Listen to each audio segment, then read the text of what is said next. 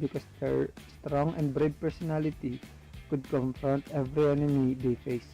And me, Mark and Wuxi are the sharpshooter that have patience and support the rusher. Morgana, team captain at entry. Mark, sniper at flank. Kaloy, front. Shanks, front. Josh, support.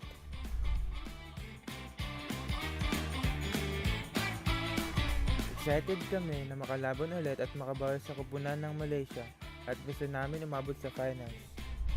We were on the edge of crying and shouting just to express our feelings the moment we qualified. And we just keep shouting in the GC. Woohoo! Para sa akin, yung Farang at Kodak, sila kasi nag-represent sa Singapore server sa Free Fire World Series. We'll go with Todak and Farang because they represented the Singapore server in the FFWS. It is sort of representing PH as well. So when it comes to replaying against them, I know that Farang and Todak is in different level now. Siyempre maghanda kayo kasi hindi nyo alam may papakita namin sa league stage. Good luck to each and everyone that qualified, and to those toxic teams that won't help the community. So stop putting trash on someone I love. I will snipe your head. Go K9! Ow! Ow! Let's go Team Bloody Heads! Panoorin niyo po kami sa paparating na laban sa Free Fire Challenger Series Season 2. Suportahan niyo po kami at panoorin na ilaban ng Pilipinas ni Rion.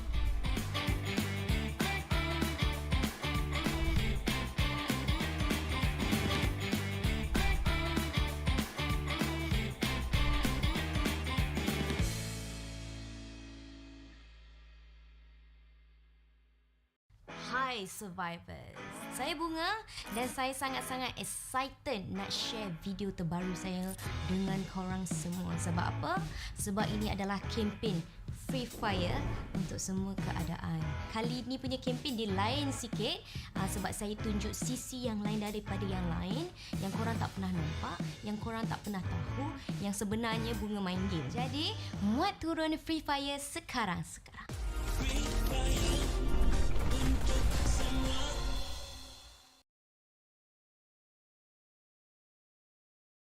Hai, nama aku Bunga dan ini kisah aku. Dekat uni, aku tak ramai kawan.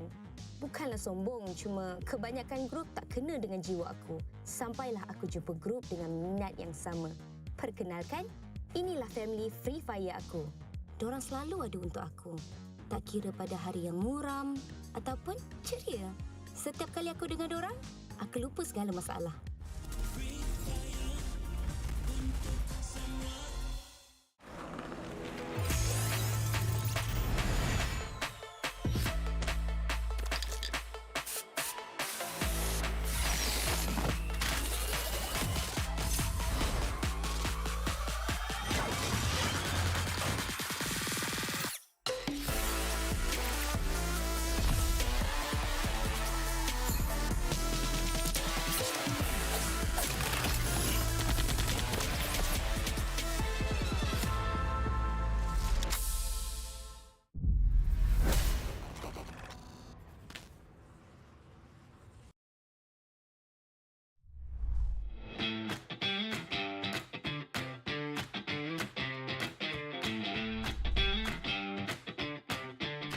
I'm Mark.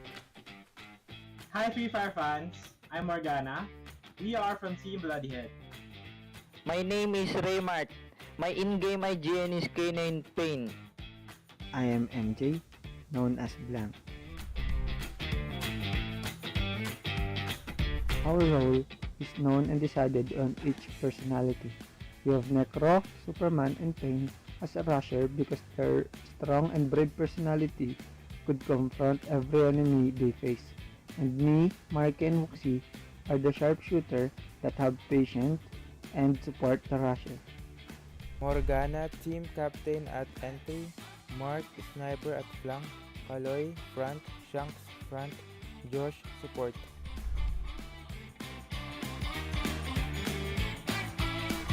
Excited kami na makalaban ulit at makabawi sa kupunan ng Malaysia at gusto namin umabot sa finals.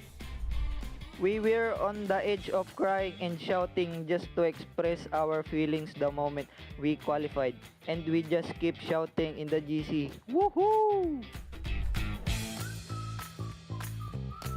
Para sa akin, yung Farang at Todak, sila kasi yung nag-represent sa Singapore server sa FIFA World Series.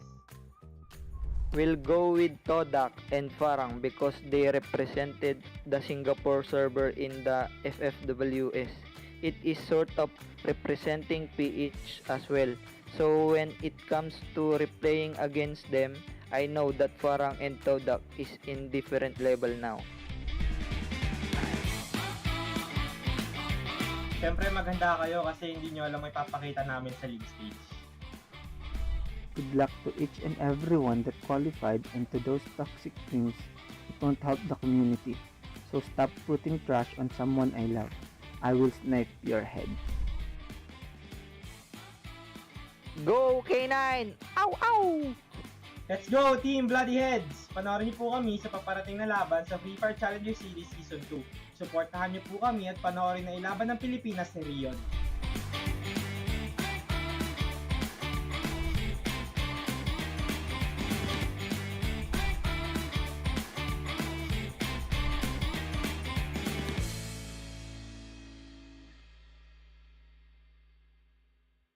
Hai survivors, saya Bunga dan saya sangat-sangat excited nak share video terbaru saya dengan korang semua. Sebab apa?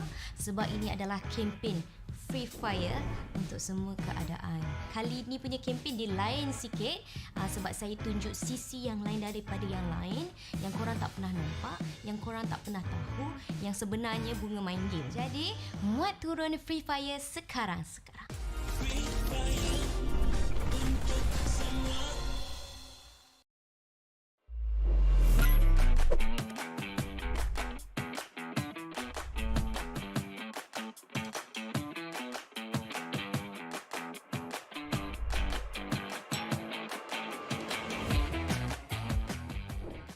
Hi Free Fire fans, I'm Santa from Team Never Stop.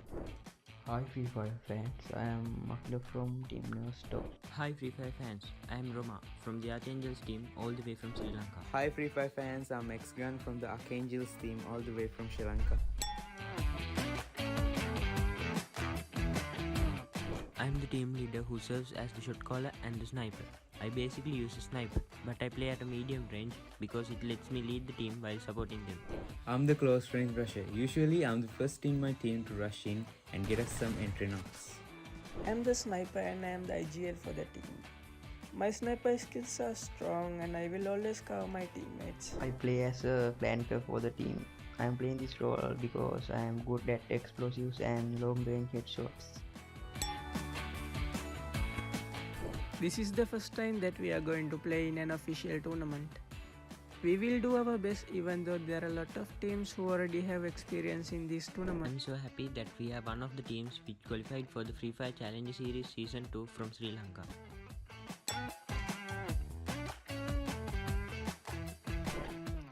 Sensei always want to play sniper, even though he's a rusher.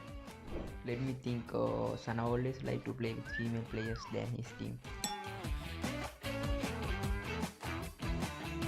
Specifically the Auto Knockout team. It is one of the most famed and the most experienced teams we are facing in this tournament. We are looking forward to meeting Team Todak in battle.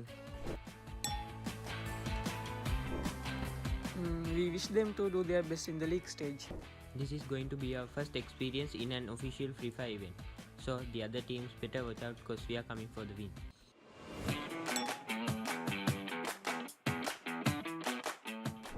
Thank you so much Garena for giving us Sri Lankans the chance to participate in Free Fire Challenger Series Season 2. Support us. We will not let you down.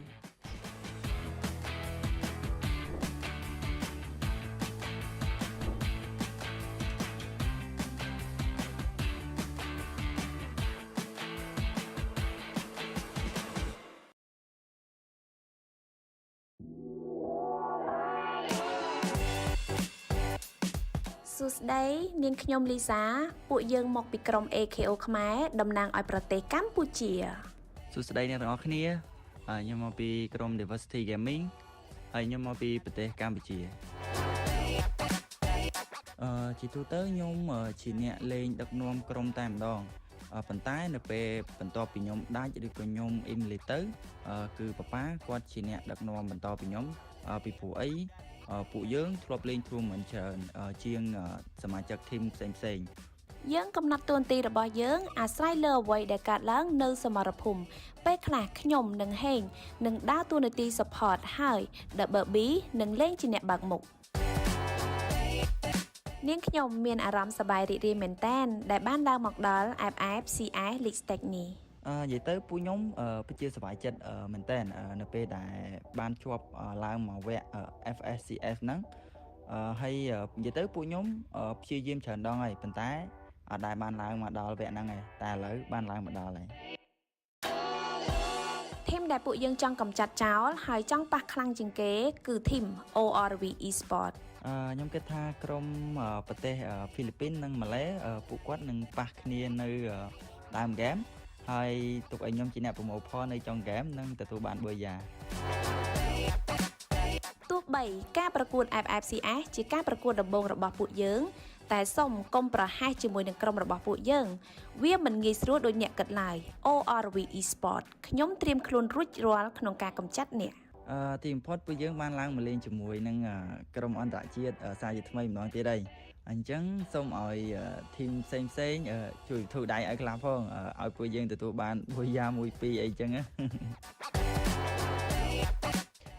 យាយទៅគឺសប្បាយចិត្តខ្លាំងមែនតើដែលពួកយើងបានឡើងមកលេងវគ្គអន្តរជាតិម្ដងទៀតហើយពួកយើងនឹងខំប្រឹងឲ្យអស់ពីសមត្ថភាពហើយនឹងឲ្យអ្នកគ្រប់គ្រងនៅតែបន្តគ្រប់គ្រងពួកយើងទៀត DG for the win Let's go AKO ខ្មែរសូមអ្នកទាំងអស់គ្នាកុំភ្លេចធ្វើការតាមដានក្រុមរបស់ពួកយើងដែលតំណាងឲ្យប្រទេសកម្ពុជាក្នុងការប្រកួតនៅក្នុងវគ្គ Leg Stake Bye bye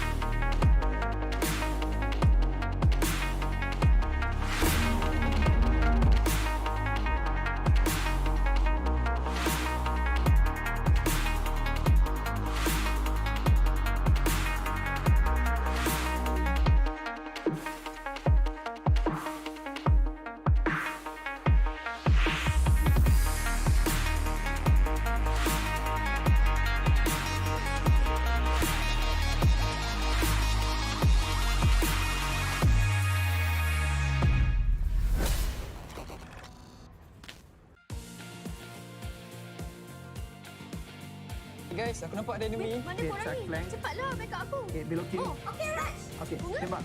Mana korang tak backup ke? Jap. Ada orang lagi Ada orang lagi. Aku pergi belah kiri, Bunga pergi belah kanan tau.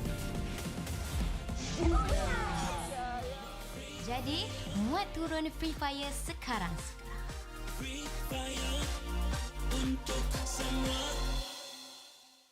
Hai, nama aku Bunga dan ini kisah aku. Dekat uni, aku tak ramai kawan. Bukanlah sombong, cuma kebanyakan grup tak kena dengan jiwa aku. Sampailah aku jumpa grup dengan minat yang sama. Perkenalkan, inilah family Free Fire aku. Dorang selalu ada untuk aku. Tak kira pada hari yang muram ataupun ceria. Setiap kali aku dengan dorang, aku lupa segala masalah.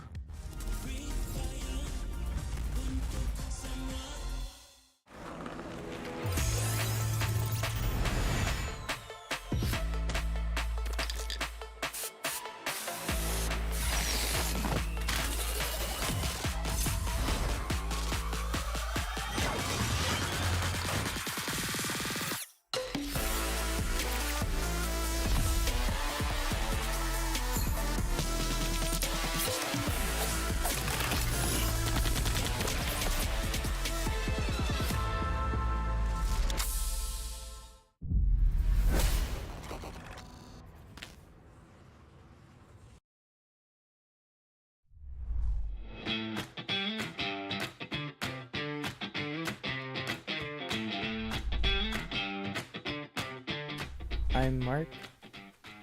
Hi Free Fire fans, I'm Morgana. We are from Team Bloodyhead. My name is Raymart.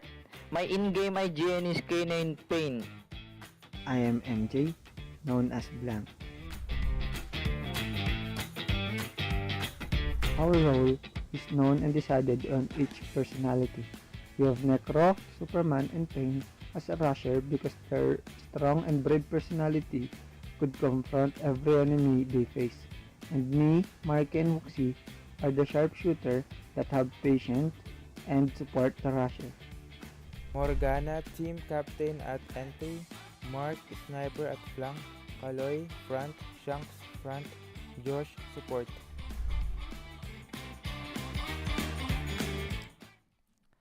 It's a beautiful Sunday for Free Fire Challenger Series Season 2. Today is day number 4. We have passed the halfway point, AJ. My name is Husky, and today we are about to witness the great shuffle where all teams will be swapped around from the groups that we have seen in the first 3 days and embark on a new journey to continue that path to make it the top 12. Absolutely, man. And all of the teams that have been challenged so far, they have seen nothing yet, right? Because in week 1, they were pretty much dominated by a team called Geek Fam. And in week number 2, they are going to be dominated by the unfortunate shuffle that is going to force them to relearn everything that they have known already from week number 1, on top of the fact that there are already a few monsters in the competition. So for all of the teams that have not really been, I guess, shooting down a lot of people on the battlefield, they really have to step it up today, Husky. Yeah, on top of that, we also restart the entire marathon thingy where we start with Group A. Today we're playing all 8 matches. Correct. For Group B and Group C, we will have to wait until next weekend. But most importantly, we discussed about the possibility of some teams that were in Group C prior to today that might be slotted into Group A and having to play that 8-round slugfest again. We talked about a might. Unfortunately, it has happened already. Which one is the unlucky team from Group C to hop on into Group A this time round? You guys will see it in a little bit. The most painful thing that could happen is one of the Sri Lankan teams being pushed into Group A. We've seen that, they've not really had the best of runs in the competition so far. A couple of days where we saw them step up their gameplay when it comes to the game of survival. But overall, mechanical capability from the Sri Lankans looks a little bit soft in the competition so far, Ski.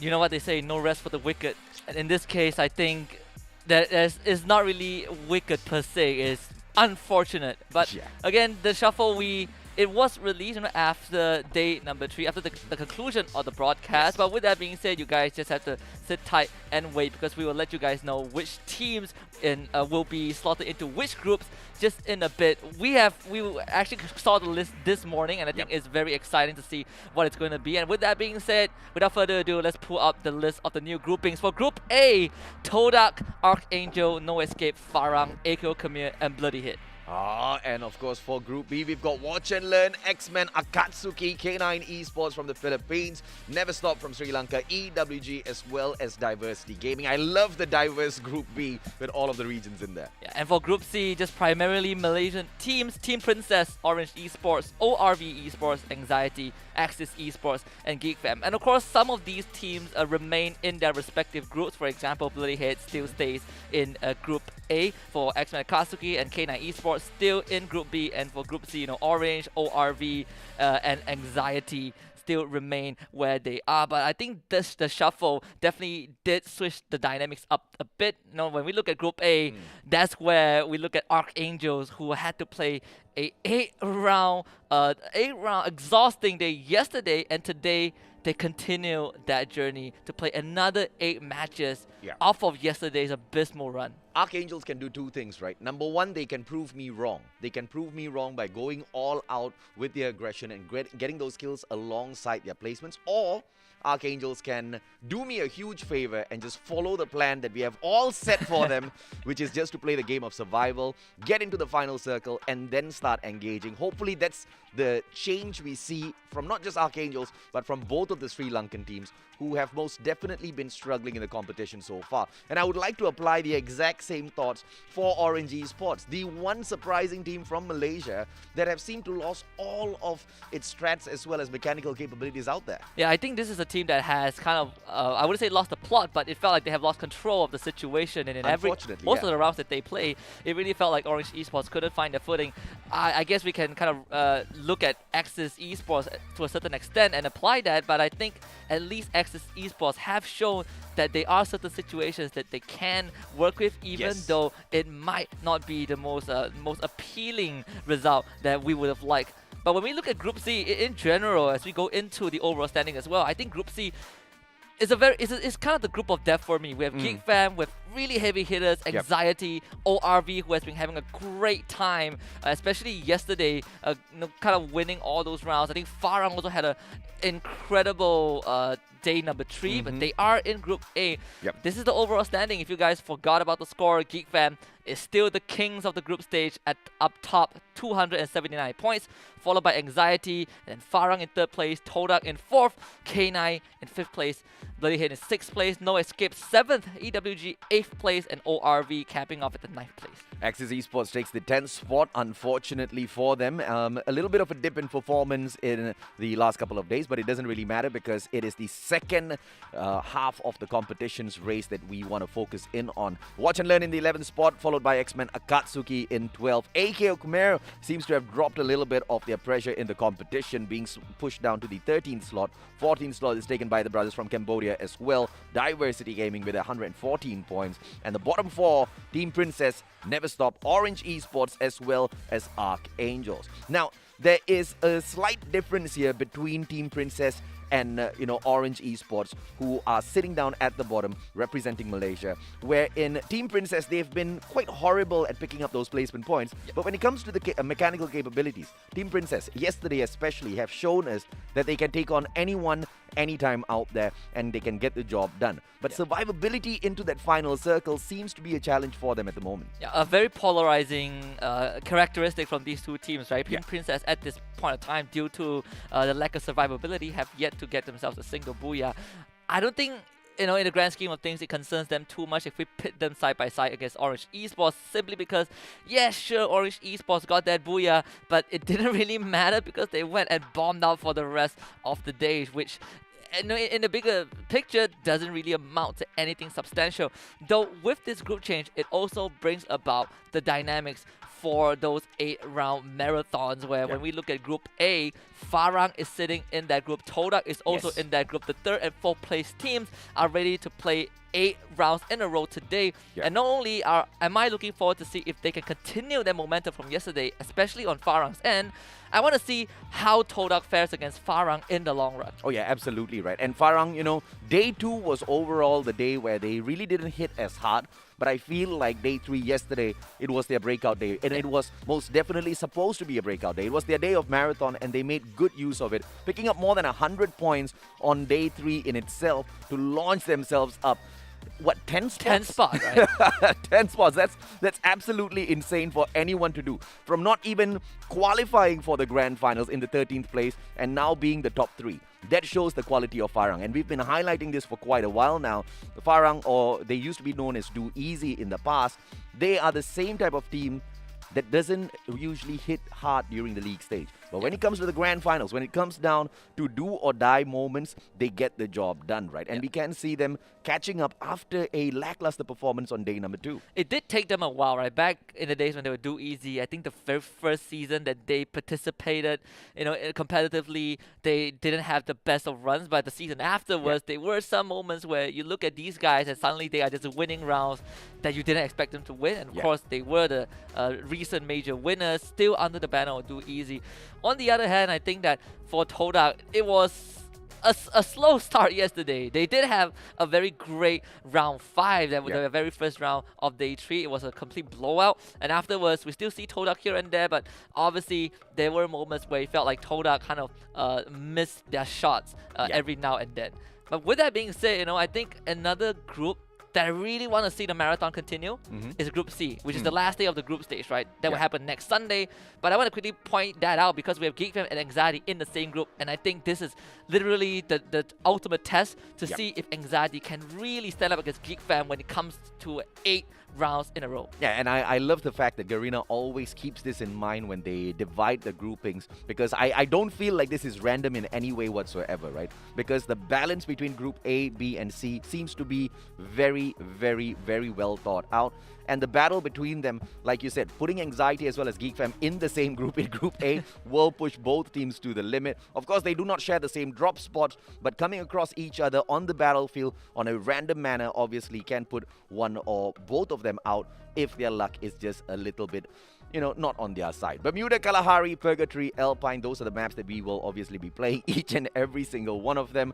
It will be on reset for round 2, but like Husky has already mentioned, today is the day of marathon for Group A. Therefore, they face off Group B for the first 4 matches, and then Group C for the final 4. Yeah. And of course, some teams from Group A have to really buckle up, especially those who were in Group C prior to today. I think that's where it really can become very exhausting, right? 16 consecutive matches competitively is no small feat. I'm not worried for Farang, but I'm definitely worried for teams like Archangels, who has had a very, very slow day yesterday. And I feel like slow is kind of an overstatement to a certain extent because they haven't been able to show up much, right? At the end of the day, they still remain in the last place, just like how they were at the start of the league. And that is something very concerning. Surprisingly, yesterday was the day where they picked up the most number of points, but at the same time, it was quite disappointing because that was the day of their marathon. Yes. So technically, not only should they have picked up more points, which is an expected thing, they should have picked up a massive number of points, like Farang, for example, who did all right in day number 1, a little bit of a dip in performance day number 2, but they really hit hard on day 3 during their marathon run, right? But Archangels, unfortunately, just could not take advantage of the setup, and they were challenged time and time again, getting caught out, spreading out a little bit too open on the battlefield, playing the game of survival, but playing the game of survival individually. Yes. And that was, for me, one of the worst strategies that they could have executed out there, because obviously when you come across any of the other teams out there, they will be more than happy to pick off an extra kill point. Yeah, and even with the revival system, it's not going to guarantee you anything, right? You are just giving away extra points. And with that being said, these are the teams to watch for today, with Anxiety currently in Group C, with Farang currently sitting in Group A, and I believe AKO Khmer is in Group B. So again, a very mixed bag of teams to look out for. But of course, I think Anxiety and Farang are definitely on top of the list simply because of where they are in the overall standings, with Anxiety in 2nd place and Farang catching up pretty closely in 3rd place. They used to be in the same group, they used to be bunk mates, but right now they don't share the same luxury anymore. I think AKO Khmer also had a pretty good run yesterday, pushing themselves up the standings. Of course, both Cambodian teams are still side by side in terms of the overall leaderboard, but I believe that we are seeing AKO Khmer starting to shine a bit brighter than Diversity Gaming. Yeah, and what's shocking is AKO Khmer has been able to maintain quite an interesting balance in terms of consistency, right? Yeah. Each and every single game, I think they've got about an average of 8 points at the moment. On the day of their marathon, they hit about 60 points. On days where they only took 4 matches, they got about 30 each. So, although not great in terms of performance, it's good to see a little bit of consistency. At least they're not dropping in performance. Yeah, actually, it's not too bad, right? I think Do Ming Jun is one of the highlights of that team, but that aside, we got to talk about Anxiety first. Again, LJ, Barbara, Kanoho, Chessman, Toby, and Dyron. Most of the times we see Barbara, Kanoho, Chessman, and Toby playing, and we've talked a lot about their personalities and their functions in the team, right? Especially for Chessman, he is an exceptional player, but it feels like only performs when he gets a specific gun. But once he gets that, Anxiety feels unstoppable. And we've seen that from Anxiety yesterday. First 2 rounds, a bit slow, and suddenly they just switched online and just ran through every single team, scoring an average, I believe, of 15 kills across most of the rounds, and I think it's a very crazy feat from Anxiety. I mean, Anxiety obviously is the team to look out for, no doubt whatsoever, but there's one thing that if I could get them to adjust would be how they take all of those early engagements. In all of the rounds where we've seen Anxiety bomb out, they've been hot dropped. And in those initial engagements very early on, for some reason, they are always on the losing end, and they just need to find out exactly why and how they can solve that, because if they can, then they will just be the ultimate team in the competition, no doubt whatsoever. Farang with the lineup of Too Bad, Spade, Jambal, Jesbu, as well as Bayet. We've seen how bad Too Bad is out there, and I don't mean bad in a bad way, but in an insanely good way, because this guy is the one who usually starts off all of those engagements for Farang, and the follow-up from Spade as well as Jembal usually just seals the deal, right? Jesbu and Bayet, they can just sit back and do nothing, but it's not that sort of a team. Yep. Farang is just the kind of squad that you can play any one of these players out there on the battlefield, and they'll still find a way to rise to the top. Yeah, Farang so far, at least from what we have seen, is a team that commits to what they do, right? It's kind of retained the identity before they were called Farang, where if they do something, they do it together. If they die, they go down together. And I think that's a good personality that Farang has brought to the table, and it finally paid off yesterday. So coming into this, again, them going up against Todak, I think that is the head-to-head that is worth looking out for, but also whether Farang can continue that streak from yesterday, because I think if they do, we will have a first to third place rat race, and I think that is a bit more interesting rather than just having Geek Fam sitting up there and not having to worry about anything. Yeah, I want to expand a little bit more on your point where they do everything together, right? And one thing that they do really well together is focusing on picking up their players when they are down, instead of focusing on bringing them back on a revival flight. And this is such a huge difference, because we can see, for example, a team like Diversity. Usually when they get into an engagement, they leave their player out there to die off, with the confidence that they'll be able to revive them. One big reason as to why Farang always hits back hard is they focus on that revival. First, with the game of numbers, they always overcome their situation, which is quite shocking because they've been able to consistently pull that off, Husky. Yeah, and of course, this is the team, the up-and-coming one from Cambodia, AKO Khmer, AKO 2H, the baby, Boyloy, Heng, and Du Minjun. I think Du Minjun individually has shown a lot of mechanical prowess, kind of being the rusher and also the top fragger of the team. He does it all. He is the Mr. Right for AKO Khmer. But obviously yesterday, despite their highlights, we also saw a couple of moments where AKO Khmer got completely mechanically outplayed.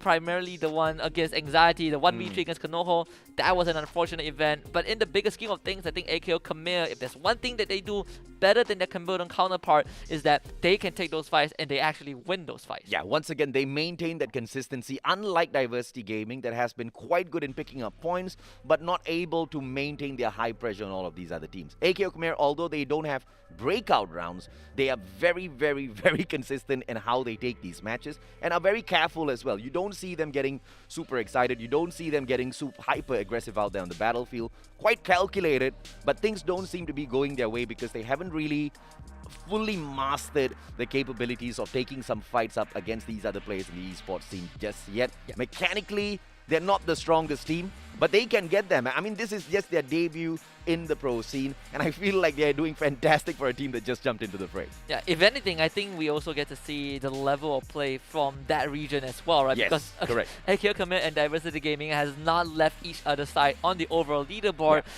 For the first half of the group stage. And I think if there's one team that can break through right now, I would have to say AKO Khmer feels like that team, despite Diversity Gaming having a great day one, but that's pretty much it, right? Everything else feels like Diversity Gaming are just doing the same thing over and over again, but there was no adaptation, right? They were trying to still hard drop people, but they're not winning those fights, and that's something I think frustrates you a lot. And when you see it, and AKO Khmer, they're not doing that, and I think that's what benefiting them. And Diversity Gaming, right? I mean, to the same point that I took for Farang earlier on, where Farang prioritizes picking up their players rather than going in for the revival, Diversity Gaming seems to take for granted their whole revival system. And that puts them in a tough spot all the time, because they do not focus on bringing their numbers right back into the play whenever their players are down, right? Which is quite the risky strategy, if you ask me, Husky, because we've seen this time and time again, where especially in the final circle, some teams, they prioritize picking up their players because they want it to be a game of numbers, 2v1 for example, instead of just taking their whole ego chance and walking up there to take the fight. Diversity Gaming, they really need to take a page out of these other players' books, because focusing on the revivals hasn't really turned out in their way many a times, right? Yeah. As they run away, they try to go in for the revival flight, they get taken down. Yes. So that's a GG in terms of a setup, but obviously week number 1 is meant for some of these teams to go out there and make those few mistakes. The adjustments in week number 2, that's the important one. Farang as well as K9 Esports with a hot drop. Okay. Superman being taken down quickly, but Payne responds. Double vectors in hand. Should be able to pull things right back to their side. And the player going in for the pickup. And that's the right move coming through from K9 Esports with Jembal going down as well. And this is the point put into an example so well. Focusing on the pickup and not the ego challenge gave Farang the advantage in that fight. Yeah, and at the same time, Toda has ran into no escape. And a backstab from Peter just gives him an easy kill. Of course, Cass will come in for the exchange. That's kind of what we expect from Cass, especially when we talk about no escape. But it feels like Toda coming out on top on those trade kills as Exag was able to find Era 7. Finally, Exag actually didn't play yesterday, so debuting today in a very big manner. Let's give Toda that advantage that they need, especially when you have to play that 8 rounds in a row. Cass able to get away in time with the launch pass, keeping no escape in the game. And Spark gets brought right back into the fray by the players of Toda as the revival platform was just right beside them. And Kaz, as he backs away as the solo player, good decision making coming through from this guy to use that launch pad and reposition. But now being tagged from the back, Kaz might be taken out of the equation here. That shot could have come through from Lera, the one and only player from the side of Archangels at Katulistiwa. But they need to focus on looting up their own area before looking for these extra kills. Sasuke, once again, the Sri Lankans need to just play this as slow as possible. And you guys can also loot up some of those, the freebies that we're giving away, the giveaway items, in fact. Just remember to claim it by keying in the right giveaway code. It ends at 5:30 p.m. and it's only eligible for those playing on the Singapore server, so do keep that in mind. And there's no limit to it. As long as you key it in, you will be able to redeem one for yourselves. X-Gun moving up to those high grounds. Kaz continues to reposition, but now he hops on right behind the players of Toda at Observatory. Not so sure exactly what's going on in the mind of Kaz, but this is just a really risky play. Moving on to the very edges of the Observatory, which means that Circle is going to be tagging him first in the next 15 seconds. This guy is going to go for a marathon swim, potentially. Let's see exactly where that brings him a little bit later on. As Jazli joins his team of X-Men Akatsuki right back in here, the players of Never Stop have got their eyes on him, but no one's taken a shot just yet, Husky. And I do believe he was Never Stop that took out Jazli, so now he gets brought back. It's a good start for Never Stop. And this is kind of an advantage for the minor run, in fact, because Jazli would not have any equipment for a while. And we can see that Never Stop, they're taking control of that buy point, but flank fights 2 shots into the head in a row. Santa gets taken out. Sana will be picked back up by Akila. And suddenly the tables have turned in favor of X-Men Akatsuki. And Never Stop. Early engagement, if they wanted to play passive, they should have gotten out of this compound already. But they double back down. Akila, Sana right above. Let's see exactly how they will respond as the players of Archangels now. As they go in for the move. Akila, opportunity, but he gets knocked down onto the ground. Zenze follows him up as well. That AC-80 from nowhere. Funan continues to play all of that pressure on the players of Never Stop. Sana, as the final player, jumps to his death as he gets caught halfway down. And X-Men Akatsuki, the perfect revenge instantaneously. Remember we talked about this yesterday, AJ, the lack of a plan B, right? The initiative from Never Stop. It feels like they never really had the intention to fight, but yet they always put themselves in a situation where they are forced to fight. And this is why teams who are aggressive against Never Stop, they just push them, will most likely win all of their fights because they felt like Never Stop were just disjointed. And this is one of those few scenarios. Toda kind of making that great escape away with their launch pad. There's a revival point, they want to use it, not that they need it. Spark was taken down, but that was early on, I believe, against No Escape. That's the only casualty that they had to deal with temporarily. I'm surprised that Cass is still alive and kicking.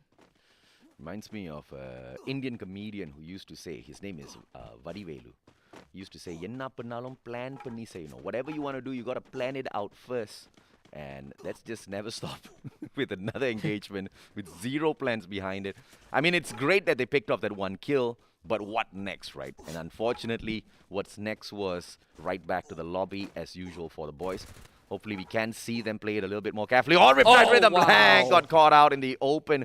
K9 Esports taken out of the equation now. Right after they performed quite well against Varang earlier on. Surprisingly, they meet a sour end. And AQ Khmer, 4 kills in it so far.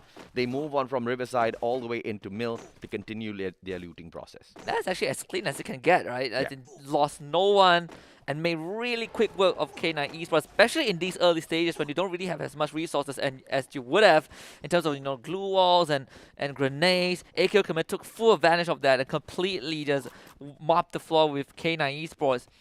And I think another team that is worth mentioning when we look at Group A is the resident Group A team, which is Bloody Head. I think their interaction with, you know, Farang and the likes of Farang and Tolak is going to be very, very entertaining to watch, simply because they bring a completely different dynamic compared to, you know, Farang, compared to Todak, who really loves to fight, but Bloody Head, you know, kind of in the middle every once in a while. But so far they have been pretty quiet.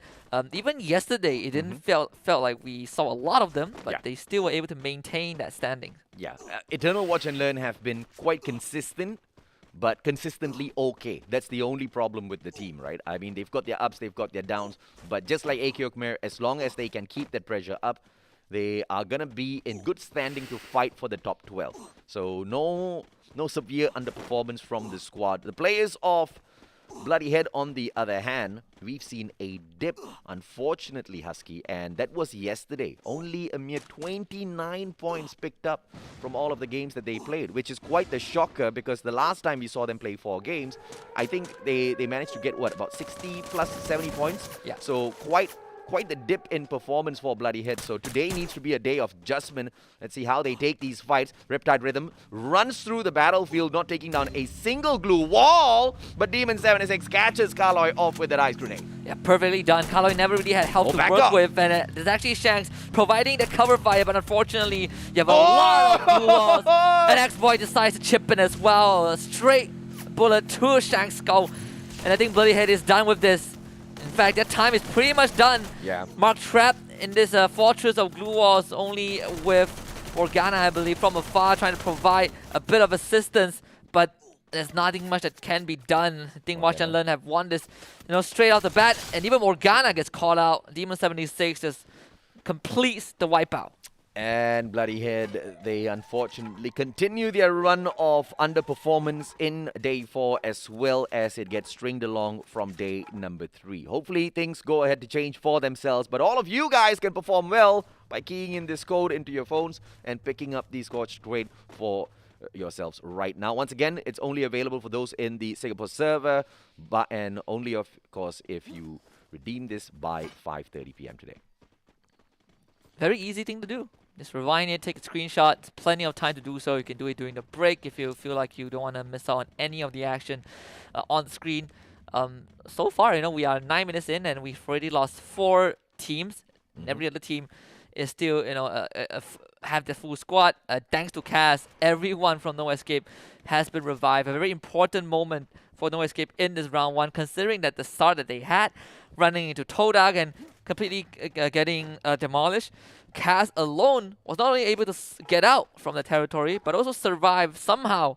Not only against Todak, but also against Archangel, who was circling around his perimeter for a very long time. So this guy is a born survivor. And we've been highlighting this guy for, I believe, the entirety of yesterday. And he's still showing that he's the player to watch out for. Yeah, excellent play coming through from Kaz to bring his team members right back into the play.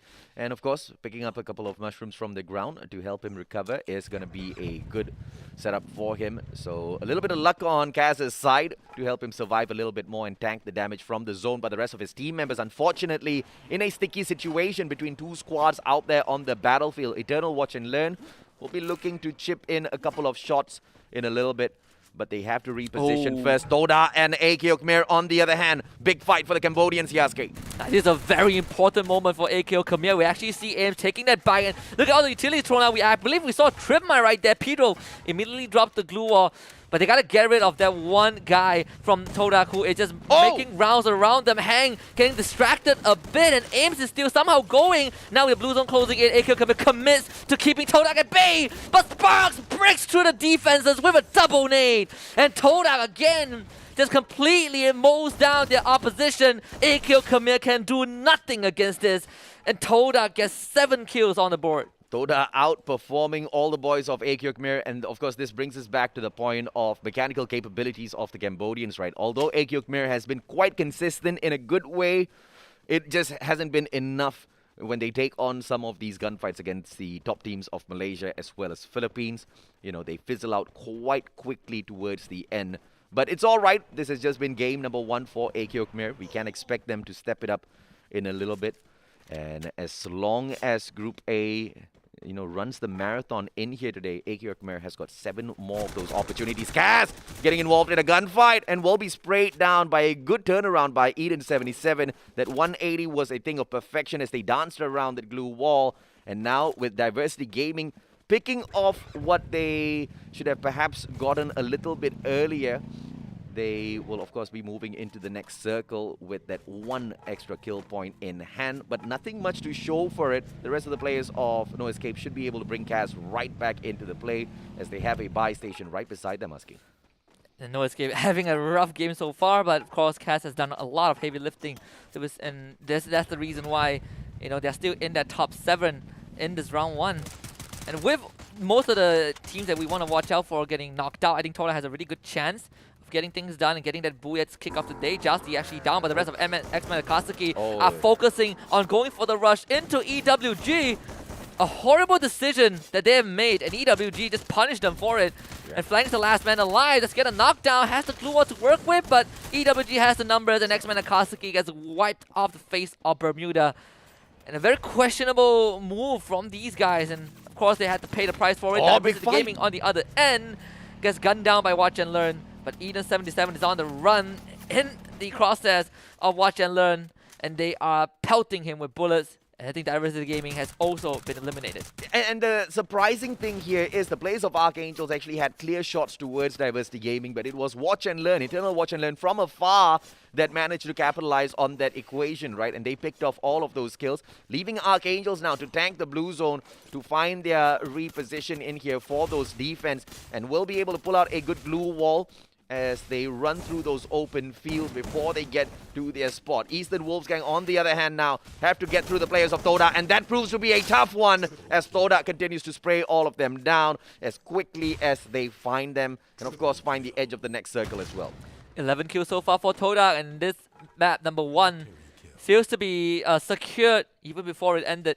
We still have 2 full squads, Todak and Watch and Learn, but speaking about Watch and Learn, Todak has already fired a couple of shots towards them. It's either that or No Escape finally decides to be active in these engagement.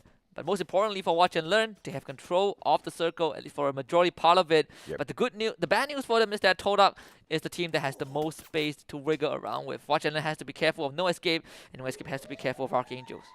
Don't Watch and Learn. They have got pretty much the circle as well as the high ground advantage here, so they don't really need to do much.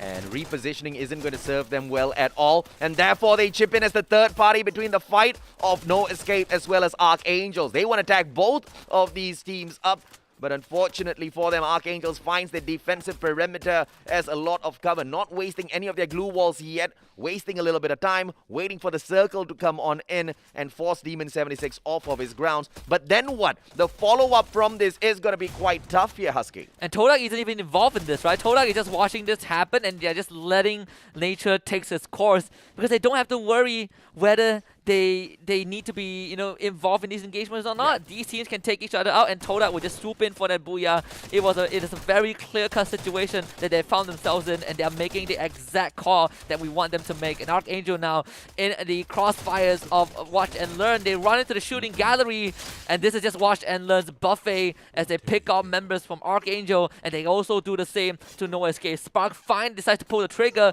but the circle is in favor of Watch and Learn. Okay, and now that just opens up the players of Toda to No Escape as they try to respond with a little bit of those fires, and Archangels get taken out in the 4th spot, leaving us with only 3 teams. Once again, Eternal Watch and Learn with the best position up there on that high ground. Porter gets knocked down onto the ground. No kills coming through just yet, and a good trade out by taking Venom 96 out of the equation, down onto the ground. Eternal Watch and Learn will be able to execute, but Toda, you did mention that they were playing the game of patience, and they didn't need to get aggressive. Already picking up so so many kills in this round. All they now need to do is get into the final circle and pick up the booyah for themselves. iPens is a free kill, so Todak should really not be focusing on this player, but instead finding that circle and their own defensive spot here, Husky. This is the final push for Todak, the final sprint towards the finishing line. And you can see Spark is making very good, covering very good ground, just throwing down those glue walls, while Watch and Learn are still partially distracted by iPads and Todak. They've already snuck in. 2 of their members are in the circle already, and they actually have Xax playing from behind as far as he could possibly be, so that he could provide that cover fire for himself. And with that being said, you can see Xax, he is still waiting patiently for the circle to come in. Ames is getting shot at, but Todak, they actually spread out their members. They cover a lot of ground, but they need to win those individual fights, and that's what Todak are always willing to take, always willing to challenge their opponents regardless of who they are, and this is where we see Todak go in for the final push. Riptide Rhythm was good, but Im's just a little bit too quick to erect yet another glue wall. But the backstab now, too good from the players of Todak. And now, it is such a quick turnaround. It is Todak with that high ground advantage, and Watch and Learn have been eliminated so quickly. What can stop this ravaging Todak from picking up these booyahs in such a spectacular manner, ladies and gentlemen, boys and girls? I don't know, but that round was just absolute perfection from them, Husky. What I tell you, AJ, it felt like this has been telegraphed from the very beginning. When we look at the map state, when we look at where the teams are, Todak knew exactly what to do. Do not need to contest. Watch and Learn has the circle, but we know how to get into it. And you thought that most teams would send the entire squad into the circle. Most teams will take a vehicle and run right in, but not Todak. They spread out all of their members, and they actually have someone wait until the circle closes in before he starts running, and that guy was Xac. He was so patient. He was staying so far away from his team while his teammates were getting shot at by Watch and Learn, and that's how you know that the Todak individually are incredible, and they also know what they should do at that exact moment. Absolutely, man. I mean, first of all, playing that game of distraction. Second of all, taking away the power position from their opponents, Eternal Watch and Learn. That was the sweetest play of all, right? Because with all of them just focusing on that one player called Ames down on the ground, he was easy picking, or so they thought. And what they did not focus on were the other 3 players of Todak managing to rotate right behind them, take that backstab, and unfortunately for Eternal Watch and Learn, they just didn't prioritize their kills, right? They didn't prioritize on looking out for all of those players before getting into that engagement. Obviously, that final circle is going to be hot. You don't really have a lot of time to plan, but clearly it wasn't the same case for Todak. Todak had that all squared out even before jumping into that final fight. Yeah, instead of running into your kill box, we forced you to fight this individually. Yeah. And I think Todak is so confident that they can win those individual fights. And Watch and Learn, we saw towards the very end, they realized what Todak were doing, but it was too late. They had to commit to it, and Todak just that's won out. Whoever gets the initial pick basically just wins the round, and of course Todak knew they could do it. And I think that there's a lot to be said about Todak, and this is what we expected, right? See, yesterday was a slow day, but I think deep down Todak supporters know that one day did not matter at all, especially when today they have to play that 8 rounds and you start off this strong. I think Todak is looking to reclaim the title of being one of the top contenders. Yeah, I think they're most definitely on the way to doing that already, right? Such a breakout round in here. To also pick up the 12 points from the Booyah is going to put on quite a lot of pressure to all of these other teams. But Eternal Watch and Learn, they had quite a good run in towards that final circle as well. And AQ Khmer, unfortunately for them, they just had to come across Todak on this bridge with nowhere else to run early on.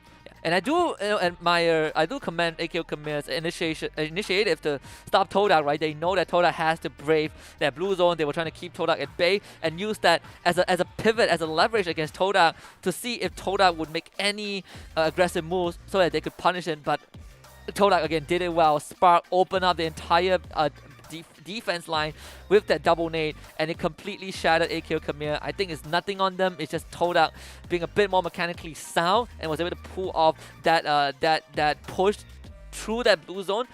But anything else beyond that, it was just a Todak highlight reel. There's nothing much that Watch and Learn could do. But like you said, right, Watch and Learn actually had a pretty good round. 11 kills in second place, bagging themselves 20 points. But Todak started out with 16 kills and a Booyah, 28 for these guys.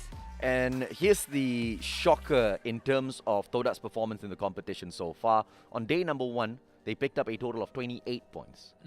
And now in day 4, with a single match, they have hit 29 points on day number 1. Right. And they've gotten just 1 point less in a single game. So Todak most definitely is off to a great start in here. Hopefully they can keep that up for themselves. Eternal Watch and Learn as well. Now this is a team that's not doing great overall on the leaderboards, but it's a good start for the day. Hopefully they can continue climbing up that leaderboard for themselves, because obviously a lot of hungry teams out there on the battlefield. The Eastern Wolves gang with the 10 points in third spot. No Escape with 10 points as well in the fourth place. And Archangels, although it wasn't really the best of runs for them, they managed to scrape away 7 placement points. It's the same strategy that you've been highlighting, right? Just survive until the very end, and they were really forced to a spot where they had no choice but to fight, and I think that's where it really it became clearer what their weaknesses are, at least for Archangel and Never Stop, where it's just those gunfights. But prior to that, I think they had everything planned out and they executed it pretty well until that breaking point. Though the race between third and fourth is between Farang and Todak, and this is a complete polarization of what we expect, right? We want to see if Farang can keep that up, but Farang is the first team to get knocked out by K9, and Todak now gains that massive point. And maybe today is the day that they overtake Farang and put Farang in their place. Unfortunate start for Farang, and K9 Esports just had the better decision making in that initial engagement. Once again, focusing on picking up their own players before going in for the ego challenge.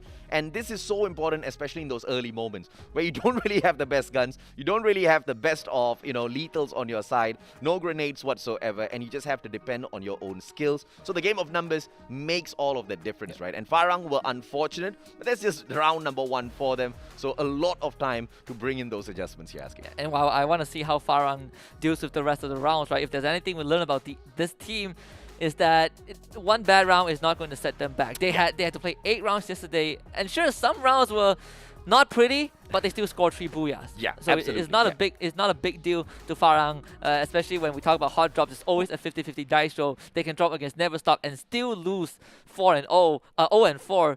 So it's nothing that I think that they should be too stressed out about.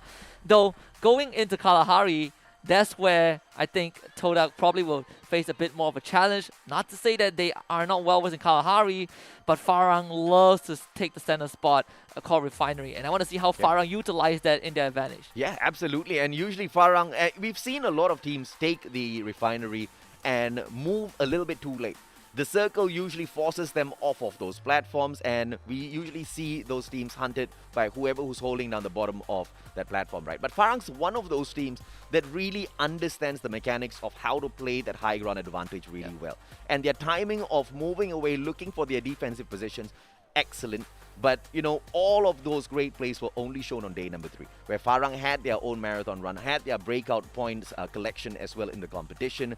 But if you look at their performance from the other 2 days, it wasn't as convincing for a team that can do a lot out there on the battlefield, which made me think that maybe they are hiding some strats away, right? Yeah, perhaps that could be the case, right? That could be what Farang was planning all along. Make it to grand finals and then just do it all over again. But with that being said, I think off of round 1, except aside from Todak and Farang and Watch and Learn, I think AKO Khmer deserves a special mention as well, despite not being able to get past Todak and got eliminated pretty early on. But we saw how AKO Khmer actually was able to completely decimate K9 Esports. They caught them out in the open. That's one of the breaking points for K9 Esports. But at the same time, you can see how AKO Khmer are willing to take these fights, and they actually had a pretty good plan going into this. K9 Esports, I have no idea exactly what's happening to the team. Yesterday was an abysmal day for K9 Esports. I mean, they picked up less than 30 points through all of their matches that they have played.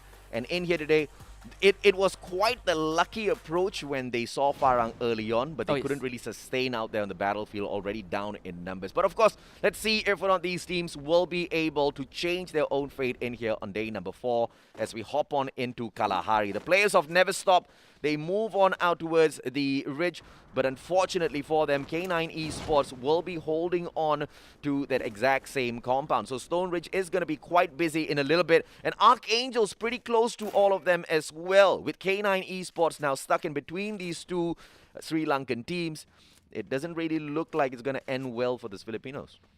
Well, at least for Never Stop, they should be pretty safe. It's separated by an entire road. Archangel is the one that I'm worried about, just like you said, closer to K9 Esports. And I think K9 Esports have already started shooting at Archangel. Thankfully, Archangel does have cover to work with. So, if anything, they should be safe unless Archangel makes a crucial mistake like that. In this environment, I don't think that is possible in any capacity. Bloodyhead and AKO Khmer both sharing the high tier loot zone, and we see a lot of potential engagements that can break out. But it's all about who remains more patient. It's all about who can loot up more before jumping into some of these gunfights. For all of you, before you jump into your gunfights, make sure you have the Earth M4A1 box, the Scorching Sands on your side, and potentially pick up the beautiful skin for yourselves as well. Claim it right now, take that screenshot, and make sure even if you don't do it right now, you redeem it before 5:30 p.m. And once again, the redemption code is only available for all of you who are playing under the Singapore server. Interested to see how Diversity Gaming deals with this, as they do have that bike, so they are making a lot of noise, but at the same time also probably instilling panic in the heads of X-Men and Katsuki. Dooming Jun actually picks off one of the members from Bloody Head, and perhaps that was the one that was snuffing around the high tier loot zone, so it's an easy kill for AKO Khmer. And Diversity Gaming thus far is continuing this very annoying encirclement of X-Men and Katsuki, just waiting for the moment to pounce. And Yan is going to be the first one to pull the trigger, and Diversity Gaming again just missing the mark. Couldn't stick the landing, lose 2 members to X-Men Akatsuki. X-Men Akatsuki with a stellar setup, and now they send Diversity Gaming running for the revival platform, right? The kid as well as his partner King BN splitting up. But with 4v2 here on the side of X-Men Akatsuki, catching up with them isn't going to be too big of an issue at all, especially for Funan, who has got that motorcycle on him, double vectors in his hands, even if he's forced to pick some of these gunfights. Close range combat. Funan taking a little bit too much of risk here. Has to back away, but doesn't do that. Continues to tease up King BN. Knocks him onto the ground. And unfortunately, King BN won't be able to stand right back up. Funan finishes him off. Even with that bike on fire, Funan still went all out there. And X-Men Akatsuki now, the leaders of the kills in this lobby. Yeah, Funan just showing Diversity Gaming how to actually drive a bike. You run people over with it. Yeah. Yeah, very unfortunate start for Diversity Gaming, and of course that was the only call that they could have made, which was to run away, go for the revival platform. AKO Khmer under fire. I think Bloody Hits were not happy with Mark being found out early on by AKO Khmer, but I don't think Bloody Head will want to take this, though they were actually able to bring him back to life. While on the map, we did see the kid just beelining towards the command post. But there's one thing we know, the Bloody Head takes control of command post very early, and they do not let go of the area. So tough luck for the kid. He's not going to get there in time. High tier loot zone, overlapped by the danger zone. AKO Khmer under a lot of pressure right now. And the players of Bloody Heads, on the other hand, they just back away. And Akela finds Normain. What a takedown. But the other players of K9 Esports, they come in here for a quick revenge. Akela has got the double barrel. Can he finish this off? Ring around the Rosie, in and out of that time turner, and unfortunately gets caught out from the back. Santa opportunity right in front of Payne, but it's a 2-on-1 for Santa as well. And he loses that out. Never Stop had a great start against K9 Esports, but practically do no damage whatsoever because they are right beside the revival platform, and K9 Esports will be unfazed with that encounter.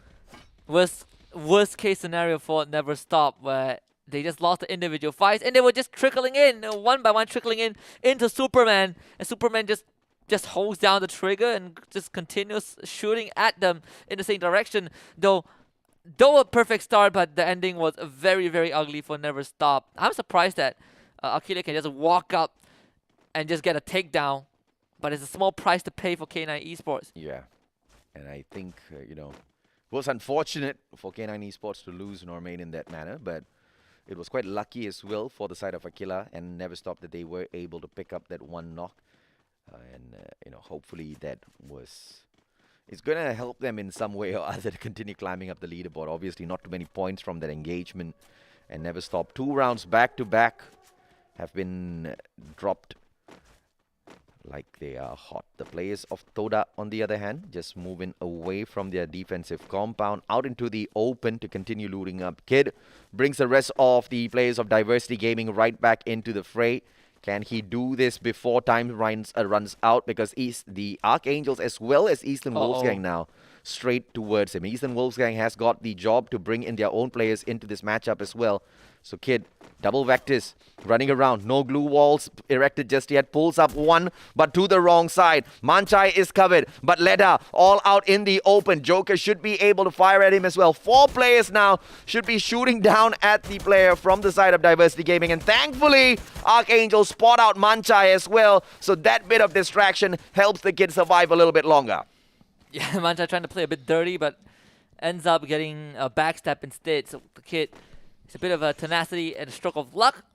Brings the whole team back. But obviously it's a full reset though. They have to make sure that they don't end up getting spotted by a separate team. And Archangel on the other end actually had to add X gun down. I think Manchai was able to get that knock.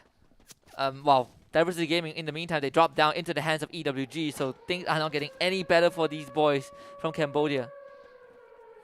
Manchai. And made in 87. Good grenade coming through. Tags up Joker. Riven trying to provide that flank from the left-hand side, but to no avail. Does manage to knock Roma down successfully. Beautiful takedown. And they get the kill instantaneously. Eastern Wolfsgang, one great grenade, but Joker's not going to get tagged by that just yet. Manchai, as he turns around the corner, Joker might be able to finish him off. It is all depending on who takes that first shot. And Riven continues flanking from that left-hand side. Bonito joins Manchai as well. X-Gun trying to provide the suppressive fire from up top to help Joker out, but Joker's not going anywhere here, Husky. Yeah, he is completely trapped. He's going to try and make a break for it though. Slowly but surely, and EWG finally committing to this. As Spark joins the fray from afar. Monito ends up losing his life. Kind of a subtle three-way fight. Why is he three-way? But you can see Toda rapidly approaching on that radar. And with Spark getting that initial kill, I think Todak is ready to get some kills under the belt. Joker finally knocked out. K9 also shows up on the map. This is about to be a slugfest. Just when you thought Todak just saved the backs of Archangels, K9 Esports appear out of nowhere to finish them off up top. And Eastern Wolfsgang still stuck in here. Look at Pedro run through his opponents. Riptide Rhythm takes down the first glue wall. Pedro has to sort out the next one, but unfortunately for him, runs into 2 players at the same time. Spark now back up. Good grenade can sort out these players, but it is only going to be the ice grenade to make them all reposition, and Riven eats up yet another one as well. Spark hasn't really been able to do much except for force Riven off of his position, so opening up that 1v1 now against Sua. It is very, very important for EWG because they've been able to cripple Todak. And you can see Todak again liking to go for those individual fights. Ames running one way, Twa under fire again. And Sparks has to deal with him in close range to call Sparks to win that with the health advantage. But Jazly now decides to be party number 5.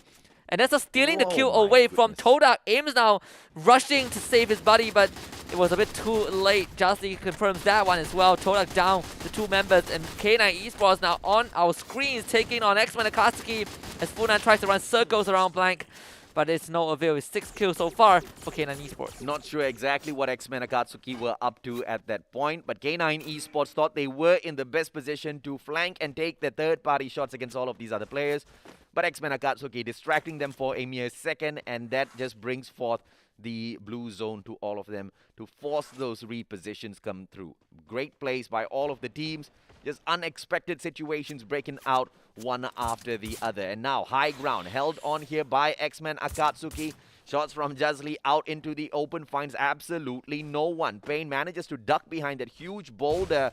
And now the players of Eastern Wolfsgang alongside K9 Esports might just take out the players of X-Men Akatsuki. Good grenade coming through from Yan. That ice grenade will force Blank to move away from his defensive position. Flash straight in the face. Blank now, but no capitalization coming through from the other players. K9 Esports have good grounds covered here, Husky. Oh, they actually see flank thanks to Blank on top of the tent. And of course, unlucky for X-Men Akatsuki, their only front line has been breached.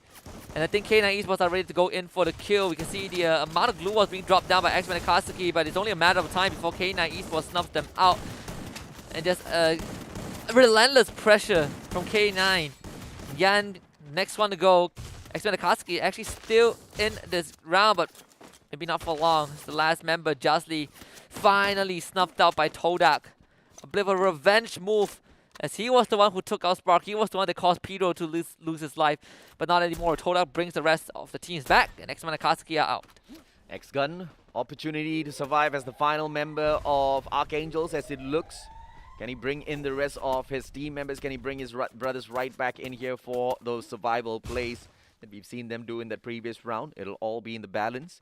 Hopefully he doesn't get caught out by anyone, but the same cannot be said for this final player from the side of Eastern Wolves gang here. Caught between two duo sides of the players of Toda. Ribbon stands no chance and gets spotted out as well, so those shots should be able to take him out of the equation. And off screen, the players of Bloody Heads engage with AKO. Superman and Normain taken out of the equation. Toda strikes down K9 Esports as well. They're taking on so many of these engagements at the same time, and Eastern Wolves gang, through all of that, remain surviving. Yeah, Toda really trying to push the limits right now. And thanks to Ribbon, Todak's pace is slowed down by a bit, but they managed to break free from that choco and continue running into that save zone. And so far, we haven't seen teams like Farang show up on the map, at least for now. AKO Camille on the other end takes on Bloody Head as this saga between these two teams continue. We see the grenade launcher in the hands of Morgana, so that could be kind of the very important thing, the important weapon that wins them this engagement. But Archangels, meanwhile, gets knocked out by no escape. Very, very unlucky situation for them to be in. Bloody Head slowly taking control of this compound. Farang earlier on, I believe they were at Refinery, but that zipline brought them out away from all of those other players who, as you can see, is slowly gathering around those platforms. But they still hold on to a high ground. But the blessing in disguise here, the circle follows the team Farang, which means they're not going to be pressured off of that platform anytime soon. And so they can continue to hold on to that and play the game of pressure on all of these other teams. But the number of kills that they've picked up, that is something that we just do not know of just yet. AKO Khmer, on the other hand, a single kill in hand, and they are stuck in a very tight position here. The players of Bloody Heads trying to take them out of the equation, and to make matters worse, Diversity Gaming and No Escape can chip in from the back. This is going to be incredibly stressful, as we are 13.5 minutes in, and we still have 9 squads alive. You can see there's just too little space for all these players to play on. No escape. Actually, they are firing at AKO Khmer, so not only did AKO Khmer know where they are, Bloody Head does, and most importantly, Farang is listening into all of this. Farang is actually playing on the lower level, so you have to be very worried about this, and No Escape is oblivious to the situation. Diversity Gaming, on the other hand, takes on No Escape. But Ariel gets an easy knockdown, and Papa should perish to the blue zone as No Escape continues to run and bolt into the circle. Good plays coming through from the players of Toda, I have to say, continuously putting on What? all of the pressure. RS7 actually knocked halfway through the air down onto the ground. Papa 44 taken out of the equation, but RS7 has no idea exactly how he got stopped halfway through the air. Boyloy with the double takes RS7 out of the equation. Smart capitalization coming through from the players of AKO Khmer. Eastern Wolves can get put out of the commission by Toda. No one else out there playing this game as hot as Toda right now. The team has most definitely made a comeback in terms of performance. Ipan, they dance the ring around the rosy. Let it be the time turner for the save, but No Escape gets taken out by the players of DG, and the kid also loses his life, and DG's out of the equation too. Farang thankfully still have the high ground, and of course this is the best case scenario for them. At least before the circle closes completely, they'll have all those vantage points to work with. Farang thus far only 3 kills in the back, but the full team is alive. Bloody Head, the next team to make their moves, but they still cannot break free from this choco initiated by AKO Khmer, who are guarding that entrance. And look at where Doomin Jun is. He's just waiting for the members of Bloody Head to leave that building before he exacts some kills onto them. And Farang is watching over all of this, now shooting at Dooming Jun, who is completely unaware where 2Bad is. Of course, AKO Khmer will have to scramble to bring their boys back up. And this is that high ground advantage that we were talking about, how Farang loves to hold and play all of these pressure plays, and they continue to do that. The circle hunting down Farang time and time again. We've talked about how the circle forces people off of the platform, but this circle is encouraging Farang to continue playing all of that high ground advantage. And Farang will gladly take that. Bloody Heads now flying into them. This is Farang's game to win here, Husky, as they continue picking up all of these kills. But also, let us not forget, it's the worst spot to be right after this circle closes in. Because if they move a little bit too late, Farang is not going to be able to get the booyah. And this is why you can see Farang are already starting to spread out. Some of them are heading towards their low ground. They're gatekeeping two teams at once. Spade was able to find Muskie off screen. Jesbu now sees the members of Toda, Exact and Imps in the same area, holding hands. But because Farang doesn't need to completely evacuate from that area just yet, they can still hold Todak at bay. And look at the situation that Todak is in right now. They have very little wriggle room. One good grenade, one good Riptide Rhythm will end their run. And Spade finally starts to make that rotation. Boiler actually bombs boys with the grenade launcher. Spade steals it away as all the hard work put in by AKO Khmer is getting seemingly picked up by the members of Farang. Jembao eliminates Demon 76, so Watch and Learn is out. And this is the final lap. The circle will completely close in and Farang has the full squad alive. Oh yeah, absolutely. And Farang now hopping off of that platform. Very smart move coming through as the circle continues to close. And now down on the ground. Farang! They lose two players to Boiloy. Down on the ground. Can Boiloy now finish this off? Too bad taken down as well. Boiloy is going to town with the players of Farang. Diversity Gaming has gotten a booyah. AKO Khmer is looking for theirs as well. Cambodia needs to be on the board, but Boiler takes himself out. Not that it matters though. Do Minjun steps out to the equation. The bloody head goes out. Farang is spaced against Do Mingjun. Who's gonna go down first? No! AKO Khmer gets knocked out. This is down to the wire. And I think the winner of this round is AKO Khmer nonetheless. Space takes out half a second before Hang. And AKO Khmer with a stroke of luck and some tactical brilliance finally scores their first booyah. A very sneaky play by Spade though, I have to say. The guy just playing the game of survival, playing his med kids at the very top of that platform, trying to out-sustain AKO Khmer, but hats off to AKO Khmer with that grenade launcher, made such a huge difference in that final circle. And Spade was lucky that he didn't join the rest of his players down on the lower ground, because he would have gotten grenaded out a little bit early on. Yeah, and I wonder what the calculation for that was, because I'm pretty sure those two guys ticked out at the same time. Yeah. But maybe AKO Khmer just had a bit more of a life force left in them before that happened. Nonetheless, AKO Khmer scores that booyah, a very monumental one for them, at least for Cambodia as a region and for AKO Khmer as a team. All that aggression, all that praise we gave them finally paid off. Absolutely right. And talk about maintaining consistency and then also being able to reach up and grab a couple of booyahs for yourself. Cambodia's really, really putting their mark in the competition. What we hoped Sri Lanka would be able to do as well, but unfortunately it is not the exact same story there. Never Stop once again got taken out a little bit too early. But talk about the rise of Farang, literally up to those higher ground and literally staying there all the way throughout the matchup, right? Yeah, they couldn't have played that any better. I think Farang did a fantastic job, but you know, it really came down to the last moments. And sure, everything was planned out. You know, they got to the low ground, they were ready to go for the final push. But when you're in that situation, that's where the grenade launcher is pretty deadly. And I think Boiloy, you know, deserves to be given some slack. You know, he took out 3 members of Farang, he wiped out Bloody Head, wiped out Watch and Learn, and decided to blow himself up. You know, go out with a bang. And nonetheless, they still won the round, so they'll take it. Yeah, and you know, that's one of the risks using the grenade launcher in such a tight space. Boiloy found that out in the most unfortunate of manner, because if he didn't get taken out, they would have stood a much better chance in picking up all of those extra kill points. But it doesn't really matter, right? Because luck was on their side. Yeah. Although I thought that Spade nearly outdid them with his medkit meta, it wasn't going to really be that sort of a play that we have serving as the booyah in here today. No Escape, one of the teams that were all right in terms of approach, but just too much of competition in those open grounds a little bit too early. And I believe it was Toda later on that finished them off, Husky.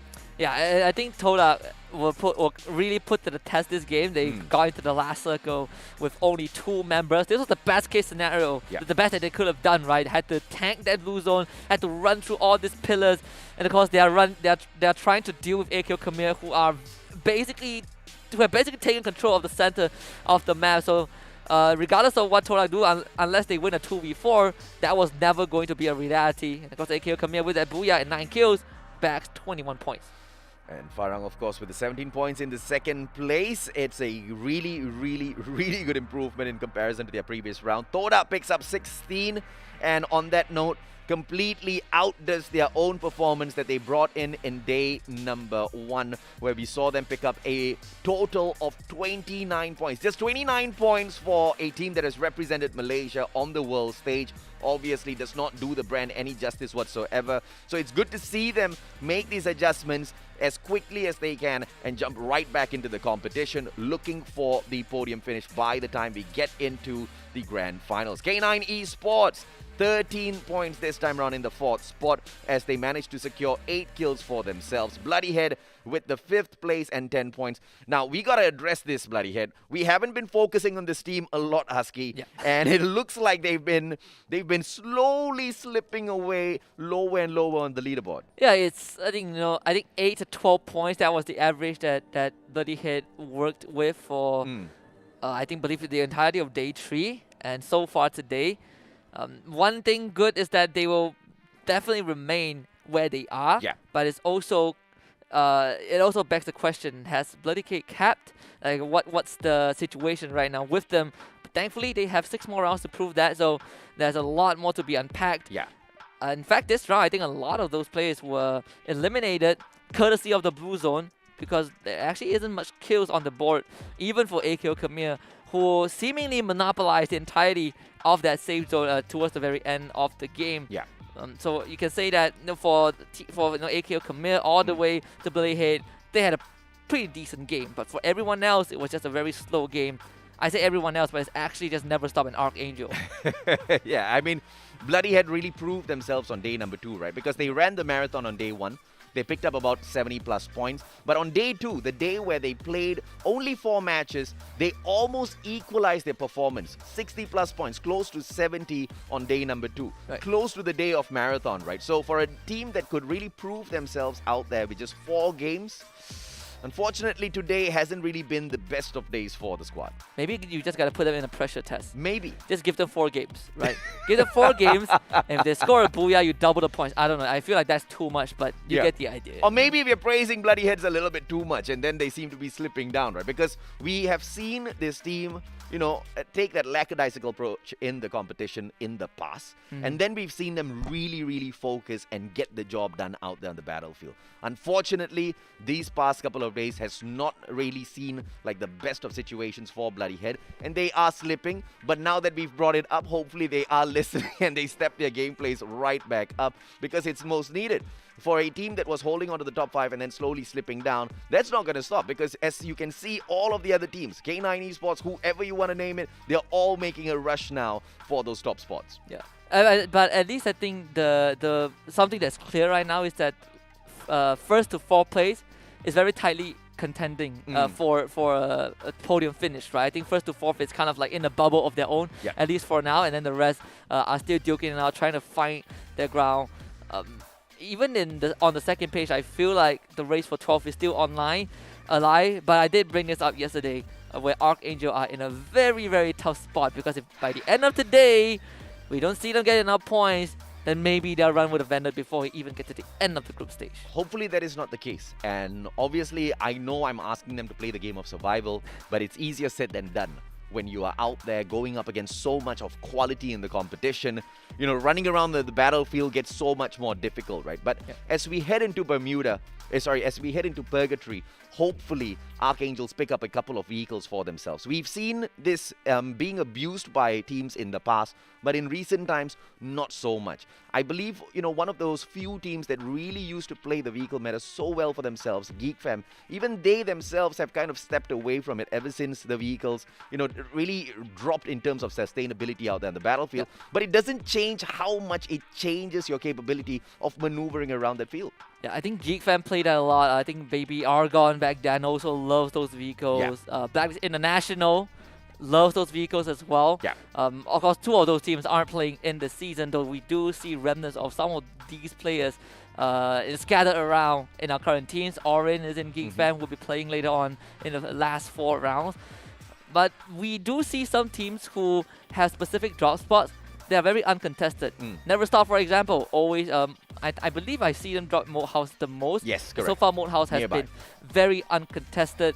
But still, for some reason, they still managed to find themselves in trouble early on. That's something that does concern me. And with this flight path, I think it's a very easy access towards that moat house. But for teams that like to drop crossroads, that's where maybe they might think of contesting somewhere around Marble Works and also close to moat house as well. We'll see how that's going to turn out. In fact, Archangel is going northbound. Never stop on the map just yet. I wonder where Oh, there you go. Oh, there they are. So they usually don't, make the full play in towards Moat House, right? They don't, head in towards that tiny little island. They drop towards fields. But this time around, I think you got this spot on Husky. They're flying straight on in. But AQ Khmer might just be hot on their tails. Farang, on the other hand, with an early engagement waiting around the corner. Mark gets put down onto the ground by the one and only flank, and his X-Man Akatsuki with the very first blood. Jembal shuts down Superman. Farang and K9 Esports are back at it once again. Oh, bloody head off to a very rough start. Or completely getting caught off guard by X-Men Akatsuki because they didn't expect anyone to drop a ski launch with them. It's a very obscure area that Bloody Head is very comfortable with. So the fact that X-Men Akatsuki showed up is a big surprise. And Neverstop actually was able to take down, I believe, 2 members of AQ Khmer as well. And Archangel also joins the fight. So AQ Khmer, off of 1 booyah in the previous round, now doesn't even get a chance to play Purgatory. AKO Khmer literally got done in by the Sri Lankans, man. I mean, 2 players from the side of Neverstop took them out, and then Archangels cleaned up the remaining pieces from the side of AKO Khmer. A little unfortunate after grabbing the booyah, Husky. Yeah. That was what happened to Orange Esports. That was what happened to Axis. Axis. It's the kind of consistency you don't want to see in the competition. It feels like a curse, you get a booyah and then the next round you just completely explode. It does happen. It does. And for all of you guys, there's a little bit of a constant in the competition as well. Grab that screenshot. The redemption, once again, is only available up till 5:30 p.m. today. But I have to say, great adjustments coming through from the players or the remaining players of Bloody Heads as they quickly find the internal segments of Ski Lodge, waiting for X-Men Akatsuki to make this approach. And Shanks has broken away towards the right-hand side, potentially waiting for the opportunity to flank or to run away. But he's nowhere close to that zip line, which can get him to a safer spot, closer towards the outskirts of field. So let's see exactly how Bloody Heads continues to play this, because it doesn't seem like X-Men Akatsuki want to go anywhere. That is the worst possible situation, right? X-Men Akatsuki knows that if you are at Ski Lodge and we catch you out, you are in hot water. We will just wait for you. We see both Archangel and Neverstop rotating towards the same area. Of course, Archangel kind of having the lead simply because they are on mainland already. Unfortunately for Neverstop, they might not be able to find much equipment around here. I say that, but they actually were able to at least pick up some scraps. So we'll see what the idea for Archangel is, because they've completely abandoned this area without looting much, honestly. I'm so glad to see Neverstop not use that zip line, because it would have brought him straight in towards Archangels, right? But instead, going in here for the slower pace catch-up towards the shores by using that bridge, getting over. So hopefully that game of survival continues on for those boys. Eternal Watch and Learn, on the other hand, straight into the hands of Farang, might just be the place where they end up in as they try to rotate away from Quarry, their high-tier loot zone that they've already gotten all looted up. They want to just continue on this pace. Look at X-Boys, man. And this is just a clear sign of that high-tier loot zone, right? 12 medkits in his hands alone. That's the starter pack for survival, for being a survivor. Just heal all the way. Well, thankfully for Bloody Head, they are able to outlast and just be patient enough to bring Mark back. X-Men Akatsuki has left that area. K9 kind of dispersed into the wild early on, thanks to Superman getting picked up by Farang, if I'm not mistaken. And Archangel arriving at Crossroads, still trying to outrun that blue zone. Yeah, K9 Esports is in a lot of trouble here, because there is a potential engagement that is going to break out between them and Archangels. And Neverstop is right behind them. So even if K9 Esports manages to get into a good engagement, take a couple of knocks, you don't know exactly how that engagement is going to go. And with Neverstop there to pick up the pieces right after, it just puts K9 Esports in such a tough situation, right? Blank's already backing away, following that circle.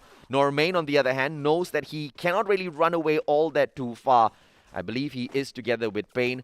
And the players of Archangel's Pain now getting caught. Oh my lord! He still manages to knock Roma down onto the ground. And that's the power of the headshot out of the AC-80. X-Gun on the other hand takes Pain out of the equation. But the backup to pick their own player up from the ground needs to be played instantaneously. Normain on the other hand has nowhere else to go. And therefore he hides in a small corner knowing that his shotgun will give him the advantage if anybody closes the distance in here against him. Alright, Archangel, this is your chance to at least get a couple of kill beauty. points on the board. Normain runs circles right now around the trailers, but Joker was waiting. It was all a setup from Archangel to get rid of K9 Esports members. K9 Esports are still in the game, but Archangel gets 2 free kills for themselves. I love the setup coming through here from Archangels. Not getting too happy, not getting too trigger happy, I have to say. Not getting overexcited out there on the battlefield. Playing it very slowly, very calculated, but unfortunately for them, they haven't really gotten a squad wipe. And K9 Esports managed to survive. Superman, who got brought right back into the play at the moment alongside Blank, both of them outside of the circle. X-Man Akatsuki continues these battles up against No Escape, not allowing Grizzly to escape at all, but RS7 with the great fight right back to put Jazly down under the ground, 6 foot under, I have to say, and Flank now. Opportunity to catch out RS7 right behind the brick walls. The backstab position as well. And it doesn't seem like RS7 has been spotted out just yet. And it's a 2-on-1. And No Escape will not be able to escape, at least for that player. The rest of them quite safe outside as they find the circle. Grizzly, do not drop that. Someone is in that building, Grizzly. You just got back, Grizzly. Oh no, I think he sees Funan. This is a bit of a problem. There is... Oh, there's no bike. It's a burnt bike. This is like one of those GG situations right now. Let's see how he plays this, because from the back, Flank as well as Yan should be able to find Grizzly. Funan toast. already out there. And yeah, Grizzly, toast indeed, has the pistol, goes in for the shots, but backstabbed by Flank, and an easy kill for X-Men Akatsuki. That was served up on a silver platter for them. Yeah, 3 points. He just got back, but you know, for all the places to drop, I was surprised that that was not informed. I don't know what happened, but Farang actually got wiped out. So they finished in 11th place. Farang again having a very slow game. It feels like there is a bit of fluctuation in their performance. A good one, a bad one on round 1, a good one on round 2, and right now we're back to where we started. Diversity Gaming, on the other hand, on up against Watch and Learn as King BN gets picked off. A little disappointing, isn't it, when you see a breakout run from a team and then they follow it up with just inconsistencies back to back. I mean, Farang yesterday, they put on a masterclass of Free Fire, picking up those 3 booyahs, picking up, you know, more than 100 points on their day of marathon. And in here today, just back-to-back unfortunate plays coming through from the team. Yes, they did step up once, but that's all we saw them do. Never stop. Great time turner, pulled out by Akila. Oh my lord! But the entrance into the trailer was blocked off by a glue wall. Thankfully, there was no one to take advantage in that situation. Bloody head now. Caught outside. Sana turns around. Glue wall barricade all around them. And this is the trailer for defense, but it's one of the worst spots to hold on to if you've got a team that can lob those grenades in. But Akila 99, good spray down onto Mark. Taken out of the equation as well, and Bloody Heads, they have to back away, but Morgana already cooking up that grenade, waiting for Never Stop to make a mistake here. Yeah, he only has 1 nade left in his inventory, and this nade, if he connects, let's see if he can make the best out of it.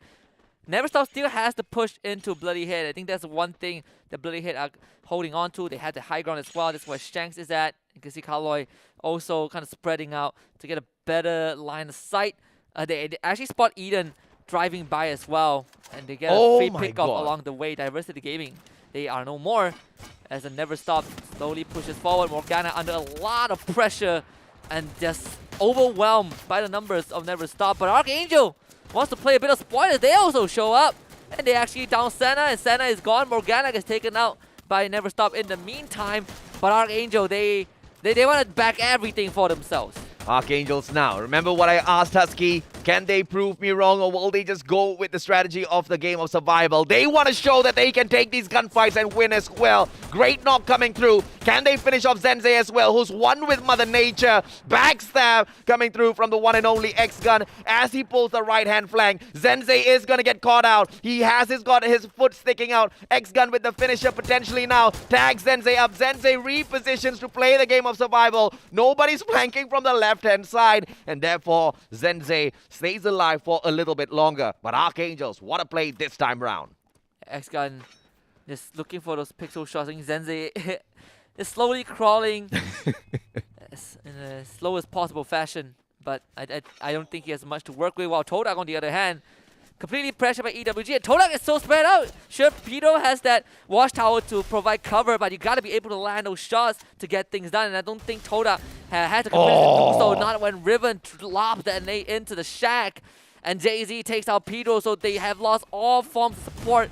This is a very bad situation for the side of Todak. Neverstar gets eliminated. But at the same time, EWG are looking to clean out Todak from this area. X-Gun triple kill, aims, opportunity, double barrel in hand. Tua couldn't finish him off, and a spectacular glue wall pulled out. But Toda still wasn't able to survive. Like you said, Husky, just spread out a little bit too thin, making it much easier for the players of Eastern Wolves Gang to take them out of the equation. And the support from up top was just absolutely spectacular from the side of EWG, focusing on bringing all of their men in for that final battle. But it's not over just yet. 7 teams standing out there on the battlefield, still alive and kicking. And Purgatory just seems to be the map that always drags us in here for those water battles. So if Eastern Wolves Gang is lucky, the circle is going to come hunting in here for them, Husky. And No Escape are in the very center of everything. We haven't seen Watch and Learn so far. And look at Archangel, look at where they are. So far away from the circle. But they're having a stellar round so far. I believe they have close to 10 kills at this point of time. K9 Esports bringing the entire team back, and now they have to face the music of EWG, who just got rid of Todak around this area and are now gatekeeping this area, preventing any team from taking the bridge. And I think they do know that aside from Todak, there's someone else there, and their guess is right. It's K9 Esports. Manchai under a lot of fire. And his back is exposed. Justy from the other side of the river takes him out. And EWG are in a lot of pain. Yeah, sharpshooter Jazli, perfect play with that sniper. Let's see exactly what else he can get. As X-Men Akatsuki from across the river played a beautiful advantage and stole that kill away. Once again, players of K9 Esports and Eastern Wolves Gang hoping and praying that the gods of RNG will give them the next circle. And we just have to wait a couple of more seconds before we see if or not that happens. As you can see, the other teams are not moving out at all, and it will be played against them, Eastern Wolves Gang as well as K9 Esports. K9 Esports now have the advantage because they've got the direct access to the bridge, but they have to play this really smart because X-Men Akatsuki can gatekeep them. So it's a game of not only numbers, but a game of patience, a game of to see who can pick up all of those skills as they rotate into those next circle. And Bloody Hate are just getting pelted, showered with bullets by No Escape. And Archangel finally shows up. This Archangel's big moment. Can they continue this? Can they take on No Escape? No Escape and take control of the circle. Roma and Joker leading the charge. You can see there's the nade being lobbed out. Ipan's getting tagged. His nade's bouncing off Joker, putting a lot of pressure. Ipan still escaped with the help of the time turner. The ice grenade is dead, and now a second nade out. Joker really wants to force No Escape out into the open as Grizzly takes point behind the trailer. He has back up with it, but all these ice grenades is making it so hard to navigate. Lela gets knocked out, but not by No Escape. It's by Watch and Learn. They don't want to let Archangel get away with this. Cass gets rushed by Joker as Archangel. They want to break through and break down No Escape. S-Gun fights. Yeah! Archangel shows up big time by taking on No Escape. That's the way, Archangels. 13 kills in here so far. The Sri Lankans are waking up little by little. Mark now with his vehicle straight into the fray, straight past the players of Eastern Wolves Gang. But Eternal Watch and Learn apologies, but it doesn't seem to serve him well. He gets rid of his vehicle, which was already up ablaze, and now the shot's right back as the players of Eternal Watch and Learn engage with both Bloody Heads as well as Archangels, who are making their way in towards the center of the circle.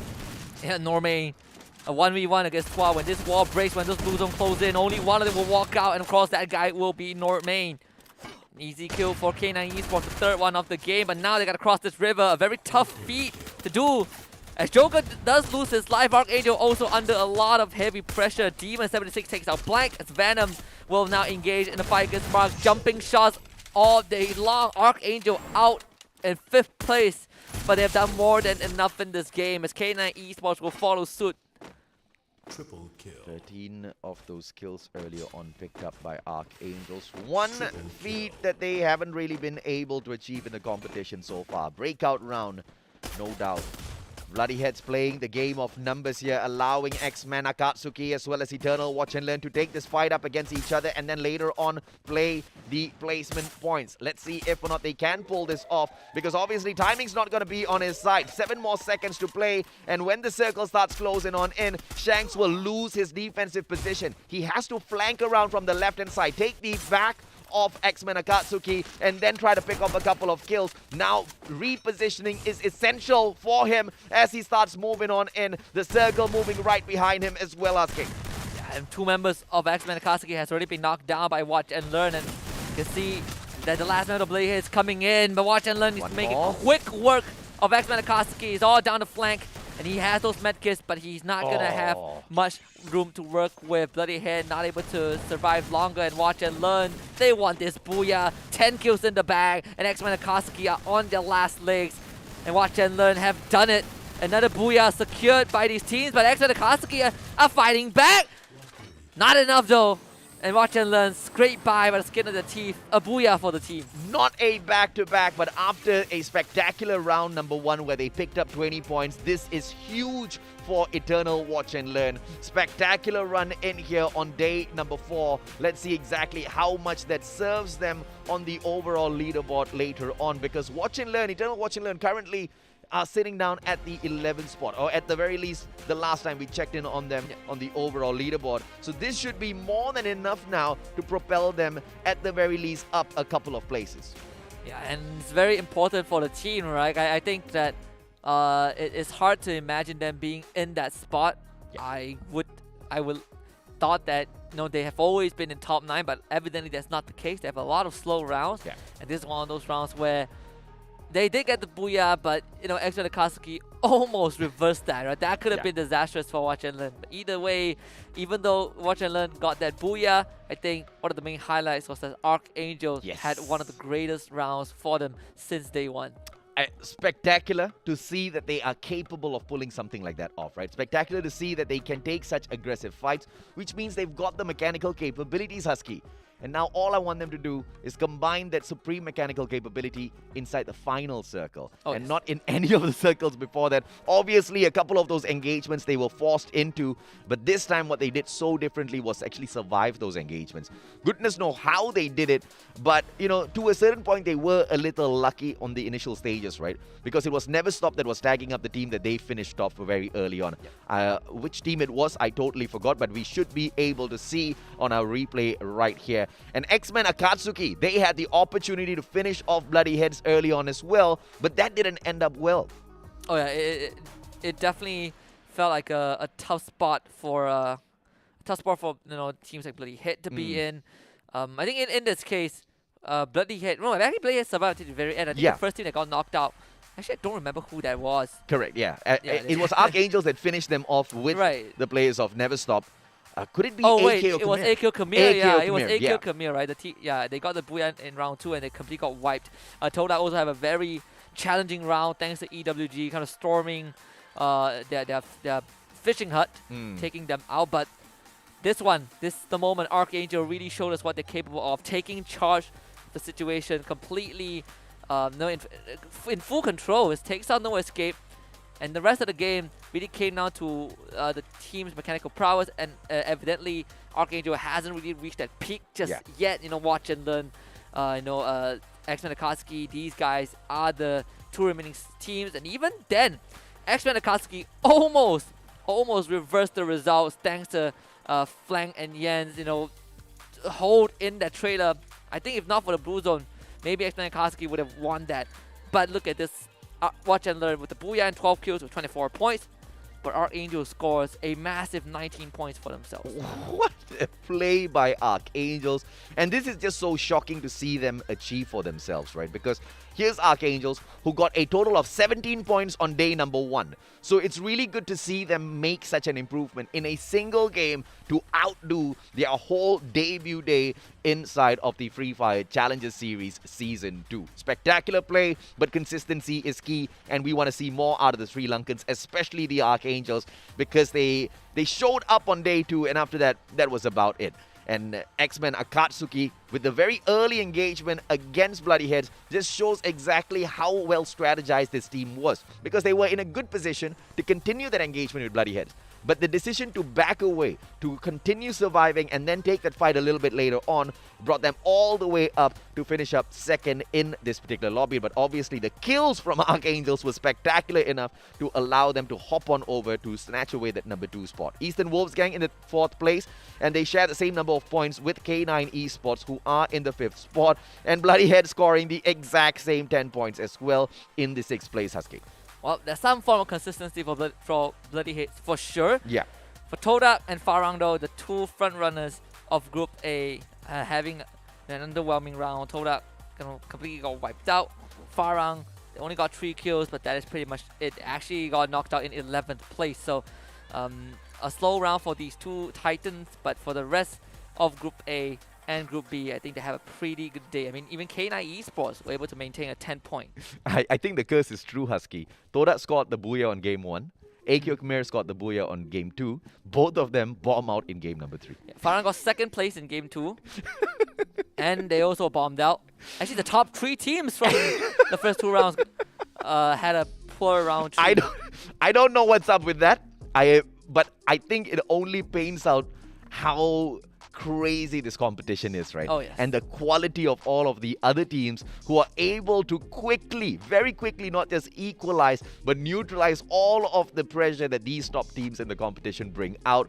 And consistency is just never going to be easy to be brought out in a competition like this, which goes on to highlight what Geek Fam has been able to bring into the competition so far, no doubt, as well as anxiety. Yeah, I think on that note, is really shows how competitive the season is. Yeah. And to stand out in this competition, it really proves that team is something else, right? And Correct. and those two teams, we will see them in a bit. We still have 1 round between Group A and B before we bring Group C in. I think that's where it really heats up, because Anxiety, previously, they never really got the chance to play with Geek Fam for a full marathon, and now they do. And we're going to get a taste of that when they go up against each other for 4 rounds first. And hopefully that's not going to happen at the early stages of the game, because we know that, both of these teams need a little bit of time to ramp up. But the one difference here between Anxiety as well as Geek Fam, you can hot drop them, but for you to hope that you can wipe out Geek Fam through a hot drop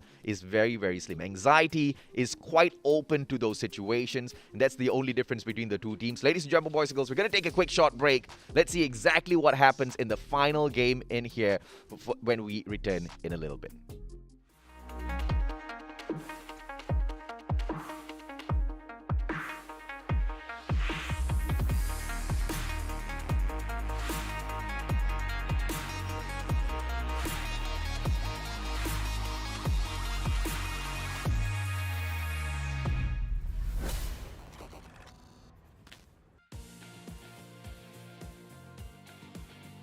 Guys, aku nampak ada enemy. Mana korang ni? Cepatlah backup aku. Okay, belok kiri. Oh, okay, Raj. Okay, Bunga? tembak.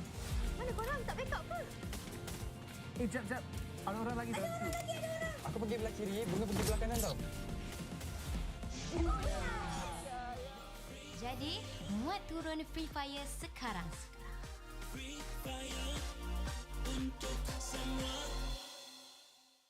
Hai, nama aku Bunga dan ini kisah aku.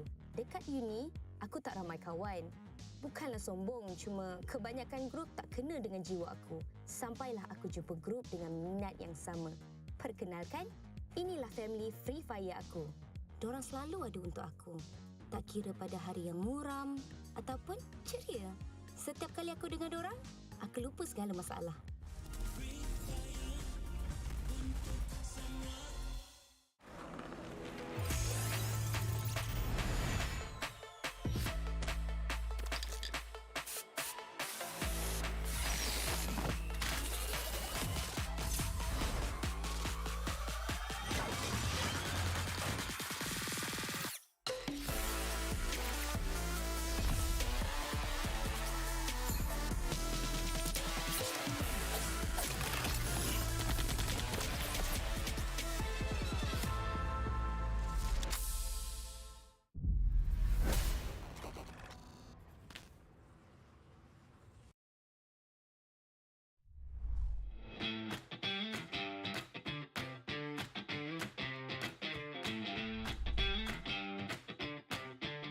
I'm Mark.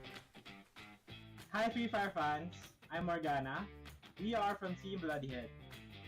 My name is Raymart. My in-game IGN is K9 Pain. I am MJ, known as Blank. Our role is known and decided on each personality. We have Necro, Superman, and Pain as a rusher because their strong and brave personality could confront every enemy they face. And me, Mark, and Wuxi are the sharpshooter that have patience and support the rusher. Morgana, team captain at entry. Mark, sniper at flank. Kaloy, front. Shanks, front. Josh, support.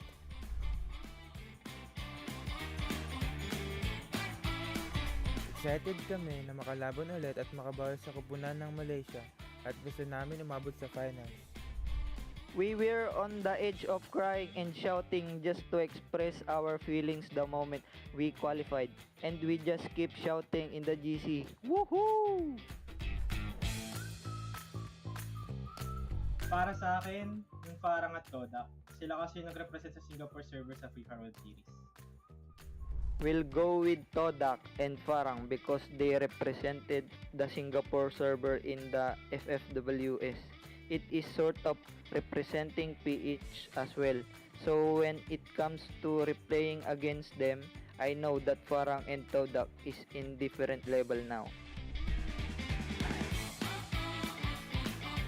Siyempre maganda kayo kasi hindi nyo alam may papakita namin sa league stage.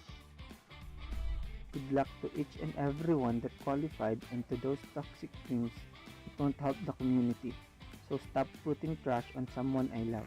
I will snipe your head. Go K9! Ow! Ow! Let's go Team Bloodyheads! Panoorin niyo po kami. Welcome back, ladies and gentlemen, boys and girls. I love exactly what Blank said. Stop being toxic before I snipe your heads off in the game. I mean, that guy is now my idol. I'm a huge fan of Blank just for saying that. My name's AJ. I'm the Mustachio down here with the one and only Husky. And this is the Free Fire Challenger Series Season 2. So far, in day number 4, what we expected seems to be the case. Even top teams are finding it tough to find their adjustment in here and are riddled with inconsistencies after the shuffle here. Yeah, and it has been a common theme, I suppose, when the groups gets reshuffled, we see teams really show up, right? Yeah. Sometimes, for some odd reasons, certain squads are hindered by the groups that they are in. Yeah. And I think this could be the case as well. We're seeing AQ Khmer unleash their other side. You know, they got a booyah for themselves. Yes. They got a fantastic run. And obviously, the previous round wasn't a good reflection of that because they bomb up instantly. Yeah. But we saw teams like Archangel also step up. Watch and Learn also had a really good round. Yes. And we see the good teams sometimes struggle, like you mentioned, Todak and Farang having a poor round 3. Unfortunate, but it is what it is at the end of the day. With some of those hot drops, you really cannot say exactly how things are going to go. And, you know, luck just wasn't on their side this time round. So a little unfortunate in terms of a start for those teams. But we know that they've already put in the work in the past. And therefore, a single bad round isn't going to mean anything. But the same can be said for Archangels. A single breakout round is not going to mean anything if they cannot keep up the pressure that they bring into the competition. But as we take our map recap, we see that the Booyah scored by 3 different teams in here. The first one picked up by Toda. The second game at Kalahari, AQ Khmer, the Cambodians finally stepped up in a spectacular fashion, all thanks to the grenade launcher at the very final circle, courtesy of Boy Loy, and Purgatory's win by the one and only Eternal Watch and Learn, who have been spectacular today. I mean, yes, in game number 2 wasn't their best run, but in game 1, 20 points, and now in the third game, a booyah on their side will be most definitely the way they launch themselves into the top 12 and remain there for a bit. Yeah. And most importantly, I think also coming into this is how we saw the reflection of Archangel being able to show us that fragging prowess. Right? I think yesterday we had this slight debate of whether the Sri Lanka team should play safe or play aggressive. Yes. And I told you that if we look at the numbers alone, Archangel has proven that they can win those gunfights. Yeah. They just need the environment to thrive. Correct. I think that previous round was a perfect indicator of that. Let's take a look at the overall standings. Of course, just off of 3 rounds, we are seeing some minor shifts in the overall leaderboard, particularly Watch and Learn makes it to 9th place. A bit of a minor jump. AQ Khmer now breaks into 12th.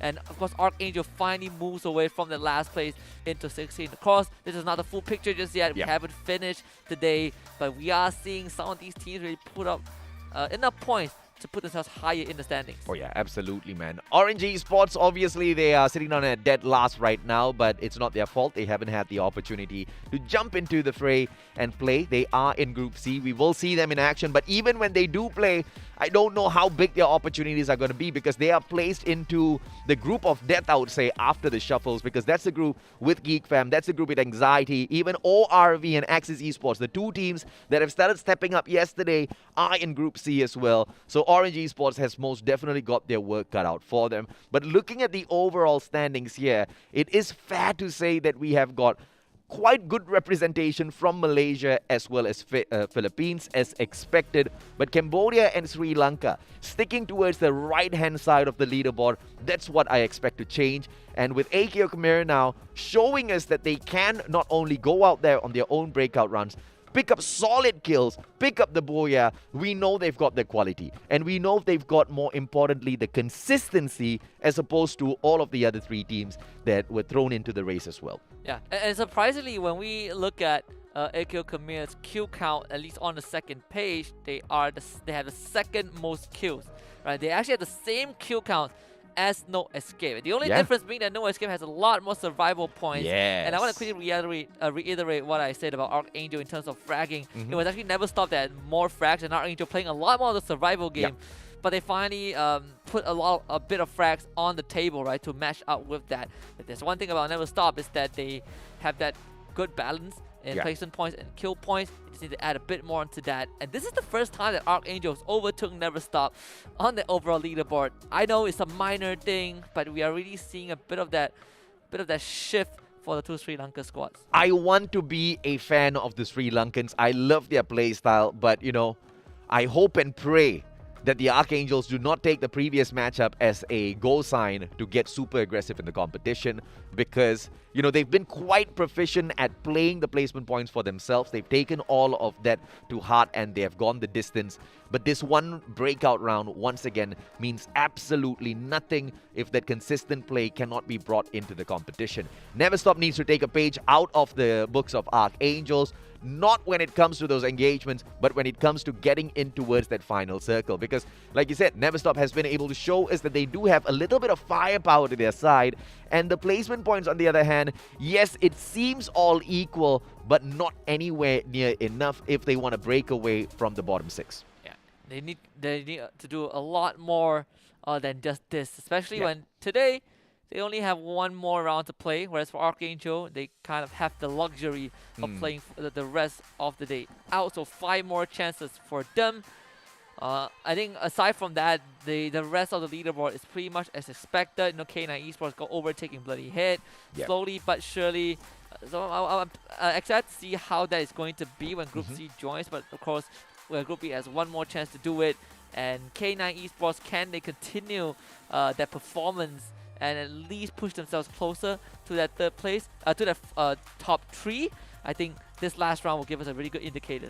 I have a suspicion that Normain is really not on his best gameplay at the moment, right? And he is the glue that holds the whole of K9 Esports together. And unfortunately, without him having these breakout runs, K9 Esports as a whole seems to be suffering through the, unfortunate underperforming Normain. And yes, it's not all about just that one player, but for K9 Esports, it has been proven in the past that Normain is their hard hitter. And he is the one that opens up all of those aggressive engagements. And the follow-up from his team, obviously spectacular, but he is the one that leads the mindset of the squad, right?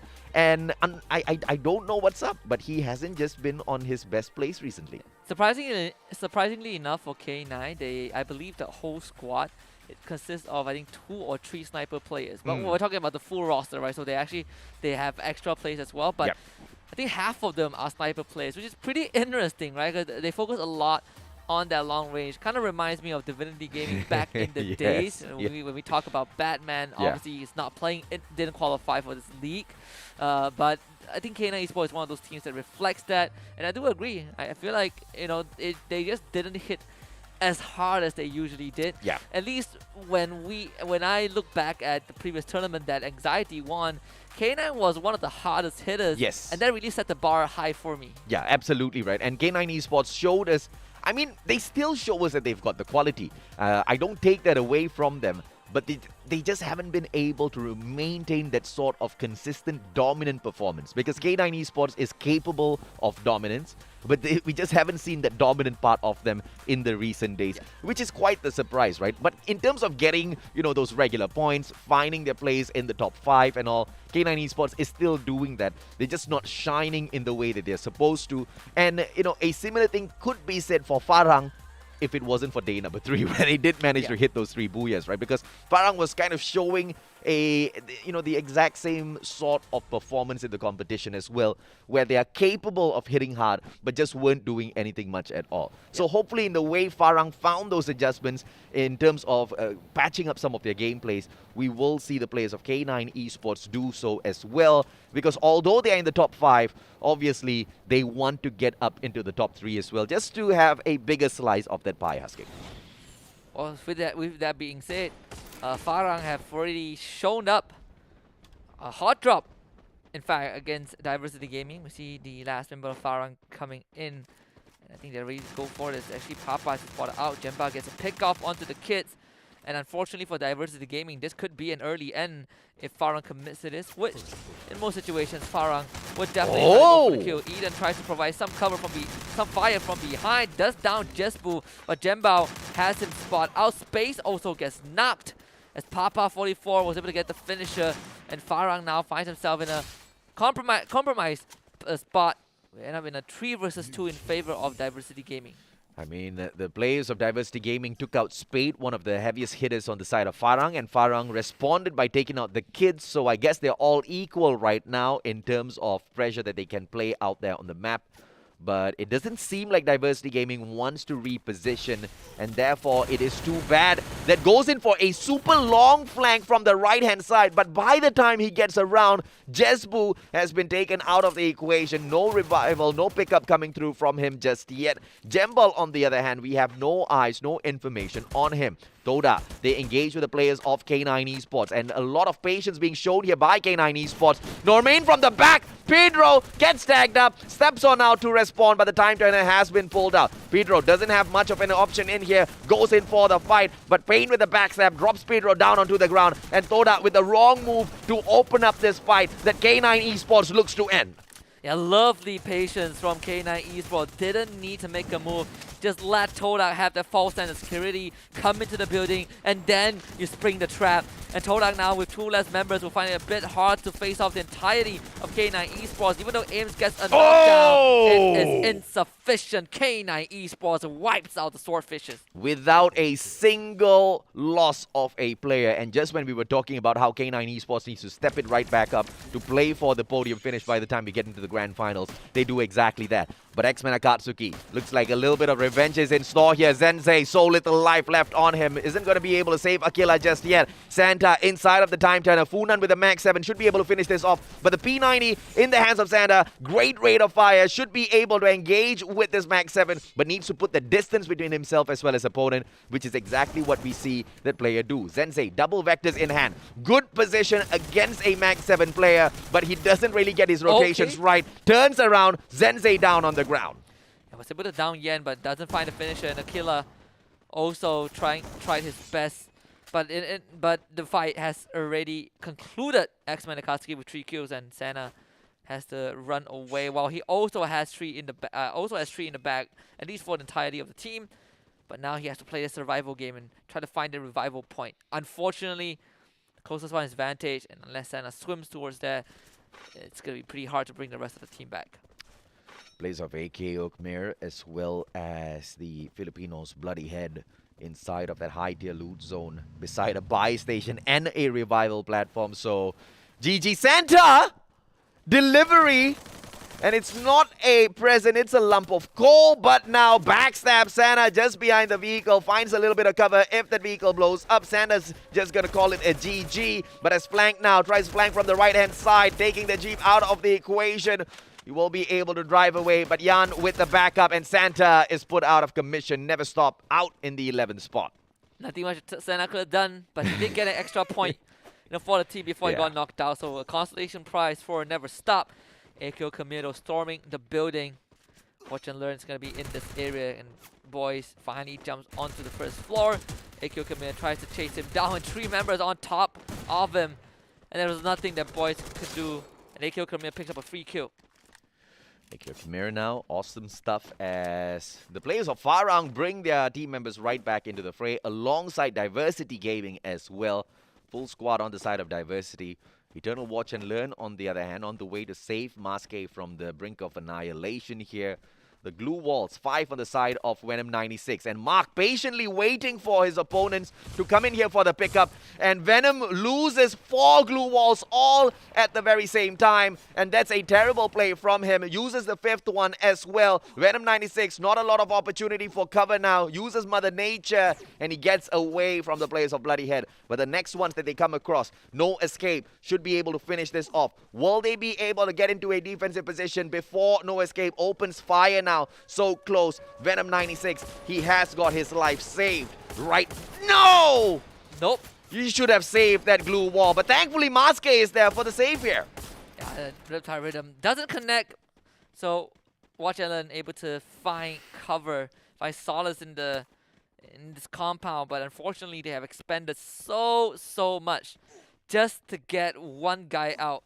And they still have a man disadvantage. So this is a horrible spot for Watch and Learn to be in, and it's not done just yet. Error has a very good line of sight of these guys. Venom tag down low once more, and they'll have to start giving him the mad kiss that they have. Meanwhile, on the other end, Archangel will face off against EWG. Both teams are pretty much spread out, and Manchai is going to be under fire. First, EWG trying to outrun that blue zone as Twice gate kept by X-Gun, but X-Gun, oh, the glue wall in the wrong angle. Now it's going to be Twa beside him. He drops the time turner preemptively. Lela comes in to provide the backup. It's going to be a 2 versus 2 as Mantai pays that bait and switch. They both go down, and X-Gun not able to provide any sort of assistance, and EWG is the one that comes out on top. The amount of nice! But Roma just bulldozed through it and takes him out. Riven now comes in, X-Gun jumps behind him, X-Gun dropping low, Riven 49 health, Joker also getting away, but they actually were able to down him, and X-Gun is now up against Jay-Z. Jay-Z was able to wipe out the rest of Archangel, the blue zone helping them out, and EWG survives by a hair's breadth. Oh, but there was such a good engagement, Archangels. A little unfortunate that towards the very end that Jay-Z appeared like the god for the side of Eastern Wolves gang. And of course, with the save as well with his Mag 7. Unfortunate for the Archangels, who had quite the great setup there coming through from one of their players, right? Instantaneous support. And not only was he able to support the one and only Roma, busting through all of those glue walls back to back to get those knocks. Spectacular engagement, but obviously luck just wasn't on their side. And the players of No Escape, they escape off in towards the forest to remain a little bit elusive to all of the other teams. No engagement in here just yet. They very sneakily avoided one earlier on. And Eastern Wolves gang on the other side, all thanks to Jay-Z, they get brought right back into the game.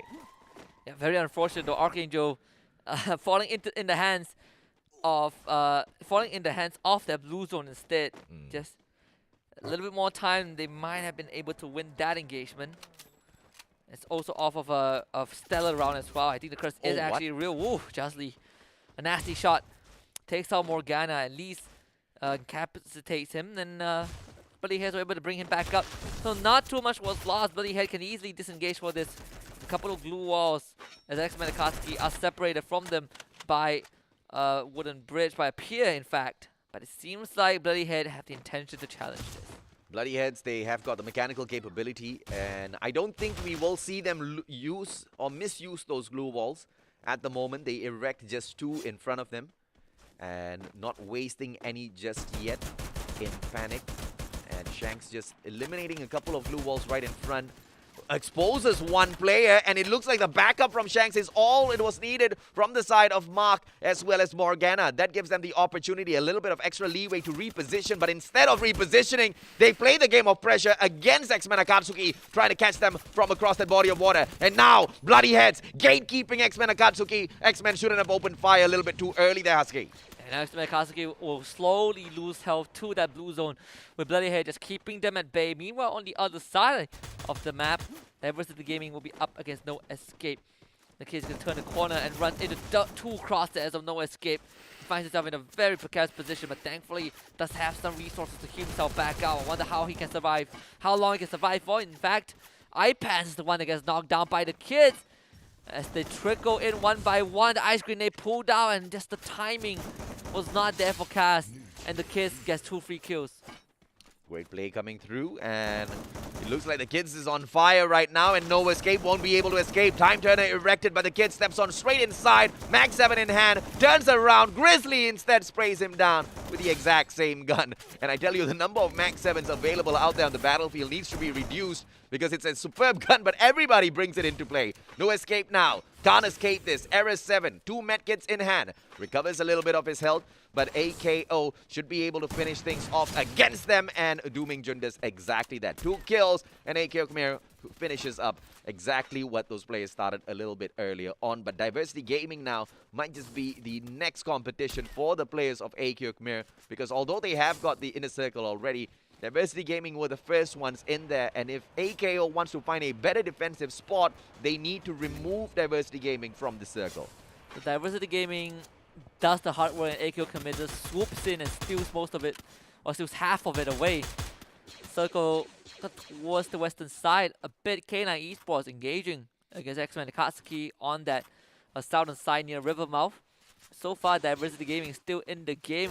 In fact, pretty much spread out, gatekeeping 2 areas of the map, and a lot of emphasis, more emphasis on that perimeter of the circle on the northern side, to see how long Diversity Gaming can hold this up, because they only have 3 members left to work with, but they do have 7 kills in the back. Yeah, King almost taken out of the equation, has the LMG in hand to play the pressure. Kaloy, on the other hand, caught outside, and the circle will pressure him as Normain drops him and picks up a kill. But Bloody Head not out of the equation just yet.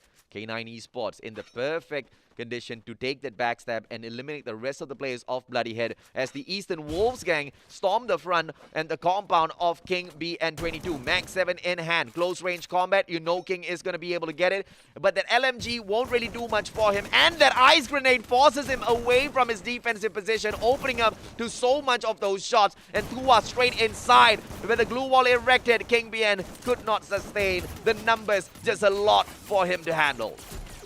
Yeah, unfortunately, there's no backup for the side of Diversity Gaming, so it's only a matter of time before they lose to the wall of attrition. AKO Khmer still in the game, and K9 Esports with 6 kills already. I say that Justy was able to snipe Normain, but they gotta make it quick, because that blue zone is really putting a lot of pressure on the side of K9 Esports. Shanks on the other end is able to down members of AKO Khmer. Flank bombs Shanks with that nade, and now Flank's gonna run in to try to finish off members of Bloody Head, just for those extra kill points, as the fights are popping out left, right, and center. Bloody Head gets knocked out by X-Men Akatsuki. X-Men Akatsuki with one final player to stake all of their bets on flank. 3 kills in hand so far, but in terms of positioning, he is in an unfortunate position, quite far away from the circle between 2 teams who will be looking to take him out of the equation and add on an extra point to their side. And K9 Esports look like the ones who are in the best position to do that with that high ground advantage. They first focus their efforts onto AKO Khmer, who are not in a position to respond, and Diversity Gaming, this one final player, moving on into the compound of AKO Khmer, potentially for a little bit of payback, but it is 2KKH that takes him out of the equation, and Diversity are out in 7th spot. AKO Khmer continuing this rampage of getting those big amount of kills in, as Blank just waits for the last member of X-Men Akatsuki to show up and finish him off. Able to get a bit of resources for himself. Unfortunately, even though he has 13 medkits, he has 0 glue walls. Superman, his time is also done. We're only left with 1 member for K9.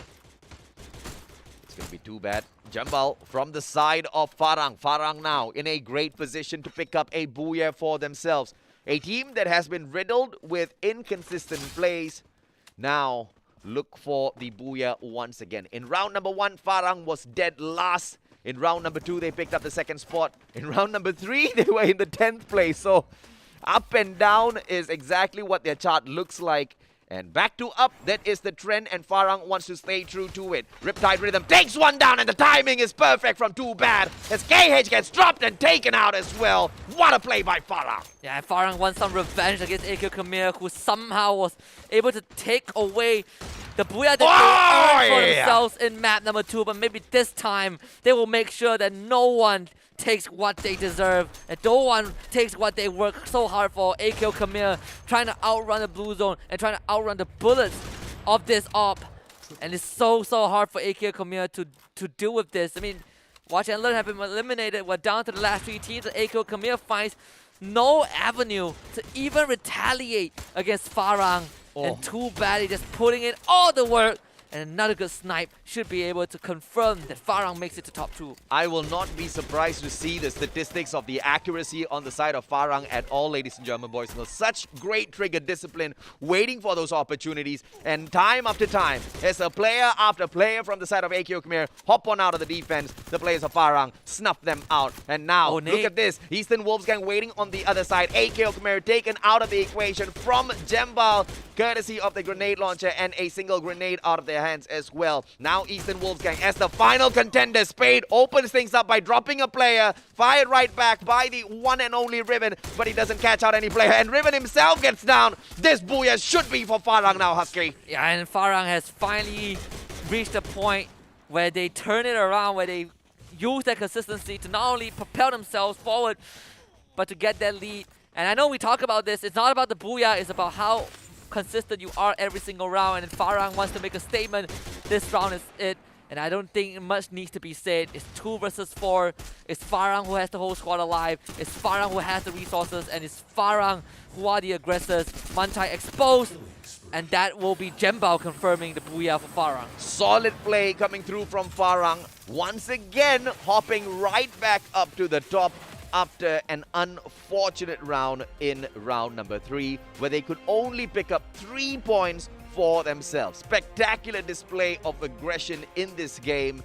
And the one thing that just baffles me is how a team that's so good, how a team that is so capable of picking up so many booyahs in the competition, Husky, bombs out in these rounds. 2 rounds today alone, they've actually gone flat. Yeah, it's pretty interesting, right? And you can see that for Farang, every single member is in attendance, whether they are playing in the main lineup or not. I think that's one thing that has been keeping Farang together for a very long time. And let's bring back some memories. You know, Jembal's T-shirt. I believe we also have that. Yeah. Though I don't exactly remember which year it was.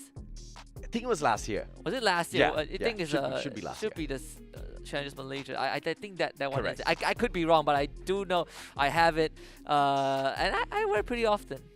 So do I, right? But the players of Farang, once again, they baffle me with their inconsistent plays, because it's night and day, literally, right? Yes. We're talking about booyahs, we're talking about top 3 versus finishing up in those rounds dead last. It is baffling. But as long as they can recover those terrible rounds with rounds that are just absolutely solid like this, there's nothing much for Farang to worry about. Yeah, and I think they have made a perfect recovery, right? Sure, we got 3 points, you know. It feels like Farang only performs on even number rounds. Even yesterday, they were performing. They got the booyah on round 2, 4, and 6. Maybe that is the secret, right? So we know that Farang, you know, based off of that logic, Bermuda and Purgatory is their kryptonite. And if we play on even number rounds, Farang can just win. And of course, this one is not enough to really make up for, you know, the round 1 and 3, but it certainly is able to just keep them afloat if we're talking about the race to top 3. Remind me Todak's position in this particular lobby, because truth be told, I actually don't remember. Yeah, and unfortunate that we don't remember, because it's Todak that we're talking about, right? Because in round number 3, Toda bombed out after hitting their booyah. And now in round number 4, if they didn't really perform as well or nearly as well as Farang, Toda's about to lose their 3rd spot to Farang. I think Farang might have regained the 3rd spot because if I remember correctly, Toda bound up pretty early. And Oh my I god! say pretty early is the earliest. There you go, man. So overall leaderboard, guaranteed Farang has taken over that 3rd place, and it's just absolutely spectacular what this team has been able to do after a lackluster round in the previous one. Eastern Wolves gang with the consistency in here today, surprisingly. 2nd spot they pick up with 17 points. AKO Khmer, hats off Cambodians. These guys are on fire. 14 points they pick up for themselves. And, you know, pretty much like Farang as well. Yeah. They had a great round with the Booyah. They bombed out alongside Farang in the previous game. And now they're right back up there with the podium finish. K9 Esports very slowly, steadily repairing some of their performance in the game. 13 points they pick up for themselves. And followed by X-Men Akatsuki as well as Diversity Gaming, who have 12 and 11 points in the 5th and 6th spot. Definitely a slower game for a Bloody Hit. This time only bagging 4 points for themselves. If you ask me when the Toda get knocked out, I honestly could not tell you because I do not remember what happened to Toda.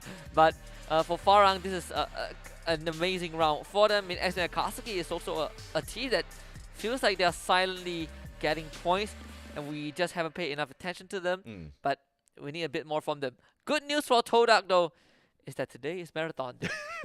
So they have 4 more rounds to run it back and perhaps overtake Farang temporarily at the end of the day on that leaderboard. And, you know, Toda hasn't been doing good, but that was only for this round and the previous round, right? Oh, yes. So the previous round, they picked up a total of 3 points. This round, absolutely nothing. But in today, they already have a Booyah to their name. And in today, they already have a pretty much good standing from the 2 rounds. So they've equalized it out with their bad rounds. So they have no if, buts, or maybe in terms of what they should be doing out there. They have to go out and perform for those final 4 rounds. Yeah, I mean, both teams have been fluctuating in terms of performance, right? Yeah. So one good round and one poor round, and one good round and a round that just bomb out early on. Yes. In fact, round 3 was kind of the most surprising one where Todak and Farang shared the same spot.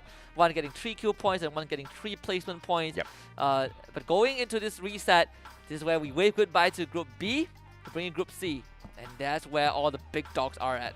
Yes, absolutely, sir. And when the big dogs are out, unfortunately, the rest of the teams will find it very, very hard to pick up points. We know how hungry Geek Fam is out there on the battlefield, and we know that Anxiety has been trying to equalize with them very recently. They played their own day of Marathon, and we saw spectacular performances out of the Anxiety squad. And now having both of those mega teams out there on the battlefield, it will be very, very difficult for any of those teams out there to pick kills up for themselves. Yeah, and we're looking at 2 teams that just do not care. They just run you down. They bag 20 kills per game. And if we thought that Geek Fam is a handful, now Anxiety is here to do the same. And like you say, right, if they meet each other early on, then Geek Fam feels like they have a better chance of winning. Correct. But I want to see how that late game pans out. If Yeah. these 2 teams make it to the later stages of the game, I think that's where we really see just 2 teams monopolizing the kill feed. Yeah, I mean, Anxiety has got great mechanical capabilities, but I have not seen a team bring in better strategy into this matchup, into these lobbies, apart from Geek Fam. Oh, yes. Their setup, splitting away, playing those flanks, rushing on in, not giving those opponents a single second to react to their plays. I think that really puts Geek Fam up on the top, which only speaks to the quality of Diversity Gaming. Remember the time where they made Geek Fam run away from Clock Tower? Oh, yes. That's something nobody does to Geek Fam. And here came the Cambodians who did that, but... And Geek Fam still won that round. And that was the opening round for the league. And that's the quality of Geek Fam, right? But, you know, it also shows exactly how tenacious, how aggressive Diversity Gaming has been in the competition, and it hasn't really served them all that too well. AKO Khmer, who took a much more, I guess, patient approach to the league in itself, seems to have their strategy bear a lot of fruit for them. Yeah, they actually are taking on these fights and they're winning fights, right? Yes. And I think that's the most impressive thing about AKO Khmer. That's something that Diversity Gaming has been struggling to find on day 3 and today, where it just feels like they are kind of another team, Never Stop or Archangel to a certain extent, right? Where they get picked off, can't take a fight, can't really run away. Yeah. They sack their teammates very early Yeah. on, and the fight most of the time just ends before it even begins. And when we first looked at them, I feel like it feels like they have lost a bit of the touch. It seems to be the case, doesn't it? And the kid, we saw spectacular plays from him, but at the moment, just a little bit of an underwhelming performance, and that could also be a big reason as to why Diversity Gaming isn't really playing all that too well, because they were a great team out there on the battlefield, but the kid, he really stood out, Husky. Oh yes, I think that you hit the nail on the head, right? That he is the highlighted player, the decorated player on the team. But right now, I think I do not see that being the case. He has gone completely cold. Can't say the same for AQ Kamir though. I remember the first time we saw these guys, and sure they were having really poor rounds, but my eyes was on Doomin Jun the entire time. And I'm just glad he's getting the attention that he deserves. Absolutely. Alongside Boy Lawyer as well, bringing in those grenade plays, and he sees exactly what works in those final circles. One small problem with AQ Khmer is they don't find that final circle all that too often. But when they do, they usually come out at the very top in not specifically with a booyah, but a lot of points to their side, right? And, you know, survival seems to be a huge challenge here for AQ Khmer. That has to be something that they continuously work on. But I am excited. I am super duper overjoyed for the two teams to jump on into the fray, who are probably going to show us exactly what dominance looks like. And that's also going to open up a few of those plays, right? Which is the platform for the other teams to prove themselves against these dominant teams. Because shutting down all of the other groups, yes, you can pick up a few points, but stopping the pace of teams like Geek Fam or teams like Anxiety, not only does it, of course, give you the points that you deserve from, taking them out of the equation, but it gives you the very, very nice to have confidence boost. Yeah, I remember. I remember back then when we had this group shuffle, we separate the top three into different groups, right? Yeah. And now it feels like the pattern has changed a bit. Correct. Right, because we see first and second place in one group, and third and fourth in one group, and I definitely prefer this a bit more. Yes. Because back then we will just have, let's say Geekman gets first place, they get placed in a group, and they just feed on everyone, right? Correct. There's no one there to challenge them. But right now, we're getting teams that actually has the capabilities of challenging them to offset the balance, which is why we see Farang and Toda just duking it out head to head. Sometimes they go down together, but other times one of the teams outperforms the other, and I think the same is going to be happening for Geek Fam and Anxiety later on. And that's exactly what I love about Garena Free Fire. They continuously up the challenge. They continuously make things a little bit more difficult for the teams out there on the battlefield. I mean, first it was the changes of what the teams could see out there, with the removal of the kill feed, with the removal of their skins that you can see in the battles, and now with throwing all of these teams who are able to really have a 50-50 chance against each other into the exact same group, that gives so much more opportunity to the other teams. But it means absolutely nothing if those teams cannot take advantage of those opportunities. Oh, rest assured, I think Geek Fam and Anxiety will definitely do more than just that. In fact, I would not be surprised if I just see one of them run the entire competition down and just score a booyah right out the gates, right? Yeah. But this is where we see the top four teams finally clash: Todak, Farang, Geek Fam, and Anxiety. If there's anything to be said, I think this is this is where we get a litmus test of how these top four teams perform in each other's presence. Or all four top teams bomb out super early. Then we see. I would be pleasantly surprised if that happens. I would be very glad if that happens, right? Because all I want is for some of these teams who are, unfortunately in a position of being the bottom feeder in the competition, rise up to the occasion, right? Because it's week two. Sorry, not week two. It's the second half of the competition. It's the second half of the league stage. It's high time you bring in whatever that you've learned from the first half in here to show us exactly how much you are able to improve in the competition. And of course, I'm looking at specific teams out there, namely Orange Esports, Team Princess. Oh yes. A lot of expectations from these brands, but nothing much to show for on the battlefield, except for Team Princess yesterday. They really stepped up. Yeah. And I hate to say this, but the top 4 teams bombing out early on. We're talking about a group that Archangel is in, so something has to go really, really wrong for that to happen. But just with that out of the way, I think just look at this dropper spot. It's so heavily populated at peak. Geek Fam of course, taking control of Clock Tower. We actually AQ Camille and Todak at Factory, so I think these guys are not done just yet. Because this time it's going to be Todak exacting revenge. They had a very... Well, they didn't even get to play on round 4. And right now they are here to get something back, to redeem themselves, to make up for the lost points. And AQ Camille, unfortunately, will be the punching bag.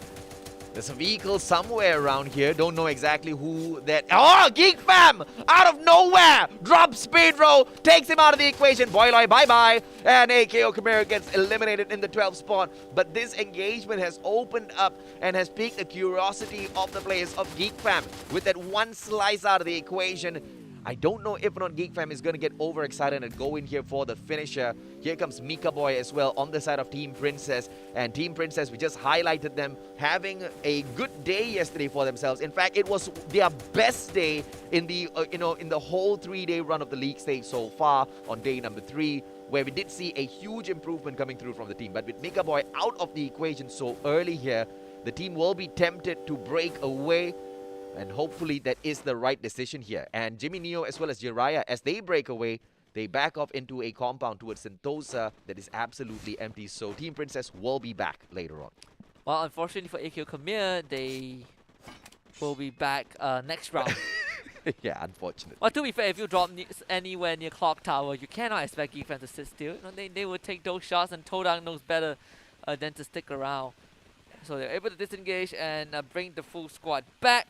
So nothing much was lost in the situation. And of course, Geek Fam continues to take control of Clock Tower. And depends on where the circle head towards.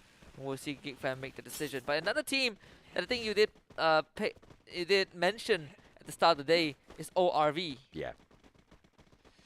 On ORV, in terms of performance so far in the competition, hasn't been one that, you know, a lot of people, especially their fans, will have a problem with at all, right? They had a underwhelming day 2, but they recovered, or they more than recovered on day number 3, which was yesterday, picking up a total of 65 points, and they hold on to quite a great position on the overall leaderboards as well. So as long as they can keep up their pressure, as long as they can keep up this performance, we should be able to see ORV continue climbing up the leaderboard. At the very moment, they sit down at the 10th place with 154 points, 20 points behind Eternal Watch and Learn. And looking at how Eternal Watch and Learn haven't really been all that too great in the recent games, this is quite a good opportunity for them to continue climbing over them. Yeah, and I think, you know, with all that in mind, you definitely have, you know, some time to prep before coming into this, before making that switch. And we see, oh my goodness, 3 teams around this area, around Observatory. I mean, already getting pressured by Cass. And we know that Cass is kind of the tip of the spear for no escape. Raja getting knocked onto Cass. And today, Geek Fam, you know, off to a very aggressive start. And of course, Raja takes him out. Raja with the second. Data goes down. And Geek Fam off to a stellar start, just like what we expected. You know, today, playing with Raja instead of Phoenix. Not that it matters too much. We've seen Raja was the one that won them the very first opening round. But with 2 members of No Escape down, with 2 members of No Escape down, I highly doubt that they will commit to this anymore. Good decision made here by Eris7 as he finds the launch pad and gets himself out of all of that trouble. Unfortunately for his team member who's still surviving in the middle of Archangels as well as Geek Fam, it's not going to be an easy thing to get away to safety. But Archangels might just be the bait later on, so let's see how that breaks out. As Team Princess now takes on the place of Bloody Head. Jimmy Neo, very close proximity with an opponent here. Is he going to be able to shut down Kaloy? Tony as well has got the M1887 in hand, but Kaloy has the better shotgun right now. The one and only Mag 7. So when that distance gets cut down, Kaloy should be able to take this fight. AK-47 in hand as well, but with no sight whatsoever. Tony isn't stepping out of his defensive position. Finally does. Kaloy has the information, expecting him to step on out, and Kaloy jumps around. Time Turner pulled out. Kaloy manages to go in for that reload as well, and that Mag 7 spray finally catches Tony. Yeah, perfectly done by Kaloy, just taking that fight head on, but also mechanically outplaying Tony. And now Team Princess down with 1 member, which means that Bloody Head kind of finish the itch to push Team Princess out of this building and kind of finish them off. Cass in the meantime, snuffed out by Geek Fam. Error 7 also on the ground. Geek Fam picking up 2 free kills for themselves, make it 5 for Geek Fam. Geek Fam just doesn't want to let go of the players of No Escape, and now Eris 7 taken out, and it's just back-to-back. All 5 kills off of the exact same team in here. Geek Fam having a field day with the players of No Escape, and iPans is still stuck in the exact same corner we saw him earlier on, this time tanking the blue zone. Jimmy Neo gets taken down. Team Princess still survives with 2 more players, and as you can see, Jiraiya alongside his team member has managed to purchase Mika Boy right back into the game, only for Bloody Heads to continue chasing them down. But Team Princess, having the vehicle in their hands, is able to disengage and back away as quickly as they can. So Bloody Heads should not be able to catch up with them anytime soon, Yasuke. Definitely the silver lining for Team Princess, getting someone back, getting to safety. See both Anxiety actually having 2 vehicles as they make a very long rotation, finally getting into the circle. Anxiety off to a quiet round, but it might change very soon as they enter cross proximity with Axis Esports, who instantly shoots at them. Anxiety will be prepping for this fight. A very interesting circle on the northern side. As see Toby actually getting an initial knock. Meanwhile, for Anxiety, they're gonna slowly relocate themselves away from Axis Esports.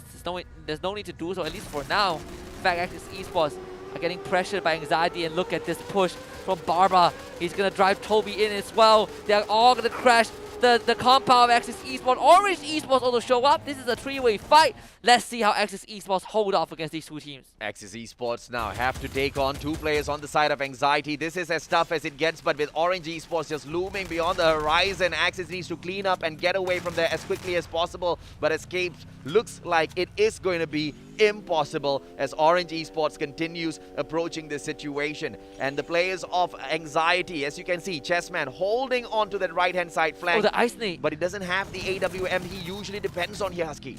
Yeah, the Ice Nade forces, throws Axis Esports into complete disarray. And now Axis Esports comes into clean. Now it's going to be between them and Orange Esports. Getting wiped out by Axis. Neptune somehow clutches that out. What a G. And I thought that Orange will be able to win that, but it's Neptune, the hero of Axis Esports, holding on just for a bit longer. But the end is near as Anxiety surrounds him. And Neptune also knows that this is going to be the end of the round for Axis Esports, but at least he goes down with glory, goes down in a blaze, and was able to bag 4 kills before he bombs out. Crazy stuff out of Neptune, but you know, once again a very disappointing display here by Orange Esports. They had the backstab, they had a good opener, but they won off Axis Esports with that ice grenade instead of just stepping in with the backstab and shutting them down, because clearly those players were already in an engagement.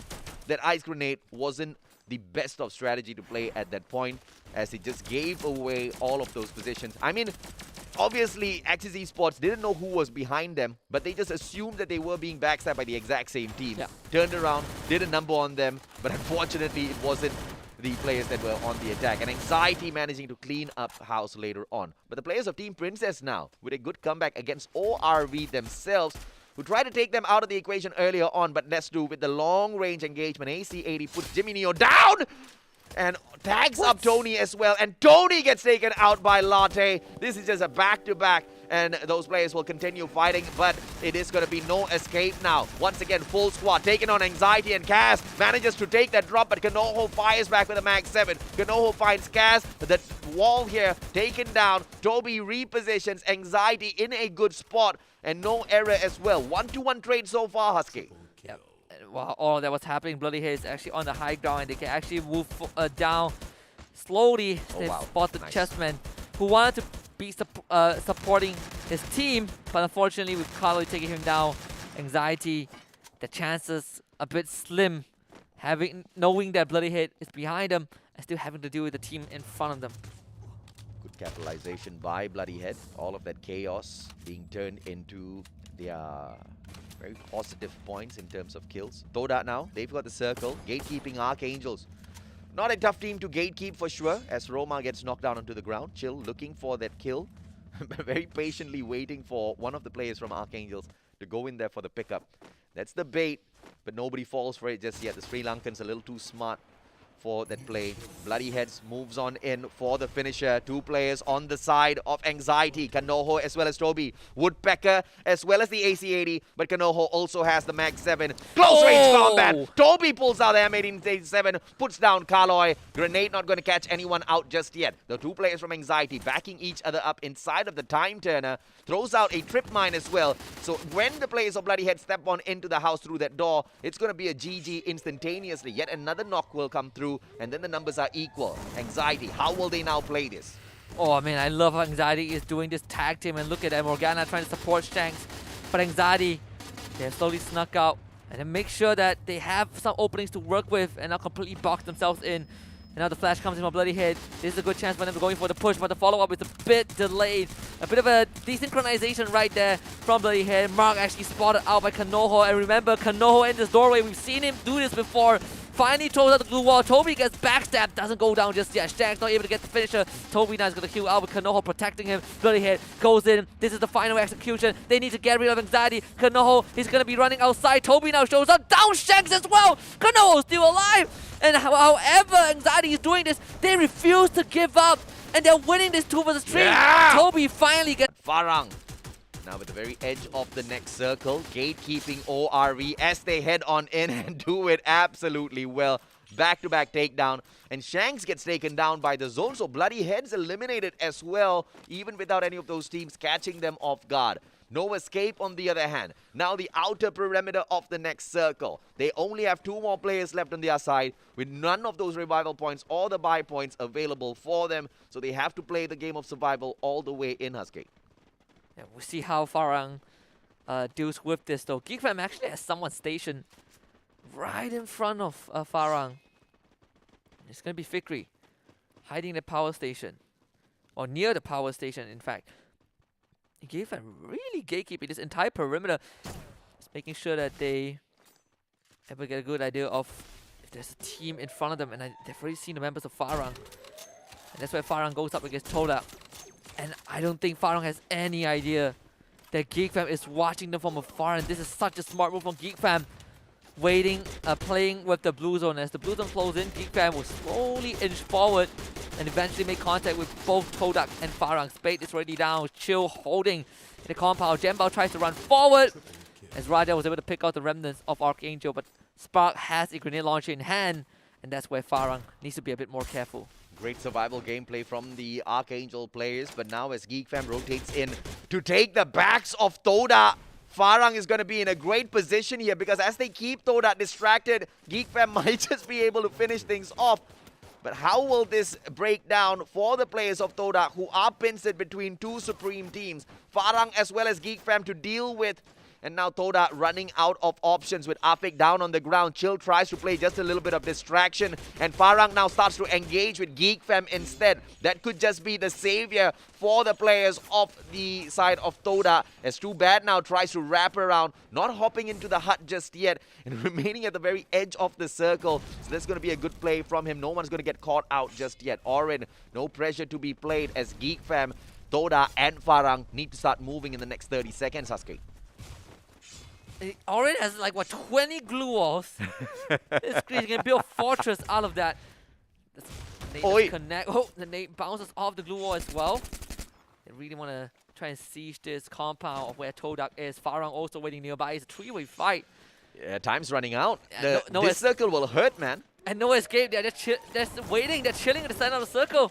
Something has to happen right now. You see Farang run in. Too Bad catching Fikri off guard. Escapes the blue zone, but of course doesn't really have the health to work with, so Geekfam gets the kill. And Fikri is going to take down to the blue zone regardless. There's nothing that Geekfam can do to help Fikri, so they're just down to 2 guys.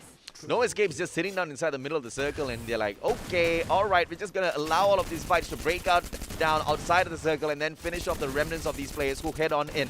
As the Eternal Gatekeepers, No Escape now, might just be the ones who pick up that beautiful booyah at the very end, with Spark now running out of time. Afix with just a sliver of health left on him. Oi! The opportunity to take down Orin, and Afik got taken down by the zone. What an anticlimactic end for the players of Toda. And now, No Escape try to finish off Geekfam. They've got the defense, they've got the compound. Orin trying to play the game of survival here against 2 players out in the open. Remember, he still has 10 more glue walls to work with. Unfortunately for No Escape, they do not have the same luxury. And remember, Oren was the guy that got brought back yesterday to almost to survive long for Geek Fam and Oren. Couple of medkits to work with. No Escape going for the push. Oren taking down the ice grenade, drops the glue wall, gets the speed boost. And it's gonna be pincer by the members of No Escape. Now Oren forced to fight against Error 7. Can Oren do this though? Ring around the rosy. Those glue walls coming in handy, but Oren, he does not have health to work with. And of course, No Escape using that numbers advantage to squeeze this booyah and win the round for the team. Not surprised at all with No Escape picking up that victory, but Oren got really close. If there was anyone who could get that sorted out, it was him. But although it was a great play to just wait out the players of Toda as well as Farang earlier on, they just played their timer a little bit too long. But there's nothing much that they could have done apart from that, right? Because rushing off a little bit earlier on exposes their backs to Farang as well as the players of Toda. So Geek Fam just didn't have any other options there whatsoever. And it's a great way for the players of No Escape to take advantage. Yeah, and then lovely start for No Escape. But of course, Geek Fam, as usual, is able to make it far into the round, albeit not getting as much kills as they normally would. Correct. But they still made it into top 2. So nonetheless, a very solid start for this team. We saw, how Todak, Farang, and Geek Fam ended up together in the same spot, with Geek Fam coming out on top. There's a lot of events that happen in this game that I find very interesting as well, and especially how Anxiety almost stopped Bloody Head in a 2 versus 3. Almost, right? Almost. Yeah, almost stopped Bloody Head. Great positioning, great defense from Anxiety to respond to that situation. Although, their luck just wasn't on their side. They had already lost a player heading on into the defensive position, and Bloody Head catching out the one and only Jaboywa known as Chessman now. That was a great way to start the engagement against Anxiety, because once you take away that flanking player, once you take away their backup, then the other guys who usually go in there for the rush, they're not as dangerous anymore for Bloody Heads based on their mechanical capability right now. Yeah, and that's kind of the Achilles heels for Bloody Head, right? When you take out Chessman, when you take out those long range support, Bloody Head finds it really hard to follow up. Even let's say even if Bloody Head gets a good start, it's still not that hard to shut them down. Yeah. As long as you have someone that's equally as confident in terms of their sniping abilities, and this one was very close. Anxiety almost felt like they could have won this 2 versus 3 because Bloody Head were just all over the place. But thankfully for Shanks, the extra member of Bloody Head was able to kind of clutch that out for the team. Yeah, and Mark was the guy who was outside of the hut, just continuously spraying down with his Mag 7 through the window, just damaging up Kanoho just enough so that the final finisher could have been taken. But, although that was great teamwork from the side of Bloody Head, it also shows how good Anxiety is, right? You need multiple players to take down the powerhouse Kanoho, and that's just the way he has been for a long time now. But just like you anticipated, Husky, with Geek Fam just hopping on in and grabbing the top spot, it's not the booyah, but the #1 placement for them, guaranteed in here based on the number of kills that they picked up for themselves. Albeit not as many as they usually bring in, it's still enough to grab away that #1 spot from No Escape, who managed to take the booyah, but with very few kills in their hands, and therefore they drop down to 3rd, when Toda steps on up to pick up the 2nd spot for themselves, finishing up in the 3rd place overall, but with 9 kills was managed to actually climb into the 2nd place.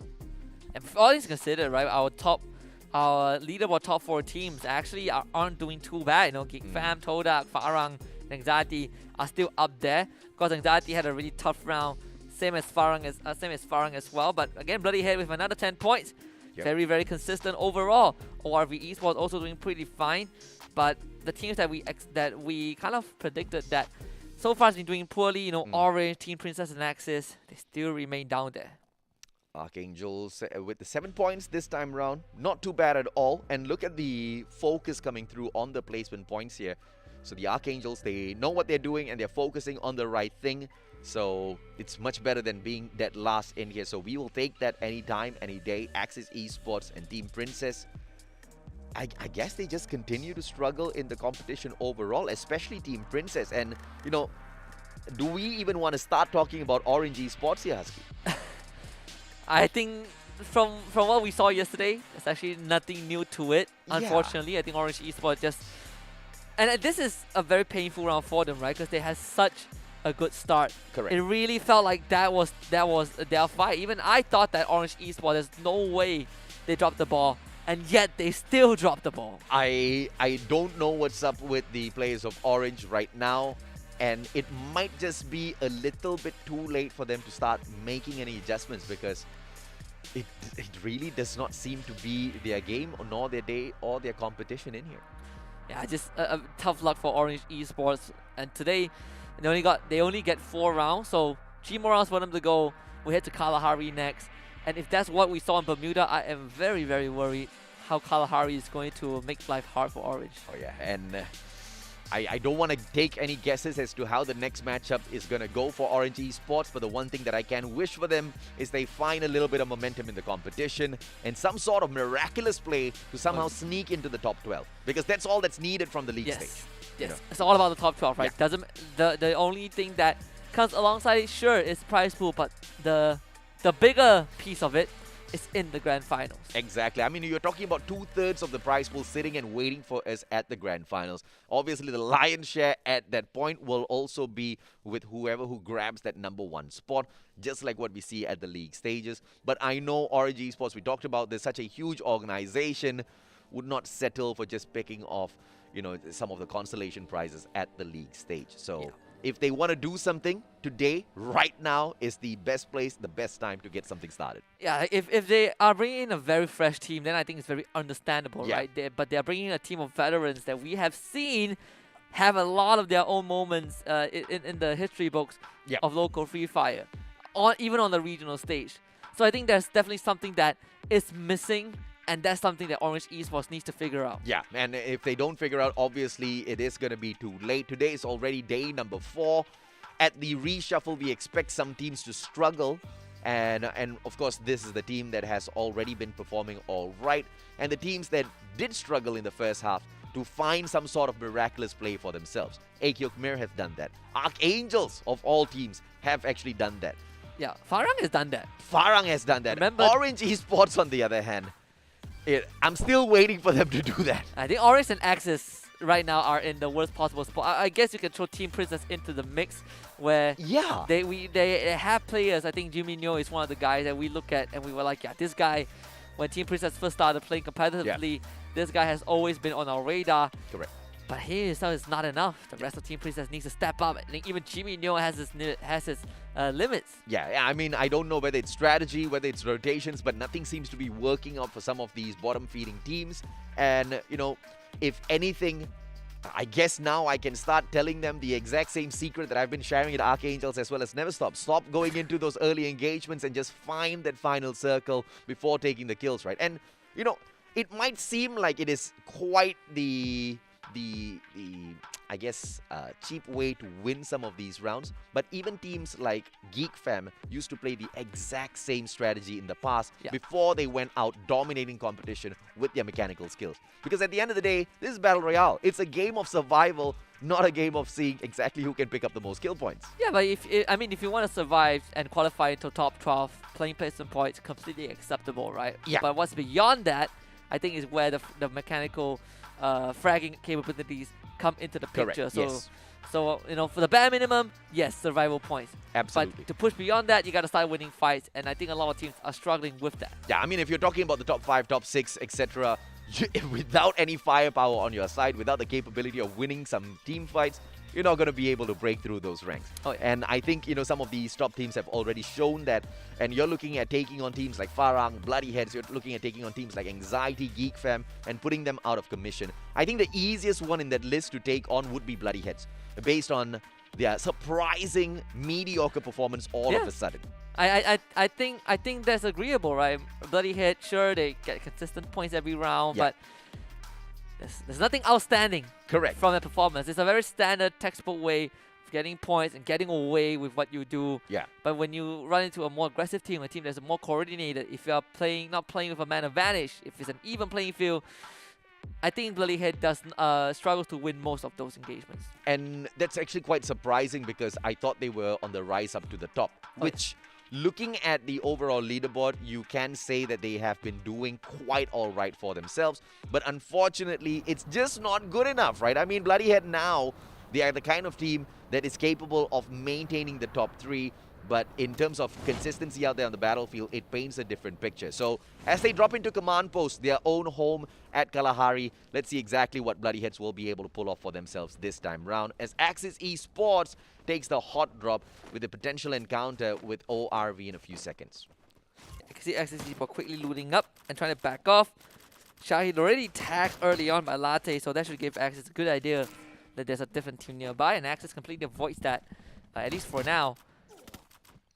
Shouldn't be expecting too much changes in those hot drops, in those drop zones, especially when we're talking about Farang who loves Refinery or Bloodyhead that likes command post. I don't think that would change anytime soon.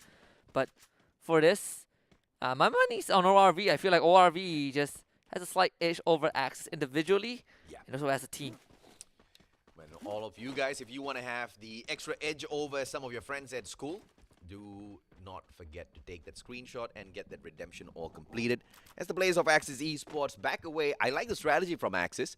They are moving closer and closer towards that revival platform. They know that they share a compound, and ORV trying to pick up the buy spot for themselves instead. The engagement hasn't really broken out between these two teams just yet, but it's only a matter of time before that happens. Spade seems to be tagged up just a little bit. Toda in the vicinity as well, alongside Archangel's X-Gun.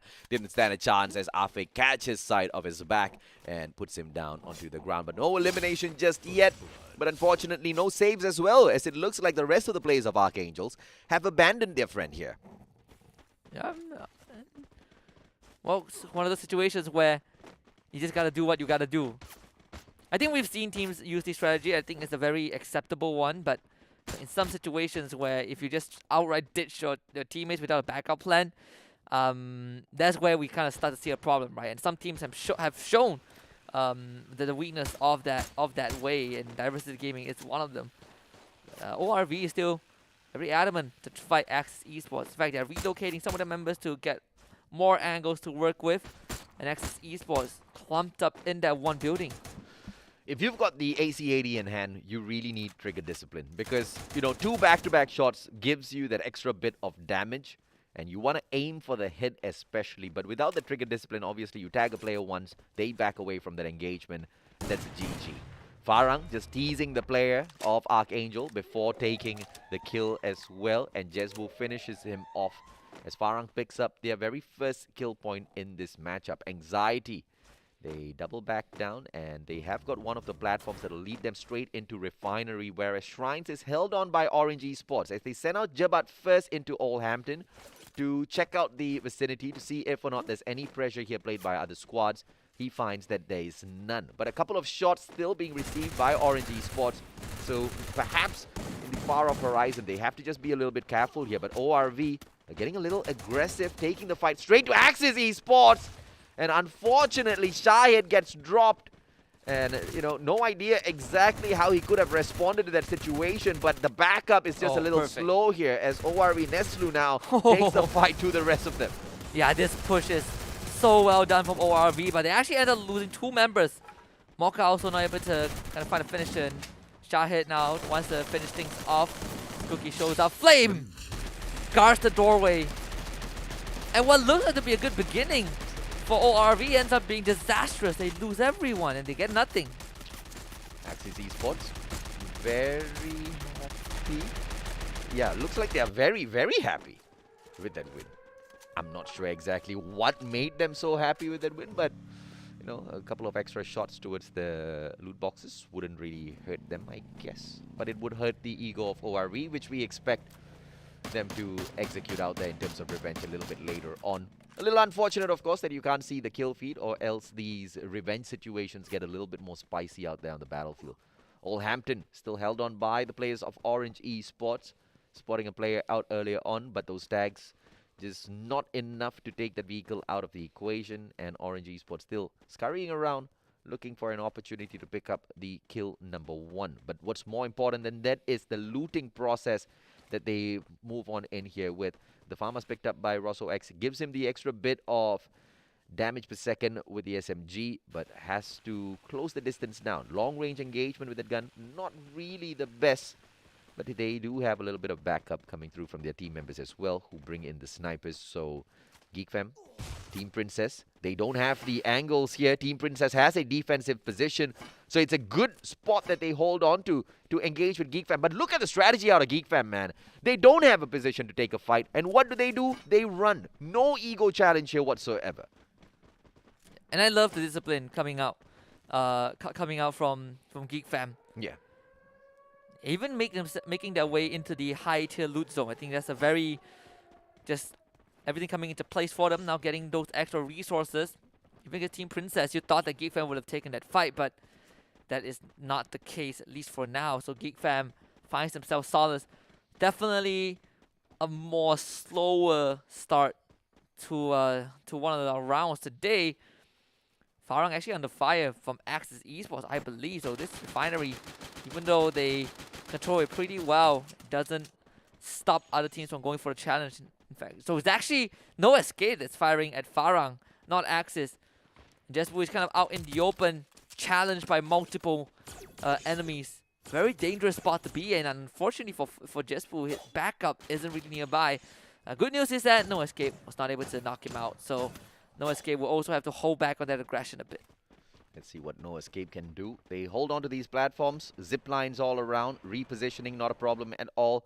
But one wrong move on that zip line and straight into your opponents you will fly into. As you can see, those zip lines connect them directly in towards Toda. But even before that, AKO Khmer already opening fire, and No Escape now starts to respond. AKO Khmer don't really have that high ground advantage against No Escape, so opening fire was a terrible decision, and now they pay for it. They give away their positioning, they give away that extra bit of information. Great blue wall pulled out by the player on the side of AKO Khmer as he tries to run away. Plays of No Escape, not accurate at all with that long-range engagement, and he survives. No Escape, on the other hand, they reposition, just leaving one player in the name of Kaz to keep an eye on AKO Khmer. Oh, here they come. Anxiety drops right on top of Roma. Did you have an idea though? Roma just staying put in the hut. I'm surprised Anxiety didn't bother checking.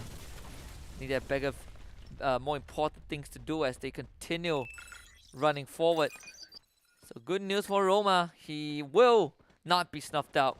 He's able to continue surviving, keep Archangel in the game. I wonder if Roma's moving towards that revival platform there. It doesn't seem to be the case. Moving towards the opposite side of it, in fact. And that's potentially the last player from the side of Archangels. Based on the way he's playing this, we will be able to catch up with him in a little bit. On the other hand, Jimmy Neo, grappling hook in hand, repositions on top of the roof of the compound that Tony takes over. Axis Esports back away, but it's an engagement between Orange Esports and Toda now that breaks out there on the battlefield. We do not have eyes on that fight, but it's most definitely going down, Aski.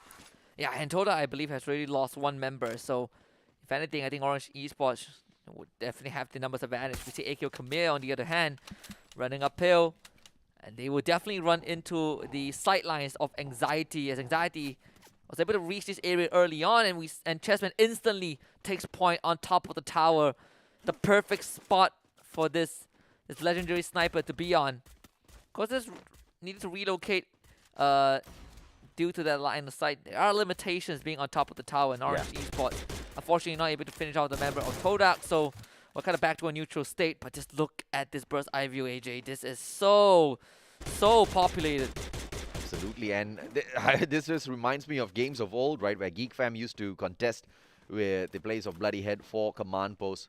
GeekFam doesn't usually take the drop into command post, but always rotates into it and used to displace the players of Bloody Heads. And it seems to be the exact same case here as well. Fikri holds onto the exact same gun in the hands of Chessman, the AWM. And both of these, A-class snipers should be able to put on quite a bit of hurt on all of the other opponents out there on the battlefield. As Neptune now gets dropped, AKO Khmer can take that kill in here for themselves. Farang looking to do the exact same as well.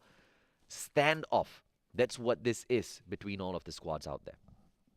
Team Princess and Toda, the two teams in this same area. See what the idea of a Team Princess is, though. They definitely have eyes on Toda. And you can see Toda again It's a very disciplined decision, completely disengaging. There's no need for them to kind of fight Team Princess head on, unless Team Princess forces the occasion, as the circle is a bit towards that northeastern side. And that means that teams around Refinery have to start moving. So Farang, they gotta find a way out of this because there are 3 teams around them. They're completely surrounded. As a Geek Fam takes over command post, Bloody Head very, very spread out. And no idea what Roma is doing outside of the circle, but if he's playing the game of survival, it's quite the smart strategy to take a super far, long rotation from that left-hand side outside of the circle, where nobody will be hunting him down. But as we can see, the one and only X-Gun caught out in the open behind that buy station with nowhere else left to run. AKO Khmer on the slow rotation, catches the back of Joker, who just got brought right back in. And Do Min Jun goes to town. Beautiful headshot with that shotgun. Anxiety right from the back. And they should be able to catch out the players of AKO now. Skin looks absolutely solid, but once again, do not forget, the players inside the game cannot see any of these skins, nor can they see that kill feed. So they do not know who they take on out there on the battlefield, Husky. Yeah, and Farang gotta move really soon. The circle is closing in, and it is far away from Refinery. Oh, yeah. 2K completely exposed. And Bara punishes him for it, and now AKO Khmer comes in for the backup. They should be able to bring him back up on his feet. The grenade getting cooked up, so Barba decides to completely back off. A good decision making, just waste the resources of AKO Khmer. But if they go up this mountain, they will run into Farang, who's still holding on to their compound. Not seeing a need to evacuate, at least not immediately. See if they can catch some stragglers while trying to head into the circle. But the Orange Esports would definitely catch No Escape. I am just shocked with the patience of all of these teams, man. I mean, yes, the revival is still on, but this is one of the slowest pace matches we have seen in a while at this league. And all of that patience just is gonna be bringing forth chaos in a little bit. What a nade by iPans. Bags 2 players on the side of Orange Esports, and the finisher now coming through from the players of No Escape. You cannot escape, especially if you are Orange Esports. A little bit of an underperforming side on the side of Orange Esports, and they continue to suffer at the hands of all of the other teams out there, including a team like No Escape, who hasn't really been the hardest hitters of the competition, but most definitely one of the big teams in the league for sure. Well, good news is Orange Esports are still not out just yet, but What? Anxiety is Farang completely mops the floor with them, and we did talk about this, right? Farang has their Refinery high ground. They're not going to move first. They see if they can catch some stragglers, and they instantly caught Anxiety, trying to be a bit over-aggressive. They thought AKO Khmer was the only team there, but no.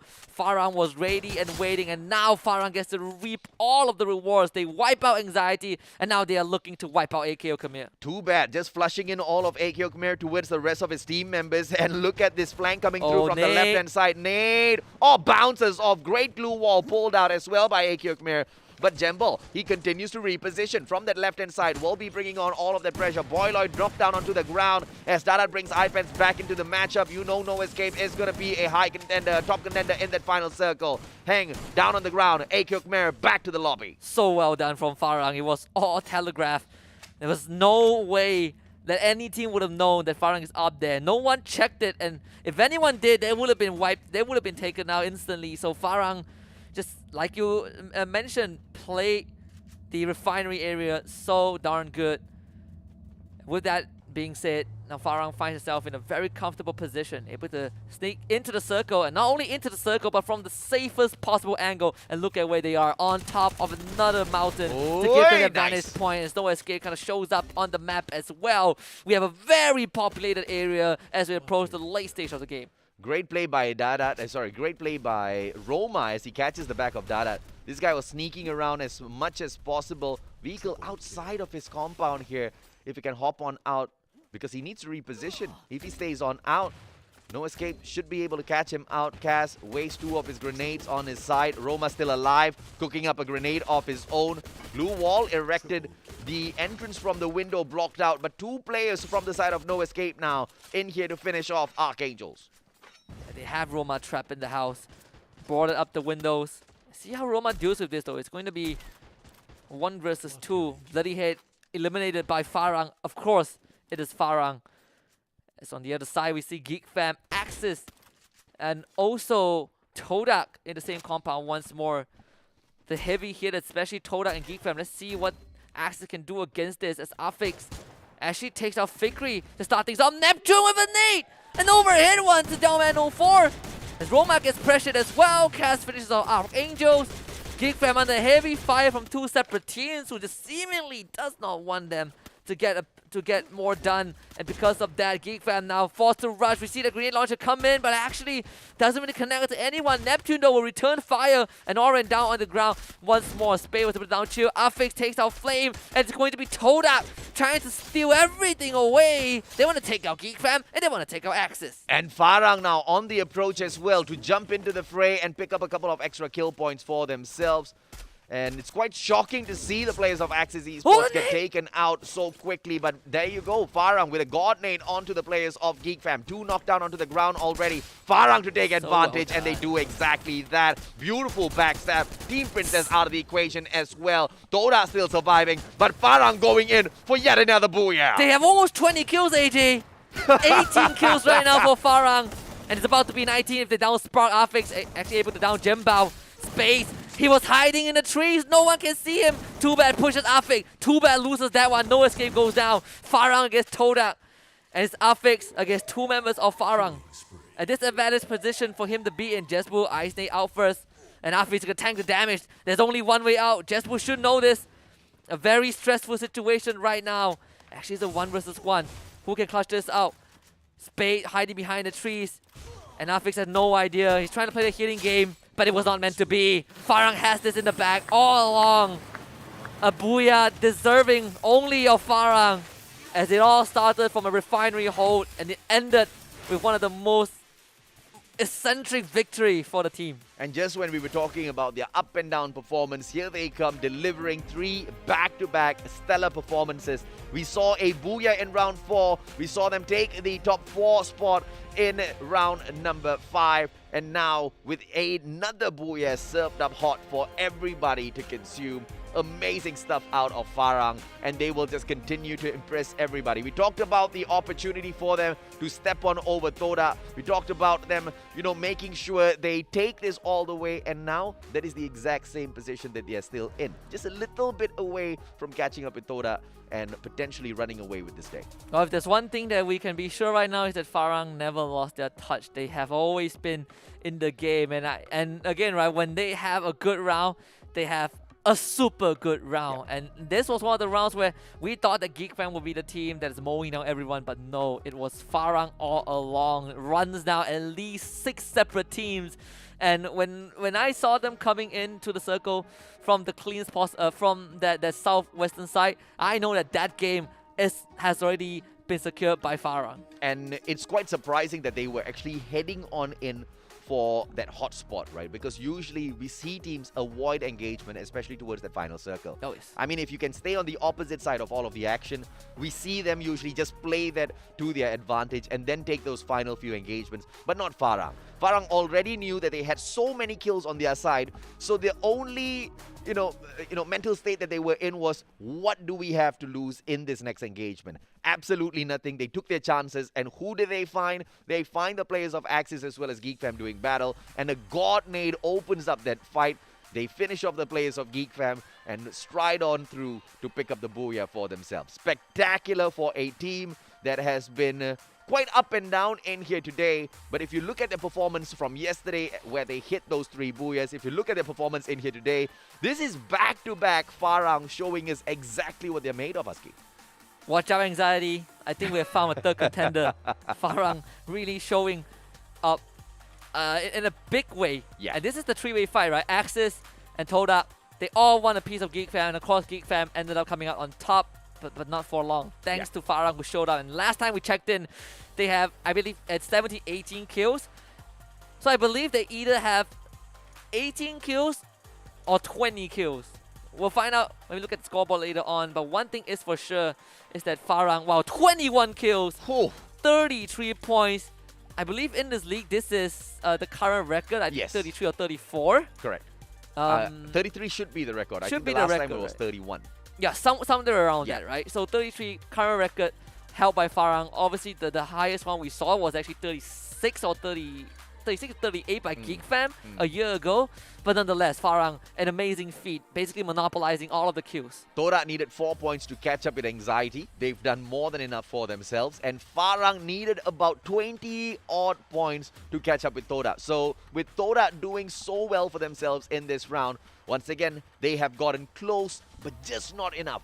One more round is needed, one solid round from the side of Farang to not only catch up, but to replace Toda in that third spot, and of course catch up with Toda in that second place, looking at the fact that Toda now has replaced Anxiety in that second place. Amazing stuff out of these two teams. No escape in here with the third place, 13 points. Axis Esports finally stepping it up just a little bit, 11 points they pick up for themselves this time round, and Geek Fam, a very surprising end. Not many kills to their name, and also bombing out with only 6 placement points left on their side, picks up the 5th placement here with 11. Yeah, we see Archangels, 5 points. Just trying to play a survival game, but this time not really working out as they were caught out in the open. Akil Camille also having a slow round. And overall, I thought that, the Group C powerhouses are going to hit hard. I mean, Geek Fam did hit hard. Anxiety also did show up a bit. But it still feels like, Farang and Toda are the teams that are performing exceptionally well. Yeah, and obviously Toda, no doubt at all, we expect that out of a team that has represented Malaysia on that world stage. But Farang, a team that we usually see popping off at the grand finals, taking everybody by surprise. They want to show their fangs in here at the league stages in itself. And what a better way than to actually step on in here to fight for that podium. And it looks like they're doing a fantastic job so far. And all of these efforts, combination from yesterday, day 3, as well as day 4 today. Yeah, this is what major winners are made of. If people still remember their past, right? Obviously, it's a new identity for Farang, but there are things that you just cannot forget. Correct. And I think Farang is still showing that despite coming into this afresh, there are some things that still stays with them, right? The identity that Farang has brought for themselves. It's just a coordinated attack. I think that's something that is very exciting to watch when it's Farang. I know we talk a lot about Geek Fam being the best when it comes to tactical brilliance, and they still are. But Farang is also bringing in their own brand of that, and it's working out very well. It seems like the strategy from the side of Geek Fam has drastically changed with the absence of Phoenix. Throwing Raja back in, it somehow shows Geek Fam off as quite the defensive team instead of offensive. Yesterday with Phoenix in the lineup, they were running people. There was no pausing the pressure from Geek Fam, right? They were literally running into squad after squad after squad. But this is a little bit of a different, strategy being played by Geek Fam. It's not working out clearly for them. Yeah, I think with that being said, Raja was also the one that it clutches a situation for them, right? Correct. I think he himself has had a lot of moments where he's winning gunfights, but I do agree, it kind of feels like Geek Fam probably are just testing out. They obviously have been switching Raja and Phoenix in and out. Maybe this is just a testing ground for them. They are still in the lead, so why not go ahead and do it before the grand finals, right? Yeah. We still have 2 more rounds to go before we conclude day number 4. But before we play out the next 2 rounds, we're going to take a short break and we will be back for more Free Fire actions.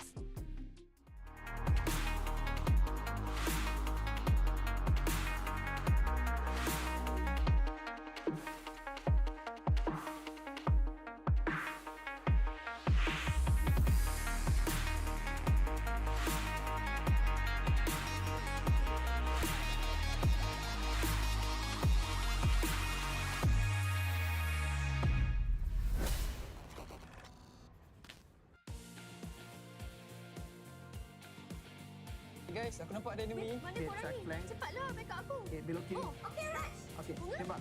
Mana korang tak backup ke? Jap. Ada orang lagi. Ada orang. Aku pergi belah kiri, Bunga pergi belah kanan tau. Jadi, muat turun Free Fire sekarang.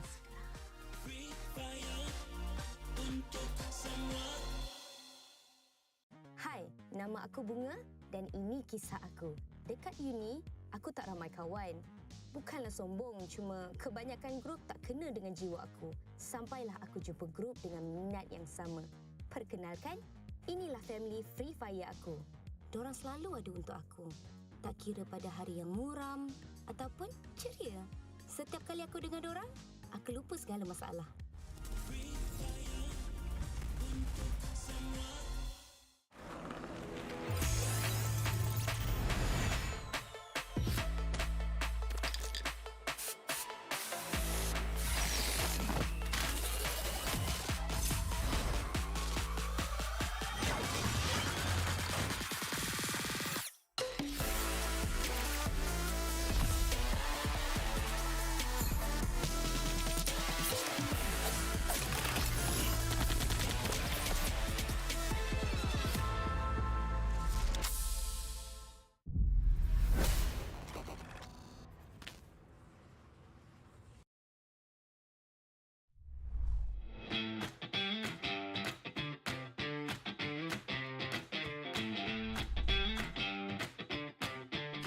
I'm Mark. Hi Free Fire fans, I'm Morgana. We are from Team Bloodyhead. My name is Raymart. My in-game IGN is K9 Pain. I am MJ, known as Blank.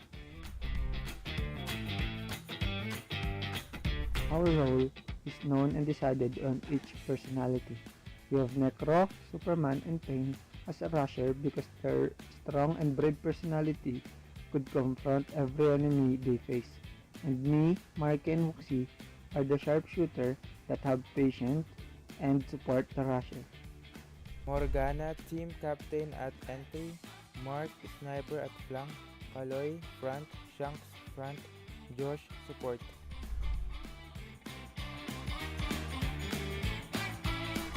Excited kami na makalaban ulit at makabawal sa kupunan ng Malaysia at gusto namin umabot sa finals. We were on the edge of crying and shouting just to express our feelings the moment we qualified. And we just keep shouting in the GC. Woohoo! Para sa akin, yung Farang at Todak, sila kasi nag-represent sa Singapore server sa Free Fire World Series. We'll go with Todak and Farang because they represented the Singapore server in the FF. Seems like there's a lot of targets on the back of Farang and Todak. Bloodyhead wants to hit, K9 Esports wants to hit, but you know what's constant? They both have not been able to achieve that because Todak and Farang are still leading the pack. My name is Husky alongside the Mustachio AJ. This is the Free Fire Challengers Series day number 4, which means that the Great Shuffle has happened and we are 2 rounds away from concluding the first day of the second half of the group stage. You know, the one team that the shuffle has not affected in the slightest whatsoever is Farang, right? Yes. I mean, we saw them, you know, come out with quite the bang of a performance on day number 3, which was just yesterday. And today, they bring in such a weird way, those consistent plays, because today has been quite inconsistent, at least for the start of the first 4 matches, right? We saw them go up and down, we saw them hit those booyahs and then bomb out instantaneously, once again right back up and then right back down once again. But 3 back-to-back rounds now, they've managed to recover a little bit of their pacing and continue to put up a lot of fight to continue climbing up the leaderboards, and they've done exactly that. It's a very weird thing to say, right? We see them, sometimes you see them get no points or very less points, and you're like, how can Farang even be in top 3? But somehow they did, right? Through that manner, they jumped 10 spots. And now they are pretty much locked in that top 3. I think the next closest team to contest them is probably K9, K9 Anxiety and Bloody Hit. But they are fighting against Todak. I feel like they probably don't even see K9 Esports at this point of time because of how far ahead they are. And it's a situation where you're not going to be able to do anything much at the league stages because, you know, this is all just for that flex. It's all just for an extra little bit of that prize pool that you can earn in the league stage, because at the end of the day, the top 12, they move on to the grand finals. But here's what I want to see out of Farang. Can they actually hit 3 booyahs back-to-back in day number 3 as well as day number 4, because clearly they're on the way there already. I can tell you they can because we still have one more round that is even numbered. See, game 4, Farang. Game 6, Farang. So I think Alpine is going to be Farang most likely. But aside from that, right, I think the surprising ones, or at least those that we want to see get a booyah, you know, AK Camille got a booyah, Eternal Watch and Learn got one. No Escape also kind of retaining some of that presence in this competition by landing a booyah of their own. Todak's one is very expected, but kind of just like yesterday, Todak scores a booyah, and afterwards they hover around the mid section of the pack, but they don't really show up huge, not like what Farang has done. And I feel like that is most definitely on purpose, right? And it's just Toda. There's no way in hell they have dropped in terms of performance. There's no way in hell they have dropped in terms of strategy. They've got one of the best coaches in Malaysia on their side, who has got a lot of technical knowledge about the game. So this is just Toda ready to strike only when it truly matters. But at the time being, they're still doing pretty great for themselves, even though they're not one of those supreme teams out there on the battlefield fighting for that number 1 spot for Geek Fam. 310 points. That's exactly what Geek Fam delivers in here as they hop on into battle in the second half of the day. 310 points. They sit down at the number 1 spot.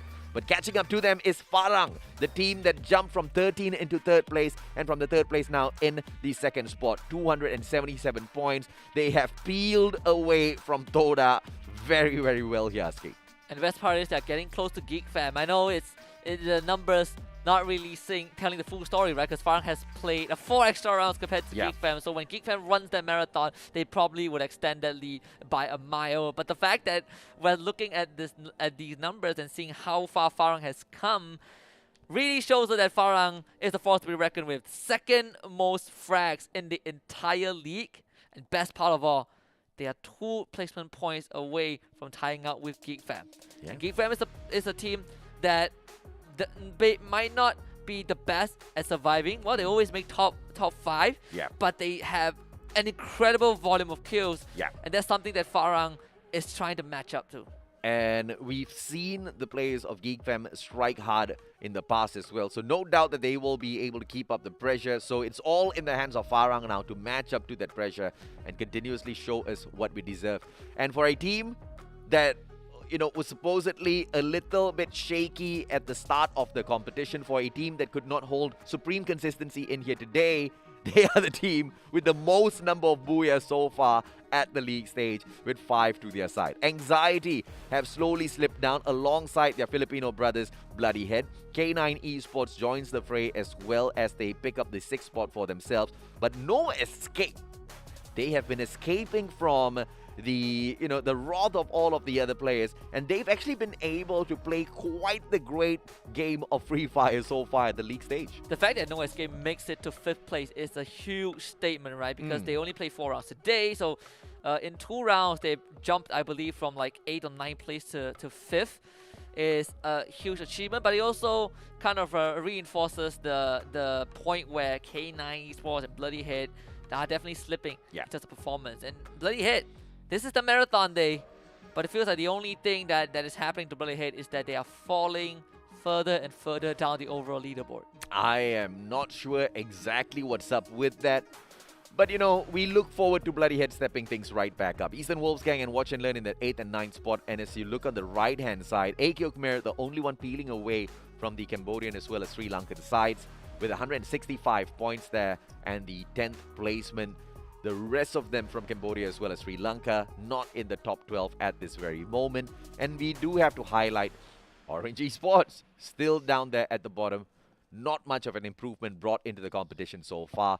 Really, really struggling when it comes to those engagements, which is such a huge surprise. And they're trying to make up for all of that through their placement points, but it's just not enough to move them away from that dead last spot.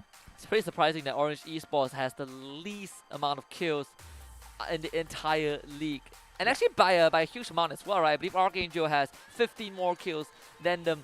But then again, Archangel gets to play 8 rounds today, so Correct, yes. and they have 1 huge round, which gives them like 13 kills. Yeah. So that is also a big contributor. But by the end of the day, Orange Esports should be at least able to overtake Never Stop and put themselves in 17. I know it's just a very, very tiny step forward, very insignificant. But for Orange Esports, if they don't make that happen, then we have a huge problem for this team as well. Yeah, absolutely, man. I mean, as it is with the remaining number of days, which is only 2, it is going to be tough for Orange Esports. So it's high time they started something off in here, right? We've got 2 more matches in here to go.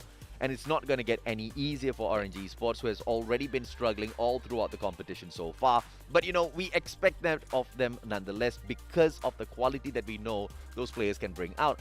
I mean, if engagements are clearly so tough for them to get on into and walk away from victorious, then perhaps they should just play the game of survival and avoid all of these engagements. But it just doesn't seem to be the strategy so far from them. Yeah, definitely not. I think Orange Esports still has some moments where they like to take those fights. In fact, you know, we saw them being really proactive, going for those pushes, going for those fights. They just could not win it. I think that is the push into Axis Esports. That one was atrocious. It's very hard to watch, right? Because that one was literally the best case scenario. They have an ice grenade. They were like all three members of Axis Esports were taking damage. Orange Esports runs in, and they got wiped by one member of Axis, right? I think this has been a recurring trend for Orange Esports, where you can start off really well and still lose the fight. They somehow always find a way to lose it. Yeah, maybe the players need a raise or something. Maybe they're just making a statement out. I don't know, because it's just so weird to see Orange Esports perform in this manner. Hopefully, things will go ahead to change for them, or else somebody's got to pay. Somebody's most definitely got to pay in terms of not performing in the competition. Let's see exactly what all of these other teams have got in store for us, right? Because we've seen great plays, great pressure from the top teams of the competition. Mainly Farang, who are now chasing after Geek Fam for that #1 spot. Yes, they've got the most number of games in here today, but that's exactly what they need to capitalize on. Yeah. Use that to their advantage. They've got the momentum on top of everything else, not just from today, but from yesterday as well. So what better timing to snatch away that #1 spot? Obviously, a lot of work needs to go into it, but it's not something that's impossible. Yeah, Farang making full use of their momentum. Making full use of that eight-round marathon. In fact, you know, just to jog our memories again, yesterday they played 8 rounds. Today they also play 8 rounds. Yeah. And they keep up the consistency. I think that is a very impressive feat by Farang. They did not lose any steam. They were able to keep going with what they have achieved yesterday. Of course, before the fight kicks off, I want to remind you guys that we have giveaways on every single day on the broadcast. Just remember to claim it with the code down below. Window closes at 5:30 p.m. after the broadcast, and you can only claim it if you're playing on the Singapore server. So go and do it right now. Screenshot it if you have to. 2 players on the side of Bloody Head. No guns on their backs just yet. They're not healing right back up after being down. I believe just a couple of those bandages to be played with. Jiraiya continues to put up all of that pressure. Archangels, on the other hand, as we spot them still scurrying around for loots of their own. We focus back onto Bloody Heads, who are stuck in quite the predicament. Ooh, Riptide Rhythm, perfection. But Time Turner responds by Kaloy just to survive. And he takes the fight straight up against Jiraiya, which is the worst possible thing that he could do in that situation. And Bloody Head, just like that, get kicked out in the 12th spot. I get the idea, but it only makes sense if you have resources, right? And that's something that Bloody Head lacks. So Team Prince are getting a freebie right out of the gates. And the downward spiral of Bloody Head continues in round 7. Well, to be fair, it's already ended in round 7, but it continues on the overall leaderboard. And Team Princess gets away with Daylight Murder. And the best part is there's no other teams nearby them, so they will be completely uncontested. The only team that is being contested right now probably is going to be Axis Esports with ORV near them. This is all thanks to No Escape taking Ski Lodge, and Bloody Head should have just stuck with their usual drop at Ski Lodge. They would have stood a much higher chance. It just looked like they were not only outplayed, but really uncomfortable to take that engagement at the outskirts of Moat House there, between Moat House as well as Steels, right? So it's just a little unfortunate for the players of Bloody Heads. When you make those final second adjustments, you just need to make do, and, you know, from the experience that I have playing Battle Royales, the worst thing that you can do for your squad is to take a brand new drop spot at that very final moment. Yeah, like when you have to make those last minute adjustments because you saw someone heading towards a drop spot, that's where things can go horribly wrong. And I'm not sure what the communication was, but you can see that Bloody Head were really just trying to force an issue that was never going to be in their favor to begin with. Todak now going for this very huge wraparound, something that they have done against AQ Khmer in the first half of the day. AQ Khmer only has a couple of containers to use as cover, so Todak might be looking to shut them down. Fikri just munching on some mushrooms right outside the fences area here as Axis Esports slowly exposes themselves out there in the open, and Fikri has the opportunity here. Double shot does not come through. Fikri, on the other hand, repositions as Neptune just puts the pressure on all of them. Look at this Geek Fam.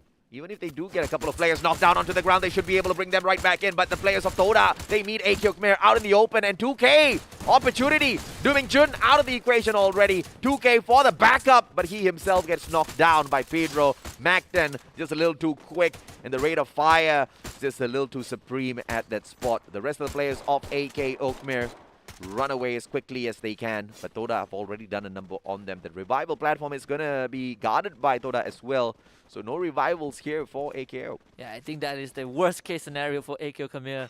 You not only lose the fight, you not only lose the control of the territory, but that is the exact thing that you need to bring a team back. Well, they were able to find solace elsewhere. What? So, still happens nonetheless. I love it. I love it, AKO. And the players of Geek Fam, on the other hand, they managed to get a knock and a kill onto Axis Esports. Rose taken out of the equation. The platform for revival, as Geek Fam were guarding it earlier on, Axis Esports now know that that's going to be a problem. They disengage. But as they back away into a hangar, Geek Fam brings out their drone inside of the danger zone. Let's see exactly how they play this information to their side. They've got to play with a little bit of luck here as well, running out and chasing down Axis Esports inside of the danger zone. One of the craziest things you can do. And let's see if Orange Esports can deal with Farang. Oh no. I think Farang they are definitely ready to come into this. You can see how Farang are posturing themselves so close to the compound. They're just getting into position. And Orange Esports making no noise, no movements. So Torm, I believe, has been spotted out by Too Bad, and through that very tiny pixel, now Orange Esports probably also sniffing that something is up. Nice one! From afar, Too Bad goes down thanks to Jabat, but Jembao instantly responds to that, and Latte actually sees this commotion going on. Come on, Latte! He's gonna pull the trigger though. He's still trying to find information. Latte sees two of them. Come on, Latte! On his scope. Still not pulling the trigger just yet. Latte being extremely patient with this this my one. lord!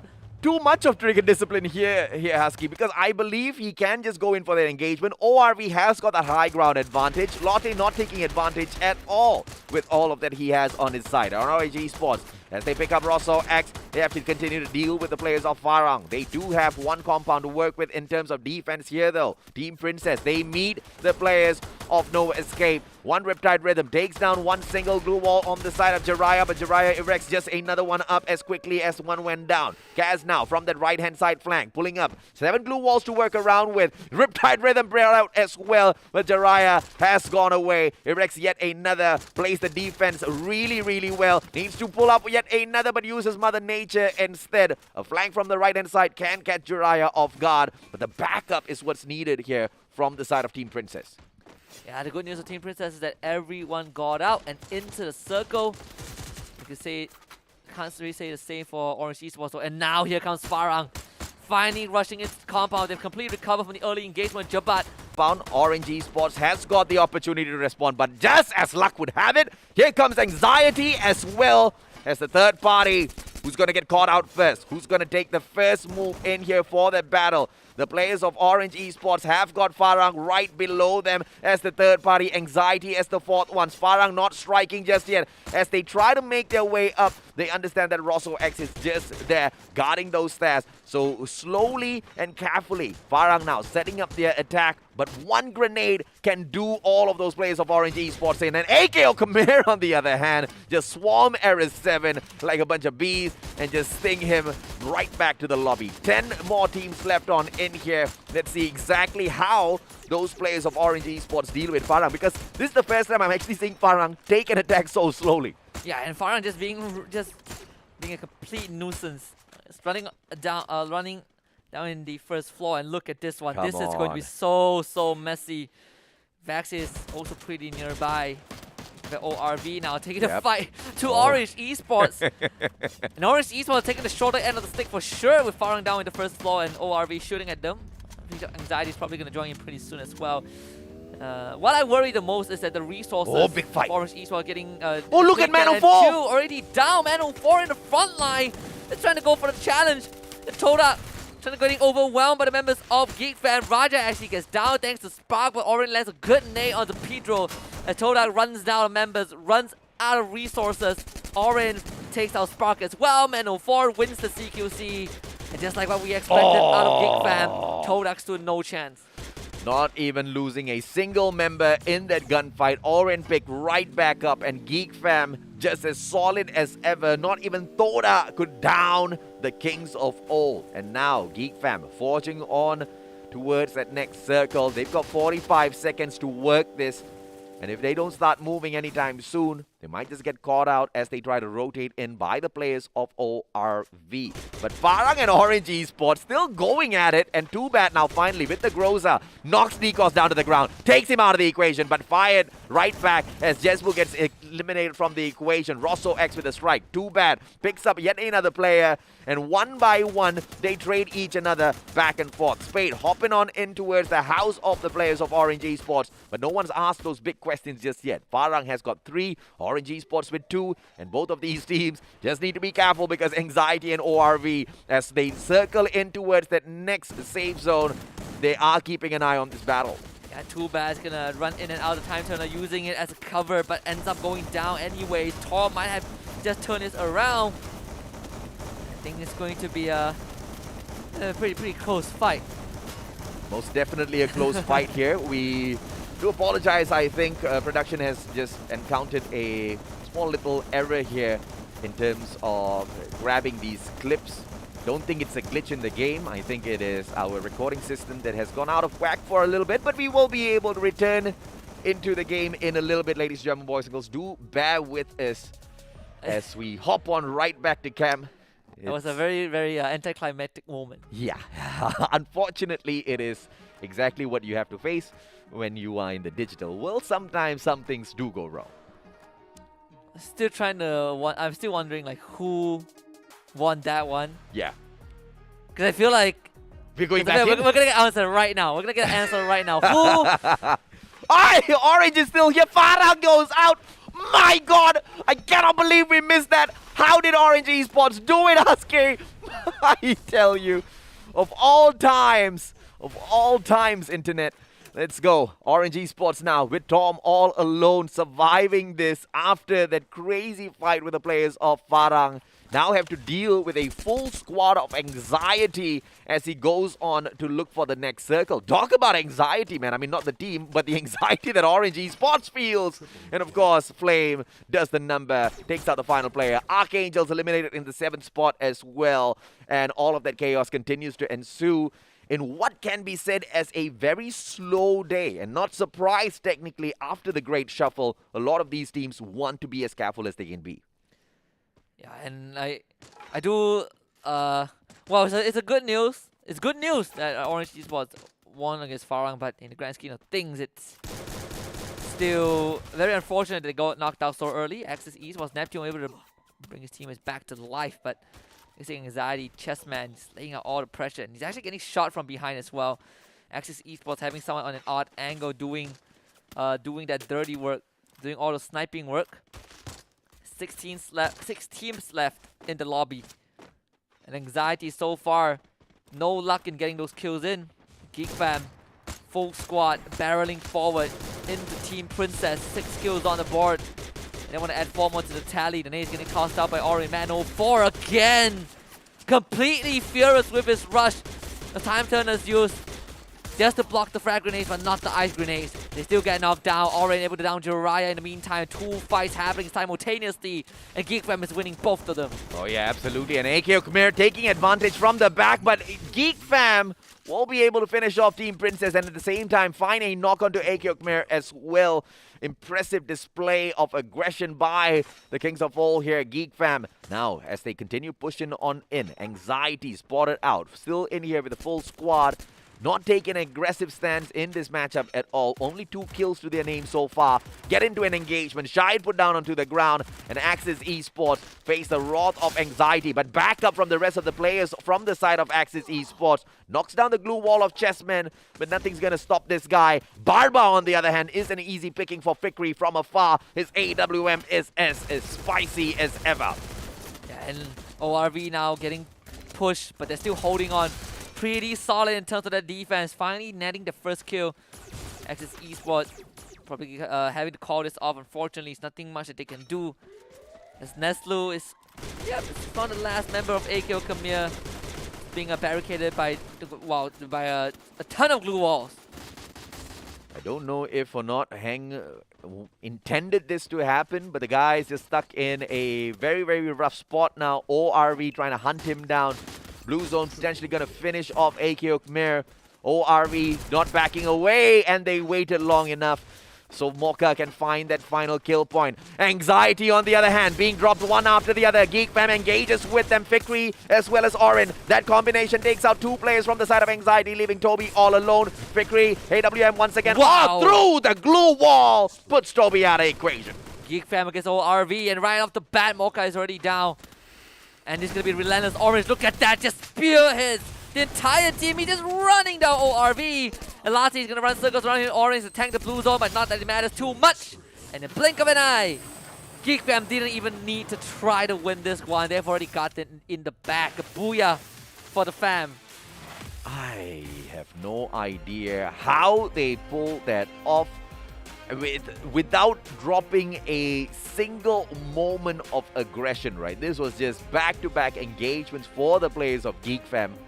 But the biggest factor in here, or the biggest matchup that I wanted to see earlier on, was between Orange Esports as well as Farang. For a team that had been struggling for quite a while, I have no idea how they managed to turn the tide around Farang, who had a lot of assistance from other teams who were pressuring Orange Esports, and they were still the ones who were on top by the time we got back to them. Maybe that's the trick, right? Maybe, you know, many teams couldn't beat Farang, but the most unsuspecting one could. Even then, it came down to the wire, right? Yeah. And Farang losing out is one of those rounds where it's an odd number round. Yeah. So it's understandable, you know, why they lost that.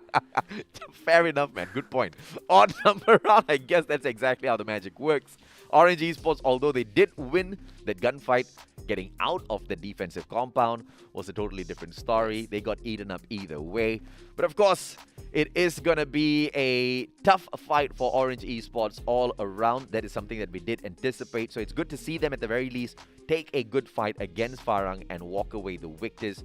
Hopefully we see them make those adjustments in those future matches. But as how this game first started off, it was quite the early takedown of Toda in the hands of Geek Fam. Yeah, and Geek Fam, Toda, just couldn't really withstand Geek Fam. I feel like, you know, Geek Fam went full on aggressive on Toda and just individually challenged them. And that's one of the few things that I think Raja brings to Geek Fam. And when Phoenix is playing, we see Mano4 get kind of relegated to those long-range supports. But when Raja is playing, Mano4 always runs in first. And when Mano4 is in your face, he wins most of the fights. Oh, yeah. And that's what allows Geek Fam to not miss a single beat. And that's what also allows Geek Fam to be this hyper-aggressive beast. Yeah, Anxiety, they were quite busy to take, they were on the way of taking out Axis Esports, and Geek Fam caught them in the middle of that engagement and took full advantage, taking them out of the equation, and then later on, of course, sorting out ORV. But as you can see, even though ORV picks up the second spot, they drop all the way down to the 5th placement in here because only 2 kills overall, and all of the other teams did quite stellar in terms of picking up those kills. Anxiety moving up to the 2nd place here through the 5 kills that they pick up, but Geek Fam hitting that 3-0 with 18 kills and that Booyah Husky. Yep, the previous round, Farang has 33 and Geek Fam was like, I want to match that. And then back themselves 30. Of course, a slow round, not just for Farang, Aishe, also for Toda. Both teams getting only 4 points in this round number 7. But the worst of all is Bloody Head with 0 points. I mean, I don't know what's up with Bloody Head, but they most definitely seem to be a little off their game. Not a little, very much off their gameplay in here today. I mean, picking up average 10 points, not the usual Bloody Head that we know, and now bombing out with absolutely nothing on their side. Because of that final second switch of drop spot, I think they could have just committed against the players of No Escape and walked away a little bit better if they had just gone in there and picked up the usual drop spot. But, anything can change in matches like this, and sometimes you just have to live with the decisions that we make. But Archangels, good to see them continue play the placement points advantage for themselves. But not enough of surviving Archangels. I think we need a little bit more. When I say game of survival, I mean like literally get the top 3 spots. And I think they are struggling, maybe because the change of groups as well, right? Ever since Group C came into the picture, it's a bit harder for Archangel to kind of sneak around because a lot of people from Group C are hellhounds. They sniff you out. Yeah. Geek Fam will fight you, Anxiety will fight you, Orange will fight you. But you can win that. So far, we haven't seen that happen. But Archangel definitely maybe also feeling a bit of that burnout from yesterday. It's a very, very tough spot to be in, to have a 1 full day of getting beaten down 8 rounds in a row and having to do it all over again. Though, even though they have that one, I believe, 13 kill, that one breakout round, but that group change definitely affected them in some way. Yeah, and if it affected Bloody Head just needs to ask themselves, how could it not affect AK Khmer? Because here's AK Khmer in, one of the best days of the league stage for themselves, performing quite consistently, picking up points round after round through placements, through those kills, and Bloody Head themselves cannot match up to AK Khmer. So that's going to be something that the team truly needs to worry about, but hopefully they bring those adjustments as well as those fixes before it is too late for them. Yeah, and I think for Bloody Head, back to the drawing board they go, right? I don't think they will lose their spot in the top 12 that's for right, sure. yeah. But it's slightly concerning. If their goal is to make grand finals, I think they've achieved that. But to completely lose your momentum from that top 3 and now to be like 8th place, 7th, 8th place, I think that's something that they need to think about what has been going wrong, because obviously their roles are very defined. Correct. But for some reason, they are making some questionable decisions, especially the one against Team Princess, where they were just forcing an issue that would never end well. Yeah, and I guess that was already because they were kind of pushed back into a spot where they didn't have much resources. They couldn't pick up more guns for themselves. They couldn't do anything. The best decision to make at that point was to just stake all of your bets onto one engagement and hope for the best, right? But we saw exactly how that ended. It reminds me of those movies or shows, wartime shows, where like you have nothing left and you just throw your body and you just hope for the best. Yeah. That kind of feels like it. Yeah, it's not a movie though, Bloody Head, so it didn't go their way. But that's just one of those situations where teams do encounter out there on the battlefield. Oh, yes. I mean, if we've seen teams with the capability of Farang to bring in the adjustment, I mean, yes, it's not night and day, but there is a huge difference between the quality of Farang and Bloody Head. But Bloody Head have shown us that they can bring those improvements into the competition. And this is just the negative side of that, right? They have kind of just slacked off a little bit. Once again, I'm not so sure why. Maybe because they had quite a number of breakout rounds in the first 3 days, and they already achieved something so strong for themselves in terms of overall placement.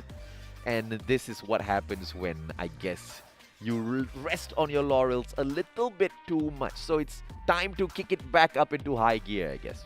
That could be a reason, right, where you just feel a bit comfortable with your result and you end up deciding to lay back a bit too much on your hammock, and then everyone just runs past you. Kind of like the story of the tortoise and the hare, right? It might be just like that, but I think for Bloody Head, there's still time for them to work on it, simply because they are in a very comfortable spot. Maybe come grand finals, we'll see a different side of them.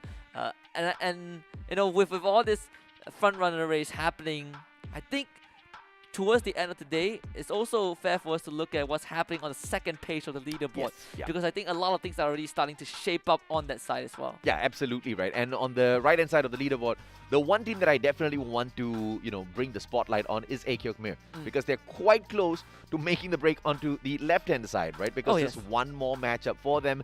And that might just happen for them. Let's take a look and see exactly what happens at the final matchup of the day. We head on into Alpine. This is going to be the last game for Group A in terms of their marathon. They've run in here for 8 back-to-back matches with the players doing pretty well for themselves, especially AKO Khmer, I have to say. I didn't expect them to be able to hit such a stride so early on. But ORV didn't expect Chill to bring out his katanas. Yeah, they hit the ground and then got sliced into ribbons by Chill. Only lost one, Anxiety. but Anxiety on the other end. So against AKO Khmer, that is the team that has had a long day and just about to taste the wrath of Chessman. So 2 fights happening on the exact same side, and it feels like AKO Khmer is already losing out on that mini screen down there. Todak winning theirs against ORV. Getting very clear winners. Yeah, AKO Khmer has already abandoned their teammate. Actually, no, they're still around. It's the high tier loot zone as well. See, very interesting interaction. Decision from AKO Khmer, and Todak able to find the members of ORV. There's 3 down, and ORV only left with 1. Unfortunately, though, I don't think he can get away. Yeah, and it looks like the players of AKO Khmer are left with 1 as well, because Do Ming Jun had an opportunity to get away from that spot, but instead he goes back in for the re-engagement. Down in numbers, no idea what was running through his mind, but that could have just been the distraction gameplay, because we do not have any information on the final player from the side of AKO Khmer. So Do Ming Jun could have just pulled off the biggest distraction of his career. Claim now, ladies and gentlemen, boys and girls, because you guys also can pull off one of the best skins of your Free Fire run in here. Every single time I bring in a pretty skin into the games, it gives me extra frames per second. Husky, I kid you not. I understand. It's called a skin buff, right? Yes, Yeah, your shots land more often, you take less damage, you win more games. Yes. Auto booyah, bro. Auto, that's how it is. Yeah, That's how it should work. And one big reason, I guess, Bloodyhead's not really getting a lot of the kills is because we have just thrown on the generic skins for them. So although they're quite fancy on the battlefield, they look as normal as ever. Let's hope Bloodyhead can find a couple of adjustments in this round, this time, for themselves, as they hold on to a compound that is quite far away from everybody else, and the closest ones to them could be No Escape, as the players of Bloodyhead, when they try to move on into Riverside, the rotation from Fusion might just catch them off guard. I just realized that Anxiety, they held off Vantage and they wipe they almost wipe AKO Khmer, but Anxiety are in a very comfortable spot, no contention at all. They force AKO Khmer to vacate from that premise. No Escape as well, just having a very, very solid start at Fusion. Again, uncontested area. The one I'm worried about is definitely Neslu. Oh, nice. But he just found a revival point, so he should be able to bring the rest of the team back after a very, very painful start by running to Toda. Do Ming Jun is back in play, and it looks like it's not a revival point that Heng has found, but actually one of those buy points. So a good recovery, at least, to bring Do Ming Jun back into the fray. But let's see what else they can pull off. ORV still in the middle of revival here. Bloodyhead flies straight into the hands of No Escape, and there is no escape when you're in such a situation. Up there with the glue walls all pulled out, Shanks loses his life, but Kaloy, with the help of that time turner, manages just to recover just a little bit. The rest of the players from the side of Bloodyheads now, Mark as well as Kaloy, the duo, as they try to catch out iPens, things seem to be impossible because No Escape has got this whole compound surrounded. And Mark getting backstabbed by Kaz, the duo a bit off angle. And No Escape trying to really breach through this area where Bloodyhead have kind of somehow made home for themselves. Kaz getting a good entry. Mark going down, Bloodyhead pretty much evacuating this area. Whoever's, there's no one left behind except for Kaloy. Bloodyhead won't be out by the end of this engagement. Oh man. But they will definitely lose 2 members. That's a little bit unfortunate for the players of Bloodyhead, and it looks like they are not going to get eliminated just yet, all thanks to Morgana, who chose to hang back as long as possible. And now he is going to just drive on his way towards one of those revival points. Hopefully he doesn't get caught out by anyone.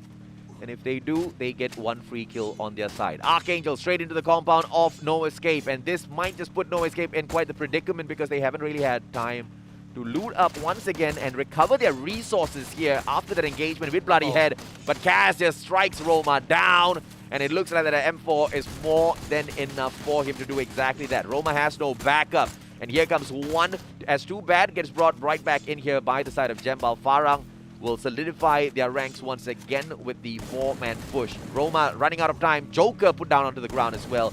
things don't seem to be turning out well for the Archangels. Yeah, certainly not, because Leda is already out. He is so far away from that fight, knowing that it has already ended the moment that Kaz got that first knockdown.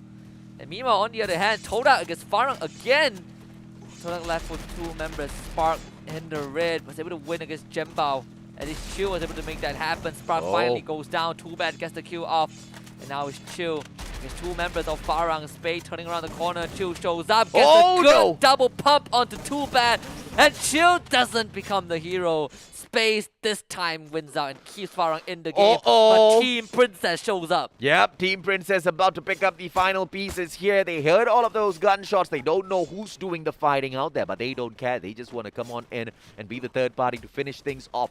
Can they now pull off the greatest execution here? It looks like Farang, they are bringing their team members right back in, 1 man at a time, and immediately backing away from this compound. And Team Princess does not take advantage at all. I mean, I understand the passive play from the side of Team Princess. I understand how they don't want to get super aggressive, but there was a free one that was just lost right there.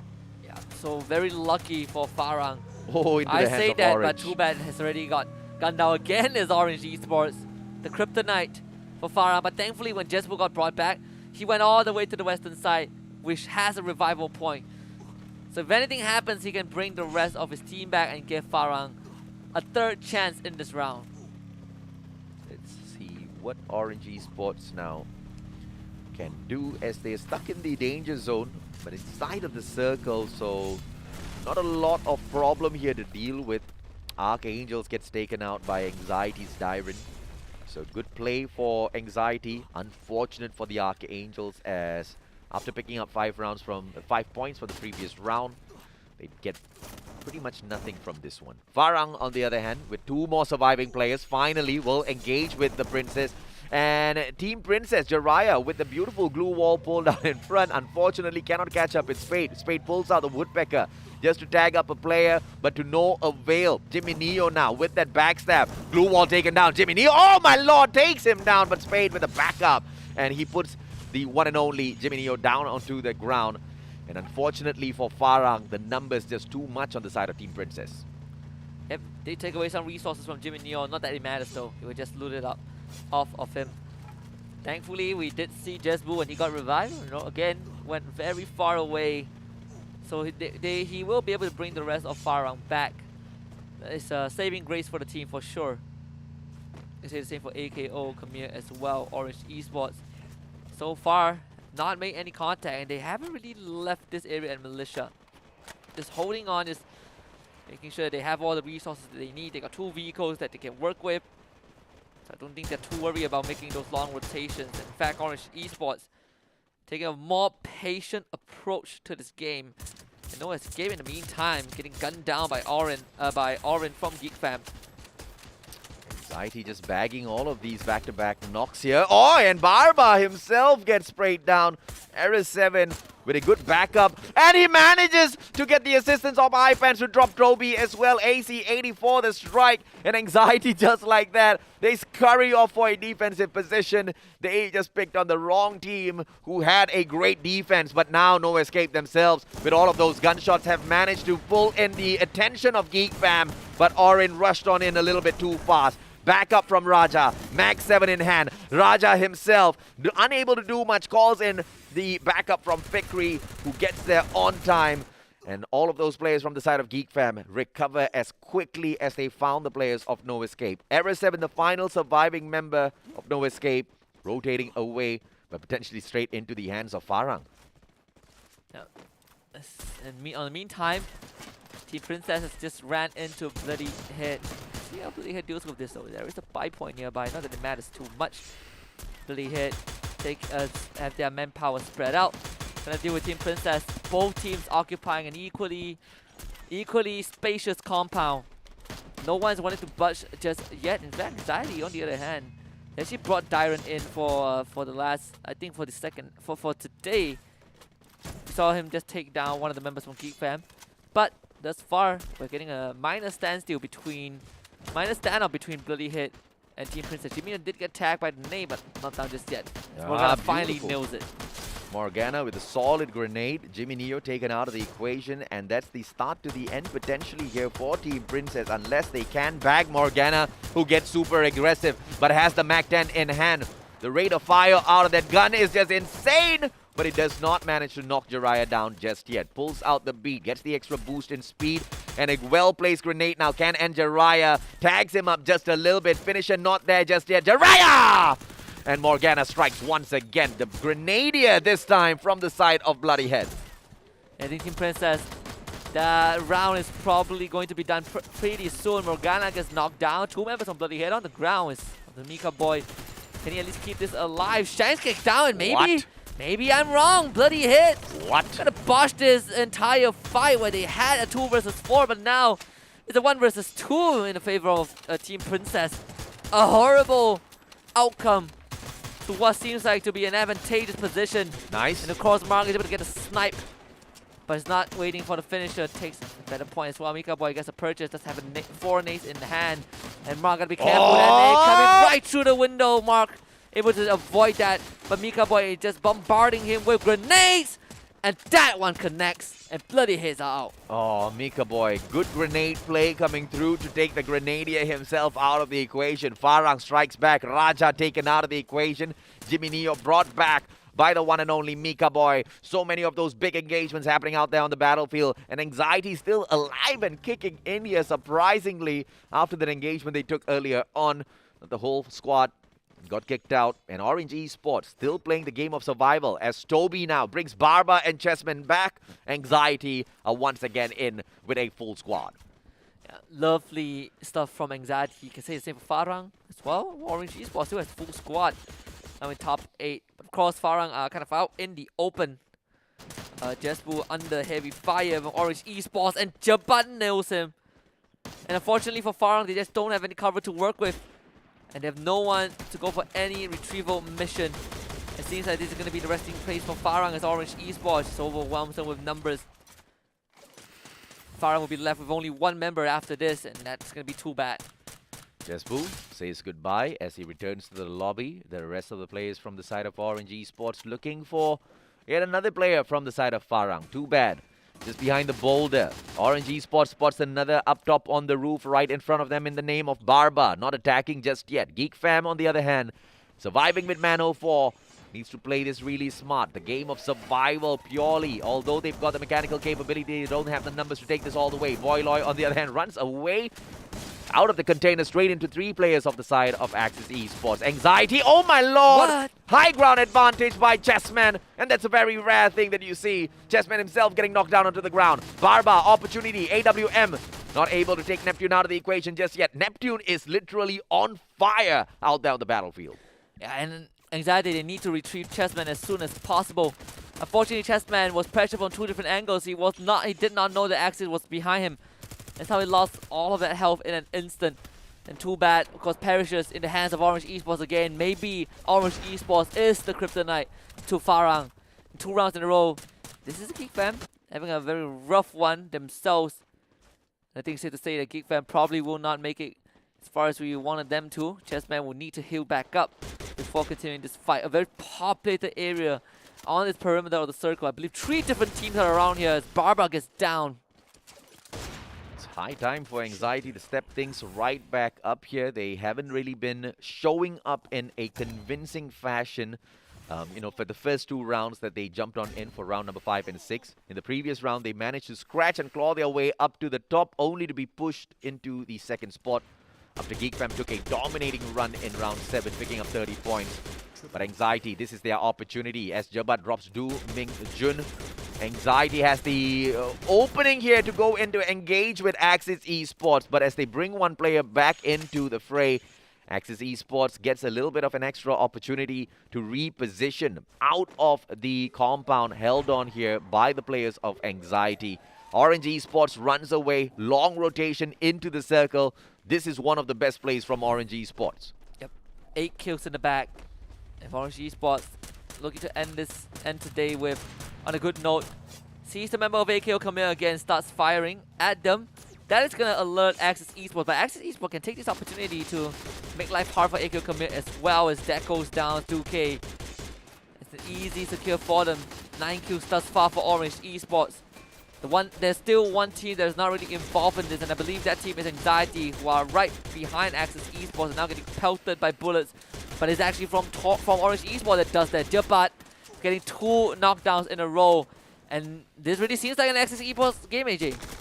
Orange. Yeah, and Orange Esports now opportunity. Hang right from the back, has got the vector in hand, but DCOS, MSMC, Ice Grenade, as well as Jabat. Jabat unfortunately takes DCOS out of the equation, puts him down onto the ground. Hang eliminated, Jabat recovers. DCOS needs to be picked up before the players of Axis Esports come in here to ask those big questions. Grenade being tossed into the fray. Axis Esports now making the approach, but Tom has got that one and only grenade launcher which can decimate those squads in a blink of an eye, and Axis Esports is no exception to that rule. Grenade after grenade, Tom tosses in, even without bringing the grenade launcher into play just yet here, Husky. Yeah, and look at all that pressure. Look at Axis though, they're using the glue wall, they're wrapping around the nice! corner, and Tom nails it! That is the grenade launcher that you've been pointing out. Very well done from the side of Orange Esports, and Tom pulls out the Uzi to find 2 more.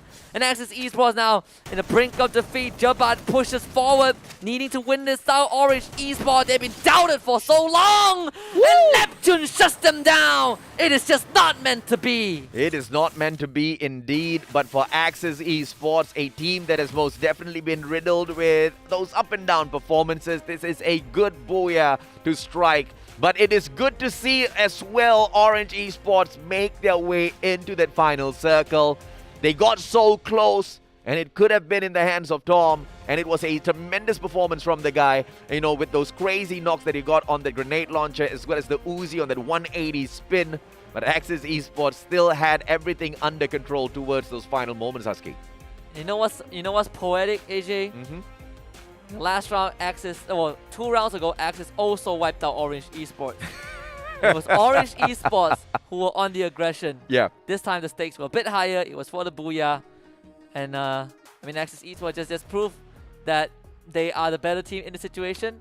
And Orange Esports, unfortunately, despite they did have a really good round, but somehow still managed to lose a fight when they have to lead. They lost the fight with multiple grenades in their hands as well as the grenade launcher, and that's something that you usually don't see as well. The team that usually brings in the grenade launcher to that final circle grabs the win unless they take themselves out with the grenade launcher. So, but you know, it wasn't the case this time around. Tom started off great, but the finisher, the backup from the rest of the team members, that's what we didn't see. Tom was the playmaker for Orange Esports then. Yeah, and Neptune was the playmaker for Axis, right? And he was the one who held off Orange Esports last time, which was 2 rounds ago. So I guess some things were just faded, and Orange Esports not getting the booyah was one of them today. Neptune also was the main reason why Anxiety lost control of their defensive spot. The one and only Chessman got knocked down by Neptune first, and then he was pressuring his support player who had the AWM in one of those buildings. Not so sure exactly which player that was, but you know, so much being done by this one and only supreme player, Neptune, on the side of Axis Esports. But at the end of the day, it was that teamwork that counted for the most, right? And Orange Esports, unfortunately, didn't really bring in the better teamwork to that final circle. Yeah, and I do love how Axis Esports approached that, right? As you know, our eyes were locked on Orange Esports and the utilities that they had, but Axis Esports made such quick moves that they were able to overwhelm Orange Esports in a blink of an eye. But we also have some moments, right? You know, Farang going down to Orange Esports again, and you know, Bloody Hair getting some very sick nades. But this was one of the fights where Axis Esports just refuses to go down. Mika Boy also showing up huge, having his own moment when they fall up against Bloody Head. Yeah, and you know, as the players of Bloody Head try to go out there and shut down Team Princess, Mark, the one thing he did not expect in that very final moment was a grenade out of Team Princess, right? And that just caught him a little bit off guard. If it wasn't for that grenade, if it was just that one-on-one gunfight between them, Mark should have been able to wrap that up because he was dancing between those 2 windows quite well. And this was that final engagement between Orange Esports as well as Axis. But even though Axis Esports picks up the booyah, they could not oust the players of Orange Esports just yet. Orange Esports snatches away that #1 spot through the 14 kills that they pick up in this round. And this is the first time Orange Esports is hitting this hard after 4 days of play in the final round of day 4. Oh yes, this is the very first time we see them have even a first place finish, right? Yeah. By the end of the round with more than 10 kills. Of course, they didn't get the booyah because Axis Esports took it away. But nonetheless, for Orange Esports, it's kind of a minor milestone for the team. Though the question still remains, can Orange Esports carry on this performance that they've set for themselves today? This is standard into the last 2 days, because if they don't, nothing would matter. And you know, a couple of those big teams bombing out super early, Geek Fam as well as Toda in the 8th and 9th spot, each of them picking 7 and 6 points for themselves. And, you know, it was just that sort of a round in here today, right? And that provided teams like Orange Esports access to climb up towards that, final circle and make such a good play. And once again, if it wasn't for Neptune from the side of Axis Esports knocking down Chessmen from Anxiety, things could have gone south for all of the teams out there, because the position held on by Chessmen with the AWM in hand, it was the best spot and it was the best gun in his hands. He could have done so much of damage. Yeah, but with all that being said, Anxiety netting themselves 15 points. It's a pretty decent finish, right? They were pressured from 2 different teams. They were obviously facing off against Axis, but I believe there was a separate team that saw them, and Chessmen was obviously not prepared for that. Either way, I think Axis Esports had a fantastic round. That was one of those teams where yesterday they got the first booyah and they completely faded into oblivion. But at least for today, they ended it on a very high note. Absolutely, man. And of course, overall, Axis Esports are still fighting for their lives, fighting to squeeze themselves into the top 12, as we saw in the overall leaderboard earlier on. But in the map recap, we can see that Toda, they picked up a great booyah when we opened up the day. But from then on, it wasn't a booyah-worthy squad based on their performances. But they did manage to get themselves a couple of podium finishes.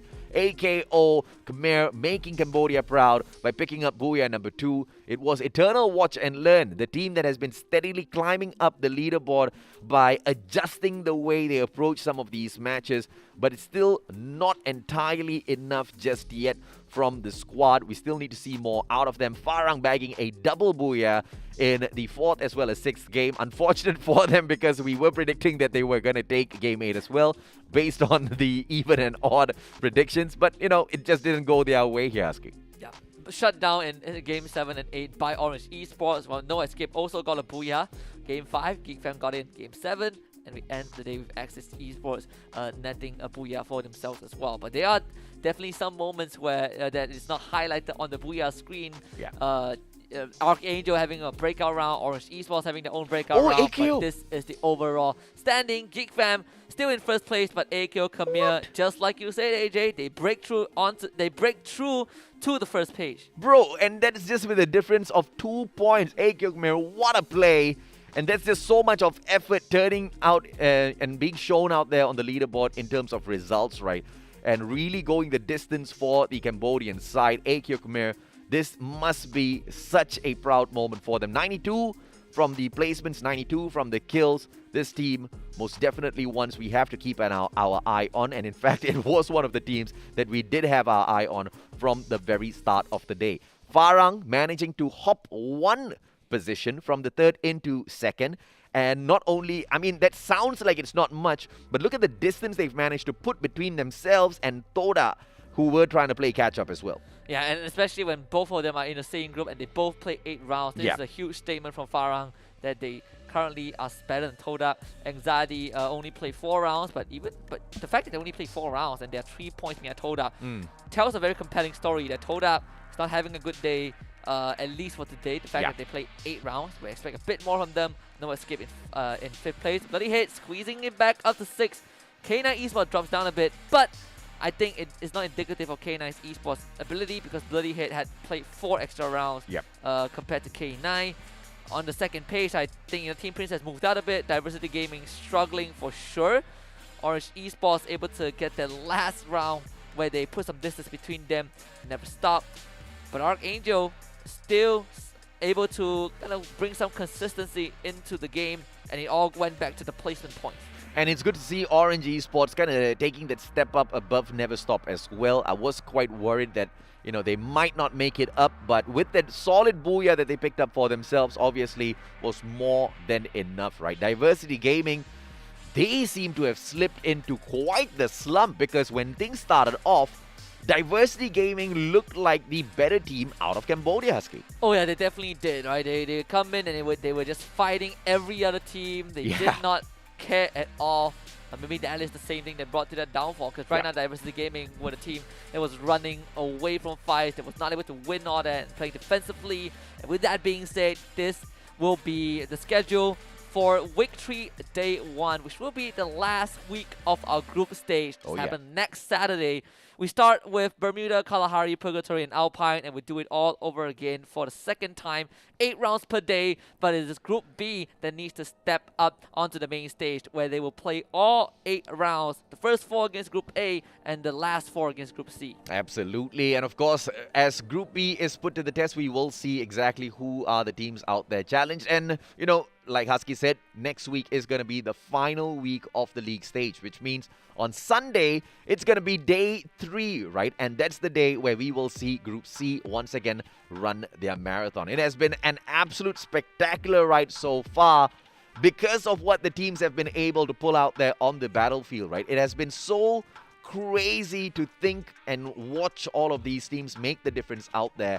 Even Supreme teams seem to really stand no chance at times. Like, for example, Farang kind of bombing out in a couple of those rounds. It shows the quality of what we have in the competition, but with the quality that Farang brings in as well, as quickly as they drop down, they hop right back up. There's a lot of uncertainties on who is going to not only finish first in the group stage, but also make it to top 12 because of the format we have, right? Like, we cannot know the exact numbers until the very last round finish, because it's always going to be uneven due to the whole marathon thing that's going on, which I think is fine. I enjoy the suspense a lot. Not that we don't get that back then, but this one feels a bit more balanced. A bit more balanced out, for sure. So next Saturday, we get Group B running the marathon, and then on Sunday, Group C will run it for the last time, and then we will find out our top 12 teams. And it's crazy that we are already near the end of the group stage. Absolutely, man. And like you said, right, a couple of days shorter in terms of the total league stage, but you kind of pointed it out, a very important point. The number of matches overall during the league doesn't change. That's because how many maps we play within a day has been increased to 8 with the addition of Alpine in here. And Alpine, on week 1, it was that map that was giving some of these underdogs the opportunity, but the big dogs have also found a way to sneak themselves right back into the play at Alpine. Yeah, the fact that these teams have some time to prepare for it, and they're figuring out how to really work Alpine out, it really spices the competition up so much more. But with that being said, we have reached the end of week number 2 of our group stage. We have 1 week left to go, so that begins next Saturday and Sunday, same time, where Group B and Group C will run the last leg of the marathon, and we find out who the top 12 teams is to qualify for the grand finals.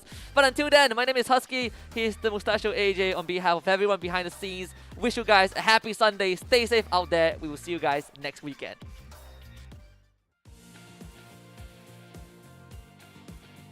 Guys, aku nampak ada enemy. Mana korang ni? Cepatlah backup aku. Belok kiri. Oh, okey, Raj. Okey, Bunga? tembak. Mana korang tak backup ke? Jap. Ada orang lagi Ada orang lagi. Aku pergi belah kiri, Bunga pergi belah kanan tau. Jadi, muat turun Free Fire sekarang.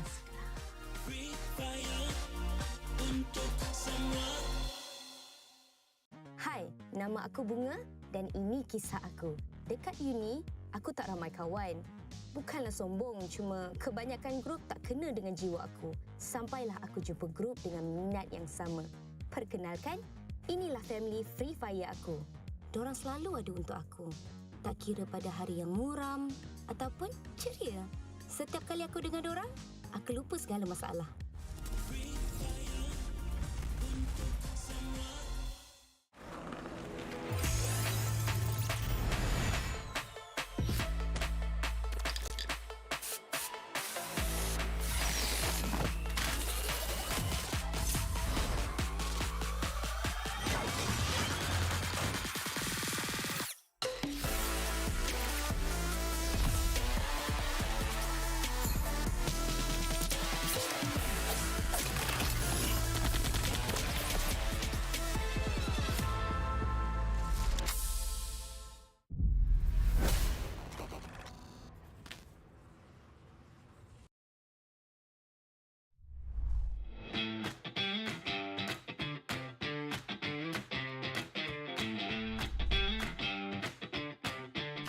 I'm Mark. Hi Free Fire fans, I'm Morgana. We are from Team Bloodyhead. My name is Raymart. My in-game IGN is K9 Pain. I am MJ, known as Blank. Our role is known and decided on each personality. We have Necro, Superman, and Pain as a rusher because their strong and brave personality could confront every enemy they face.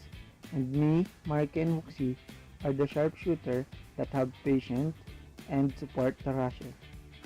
Morgana, team captain at entry. Mark, sniper at flank. Kaloy, front. Shanks, front. Josh, support.